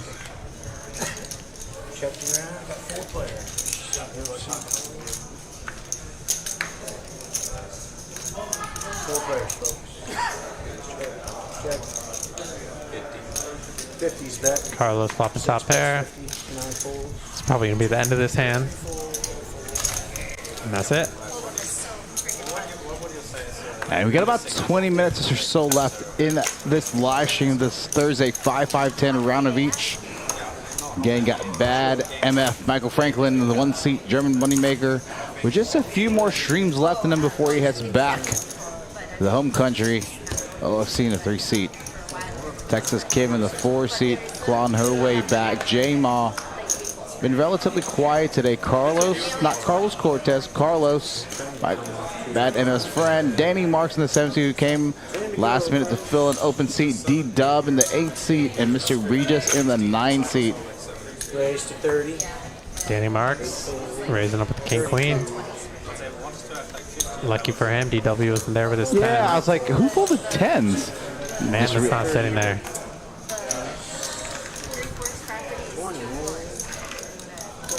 Yeah, Kim talking about the Dallas Champions location. That place is beautiful. Great flop here for Danny. Flop the top pair against 2 opponents with middle pair. Yeah, I was like that. The phase 2 of the Houston location, they already have it roped off, so I think they're going to be starting getting on that. Won't talk about like what they're doing because I don't even know what they're doing, but that's really cool. So J-Ma and Mr. Regis are going to make the call here.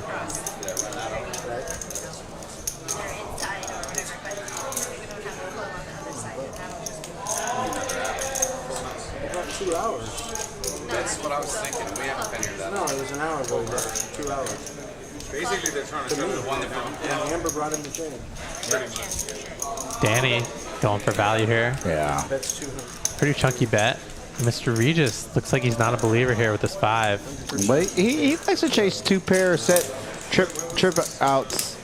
It is, you know, the backdoor diamond draw comes into play. Okay, he's gonna fold it. Makes a good lay down. J-Ma's going to get out of the way as well. Nice hand for Danny.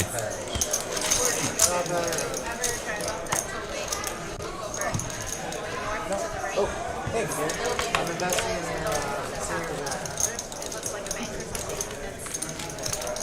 seniors. The seniors are good. Yeah. I've been running good in every tournament after the last month. Running deep, cash. Maybe it'll continue. maybe a burrito the next day. Yeah, that burrito. Sean's talking about the breakfast burrito. I didn't get it the next day because I didn't wake up in time, but I got it.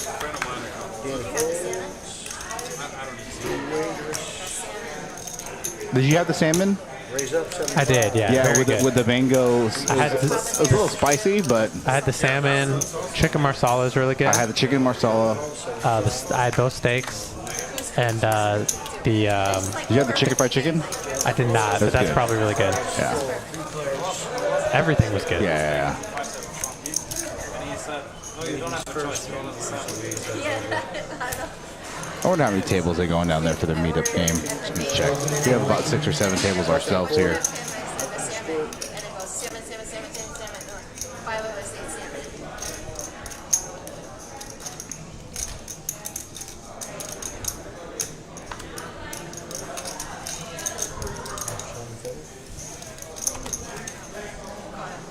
About 15, 20 minutes left. 20 minutes total left in the stream, give or take. And I know they're coming up with some Did you have kings? 9 tables. I'm sorry, not 9 tables. They have 4 tables going on, so they have a pretty hefty wait list. Not a big hand. Assuming they're burning through it. They were telling me some of the stuff they have for daily tournaments or every other day kind of thing. So. Then I would say I was drawing that, but I know he's lying.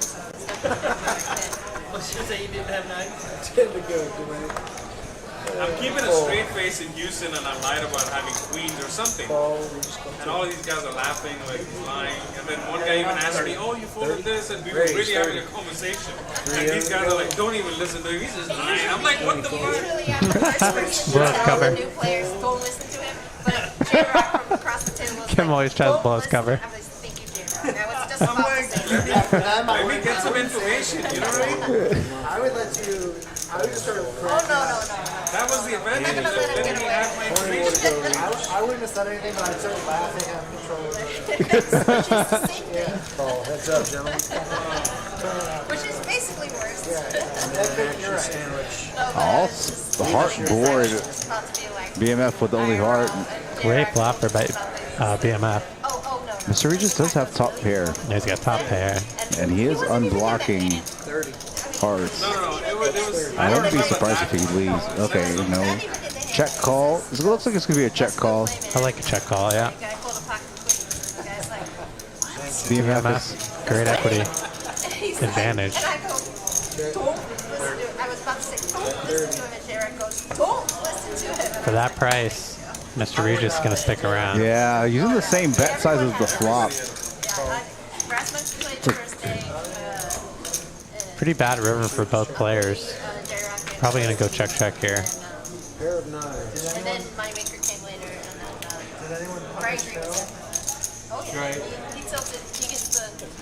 I knew you'd be the one. Nice hand for Bad MF. I knew that you would have the Damn, I finally got your ass. Bad MF having a great night. Big pot, big pot. Loved him, put him on Don't tilt, spend it all in one 4 hands place. later, stacked him. Flip back, like, for the tips. So, like, when there's like, This is celebration versus balance. so, like, and then first hand, You were okay, doing this next thing. flop, no, this flop, this Getting 60 out of him is big. we'll figure out, like, who's He's a tipping. fan of And he said, no, not this hand, that's why, do it next hand. I said, let's do it next hand. Nobody really understood, like, and first hand, yeah, okay, let's wait one hand, for whatever reason. And then he said he had 7s because I was sitting on seat 7. So he It knew was like that double he shocking couldn't on get. my space. So I was like, I wanted that in, right? Just to mess with him. And guess what happened next time? On the flop. 6-6, which was my seat. It comes 6-6-4. Everybody just started laughing. Yeah. So I paid twice. Raise to 40. Yeah, so that's what you're doing in Like, terms you of definitely tipping. deserve that for what you did. I like that. Well, so you're going to 3-bet the jacks. Worst meeting took all weekend. So you did really well that? You did well. Yeah. I was willing Phil to call you when you had the ace queen. I was like, if OC gets away with this flop right now, we're so screwed. And I was like, OC's just gonna run over this weekend. I know. And Phil's gonna lose his mind. I was like, Phil, you gotta call. You gotta call. And he didn't call. And then you roll over ace queen. And I'm like, obviously. And then Phil's just like, These Yeah, he OC had him awesome. talking to himself. Oh It was yeah, he was awesome. talking about it like for at least an hour after the hand. and he won it. He talked about it the whole stream pretty much. Yeah. He brought it up like 2 hours later. Like who's going to tilt Great play by OFC. Bill first? He got the perfect river card too.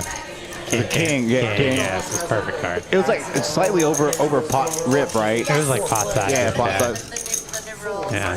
I was catching it off and on for like. Yeah. He was tilting No, it was something. It looks like it's gonna be back-to-back hands with hearts on the flop. He doesn't say anything, so he just takes it Check. while he's berating him. And That's $10. this guy, and then Candy fold. once I 10 to he go. says something like, "You just cold calls, I 10 to go. but Fold. 7-5, Calls. Heads up, gentlemen. you went all in and you action call off sandwich. 2,500 Regis, or your first, whatever. And Regis here getting there on the Regis river. got there. Yeah. Regis, the ace. There was some showdown value. Nice hand, Regis. And Bill's just like, Took you $30 what to say to that? He just goes, okay.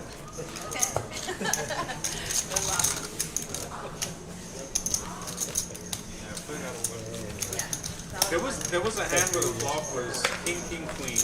I bet 2 players called, Phil and some other player. Turn was some brick card. Went check. River was another queen, right? Both of them checked, and I bluffed like 350 or 500 or 800. You got to straddle on. And both of them folded, and it was a button game, so I had to show my hand. And they both were like, yeah, you know, like we. So I said queen was a good card for me to do that. And they both started laughing, like. So I'm like, I don't get it. They play different poker. I said queen was a good card. Buddy Baker's laughing his ass off. And they both were like, ow. Like, and they just started laughing. Fold. And I just felt like OFC does play different poker. No, I killed it both the games. Well, the first day I was okay. But the second I was the biggest one. They were just giving me money, bro. I was just sitting there in my seat, just chilling. No, Flopping, but turning I nuts, checking, bet, check, bet. Oh, look at this. Regis flopping trips. Probably Yeah, gonna check. Regis the trip king. The Dallas game is so much harder than Oh yeah, that game was not that hard. I know someone we can beat somebody. OFC, you're out. Like playing here and playing there, I felt comfortable there, surprisingly. Someone sent me a text. Yeah, I edited it. Yeah. told him yes, I just didn't. You said Saturday. You want to play Saturday. Do you want to play tomorrow? Yeah. It's the 5-10 and a quarter tomorrow. How am I gonna boot? You try to act like you're scared of that game. I don't know if you can afford it. He says I played $10 blind games. That's it. I said, yeah, right. Kim going for another small bet. Last time we played that game. Interesting. I lost 10K. I would remember.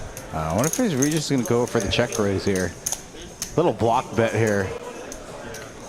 Well, yeah, seems like he's gonna raise, and I think this can be the end of this. Yeah, this hand's gonna be over. She already folded before he. she already. Just say you raised to 100. I raised to 100. Yes, exactly. Or maybe you should say 1,000 so it makes me look really good, like I folded to a big bet. Nickel and big one. So you want to play all 3 days? The Saturday game is a fun one. Tomorrow's still gonna be good, but Yeah, I think I'll play Saturday. that's the 5-5-10 game. Yeah, Saturday. Okay. Okay. There we go. I don't mind skipping tomorrow. Got it. Since I'm late today, When he calls 20.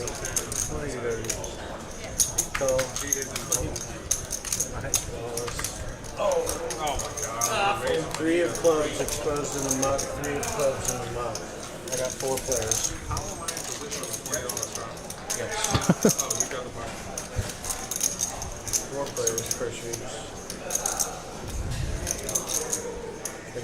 Check. Yeah, I got the best hand right now. I think. 4. I think. 25. I know, I do. Mr. Regis don't think so. Call. Everybody else is Pass. Mr. Heads Regis. up, gentlemen. I'm just going You on. played him all again. I did. He's just waiting for his one with sixes. Okay.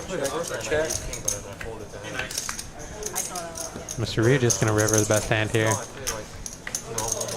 Gonna throw out a little bet. I think OFC's gonna get off. A little block bet type thing. This is a block bet for sure. Super thin value on the river.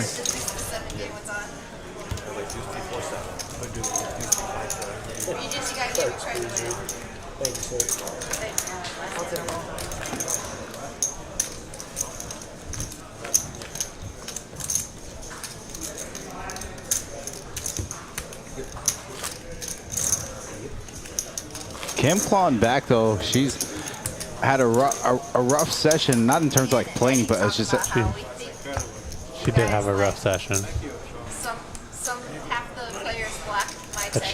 she's played very well. Because you only respond to his text. He only responds to my text. And we both like send out texts. No, but I texted DW. He goes, well, DW already said yes. And I was like, what? And then he goes, Mr. Regis never answered my text. 60 I was to go, like, Regis. oh, he answered mine. I took it, right? No, yeah, you're busy in the moment, and then next time try to yeah. It's good teamwork. Teamwork makes the dream work, Kim. Sound reason. Can we just continue holding them like 10 minutes? Mr. Regis only answers Kim's text, not yours. I mean, I don't blame him. Like, for the record, it doesn't hurt my feelings. Check. All right, Danny Marks here. Bottom two pair. 125. Very wet and connected board.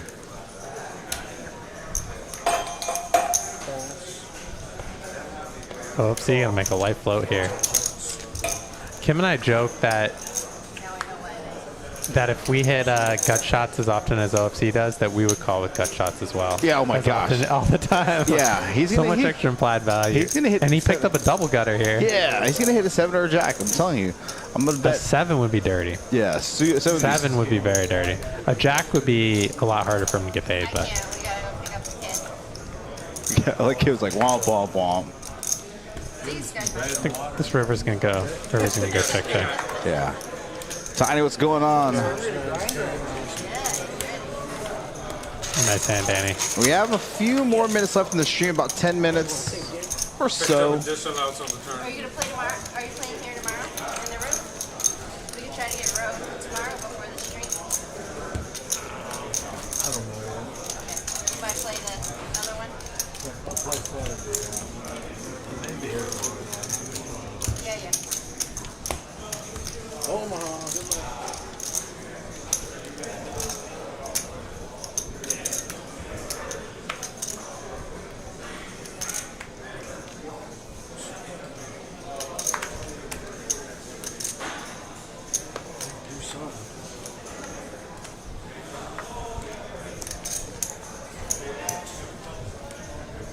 I am gonna play tonight. I'm in that mood. You want to play? Yeah, some cash. Now that I have free time. True that. I'm tired, man. I'm ready to go to bed. I actually went to bed relatively. Like I had wine last night because I didn't want to drink like hard liquor, so I just drank wine. And like I woke up a bunch of times, but I woke up at like 9:30. Made some phone calls and texts. Was on the road by 11ish, give or take. And Probably one more moment. 6 minutes? Okay. That's why I said. I had a rough day yesterday on the drive. I drove back semi-hungover and was just like... How many glasses of wine did you have post-stream? I had like at least 4. Okay, like yeah. Pretty big glasses. Yeah, I had about And then 7. I couldn't... I have trouble like when I drink the night before, like sleeping in late because I wake up and I just feel like kind of strung out. So Mr. Regis, her 2 pair of butts. OFC flopping bottom set. Check around, folks. OFC.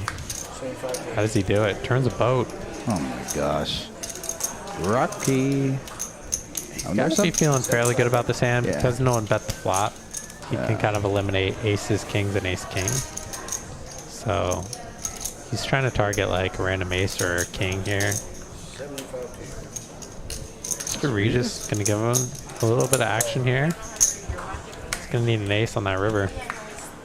Oh, He hits it. This is So this is a This is actually a tough river for OFC because when the board double pairs in PLO, it's a lot harder for someone to have a full house. Yeah. So because no one bet the flop, it's hard for Mr. Regis to have ace king.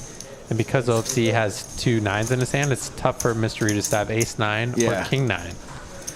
So it's actually a spot where if I was OFC, I would 100% call this river. Is you having raising chips? That he's got. I mean, his instincts on this situation are better than mine, and I can see the cards, but he is he's got to pay it off in my opinion. He's not folding. Yeah, I would have value bet his hand personally. Oh, that's enough. Could have had that hand. Could have had that hand. Did not put you on ace king. Yeah. Good instincts about putting him on 8. Yeah. That makes sense what I'm saying though, right? Yeah, 100%. Like he's almost forced to call there, right? Yeah. As you played, have to call. Yeah. As played, he could have value bet the river. I would have considered value betting personally, because it's likely you're going to get paid off by an ace or a king, especially an ace. OFC versus check calling, because you don't really want the river to check back. Right. So his hand is like, as played, his hand is like almost a nut. Yeah. So it's pretty unlucky that he was actually beat there. All things considered, right? Yeah.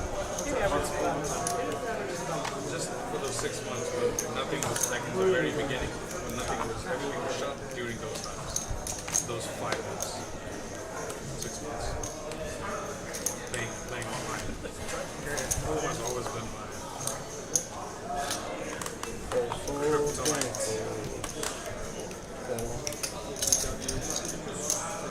I'm gonna get this. That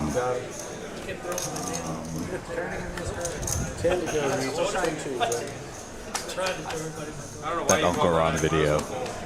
Oh, you want to put it up? No, not for the stream. Not for the stream. I'm gonna send it to my best friend to see what he thinks about it. This is probably like 2 or 3 more hands for the stream.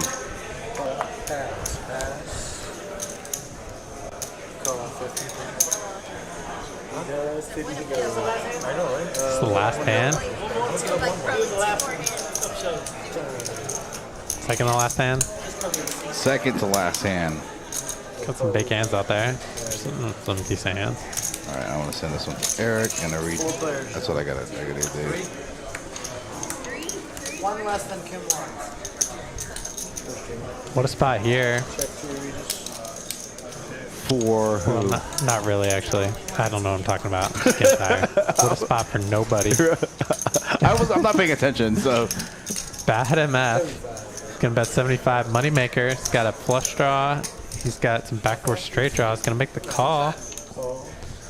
Mr. Regis has some backdoor stuff going on, as well as a 5-5 flush draw. He's gonna call as well. I think Jama actually folded his hand. Oh, did he? Oh, yeah. He did. Oh, look at this. So Jama is no longer in the hand. Bad MF has a major equity advantage with his trip aces. He makes a good bet there. And Mr. Regis has 2 flush draws, but he has to be concerned about the boat. Yeah, board which Bad MF does not have. But the problem with flush draws on these paired boards is that so many of your outs are dirty, even if your opponent doesn't have a boat.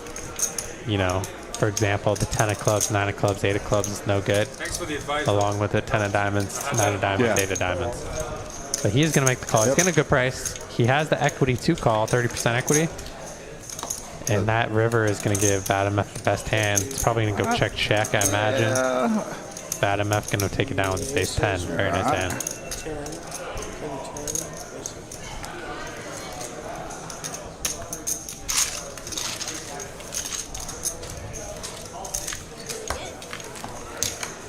So one more hand up to us? I believe We're on the so. last hand now?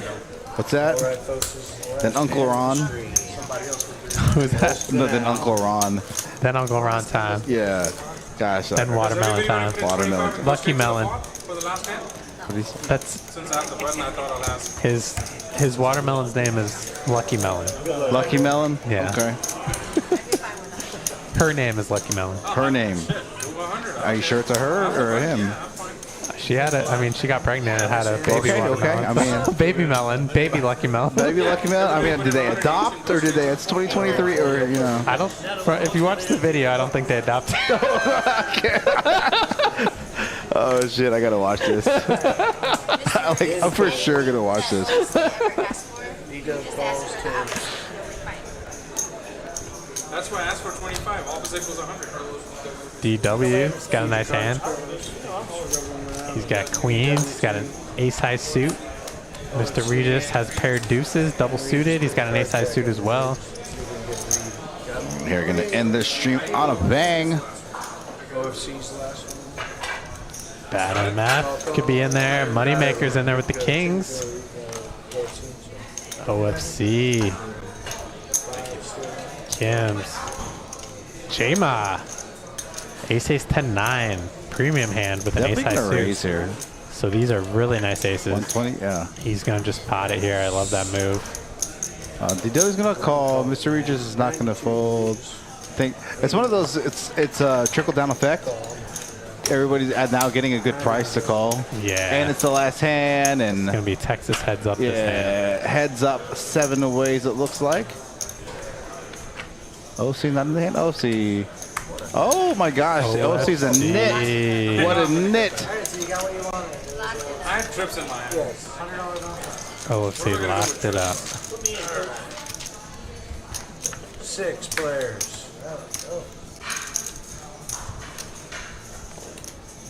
All right, flop coming out, hand 85. That's 500. Well, Moneymaker here. Game fires out 500. Wow, look at this. Moneymaker with top set. So Jama has a huge hand. Overpair, nut flush draw, gut shot, straight draw. I think Moneymaker Should be potting it right here. just wants to pot it and get the money in now. Yeah. Bad MF still has cards. Gonna let it go. So Moneymaker pots it. He can make it 2K, which would get the majority of his stack in. And he does pot it, especially having a jack in his hand. Yeah. He blocks a set of jacks, so the most likely hand he can get action from here It's a flush is a draw. hand like J-Maz. So Oh, I had 540 plus 20. I had 560 of them. So 15, 20, 60. 20, 60, 2060. It's all right. Oh, that wasn't paying attention. So interesting spot here. So J-Ma just calls instead of getting the money in here. So this is kind of a high level play from J-Ma. If he's putting Moneymaker on exactly a set of kings, he wants to just make sure that the board doesn't pair before he gets the money in on the turn. He's not going to fold if he bricks the turn. He just wants to make sure the board doesn't pair. Now he's going to shove and put Moneymaker in a position where he has to call off with his set. Yeah. So now it's just a math problem for Moneymaker. He's got to call 17-20. He's got to call 17-20 to win 8,100. So he's Math is getting close. He's getting over 4-1 on his money, and he's has 22% equity. It's like right. So he has the call. Yeah. Mathematically. Yeah, it's like it's there, but also like. But he actually has more though. It looks like he has 23. Oh yeah. Maybe. It's very, very close. Very, very, very close. Brutal spot here for Moneymaker. Brutal spot. So if it was 23 plus 64, what is that? That is 8,700. Then he would actually be getting slightly the incorrect price. And he has a jack in his hand, so that eliminates one of his outs. Both outs, yeah. So he's got, how many outs is that? He's got 9 outs? Yeah, so I think that it's very close. It's like right on the edge. Right on the edge. Brutal spot.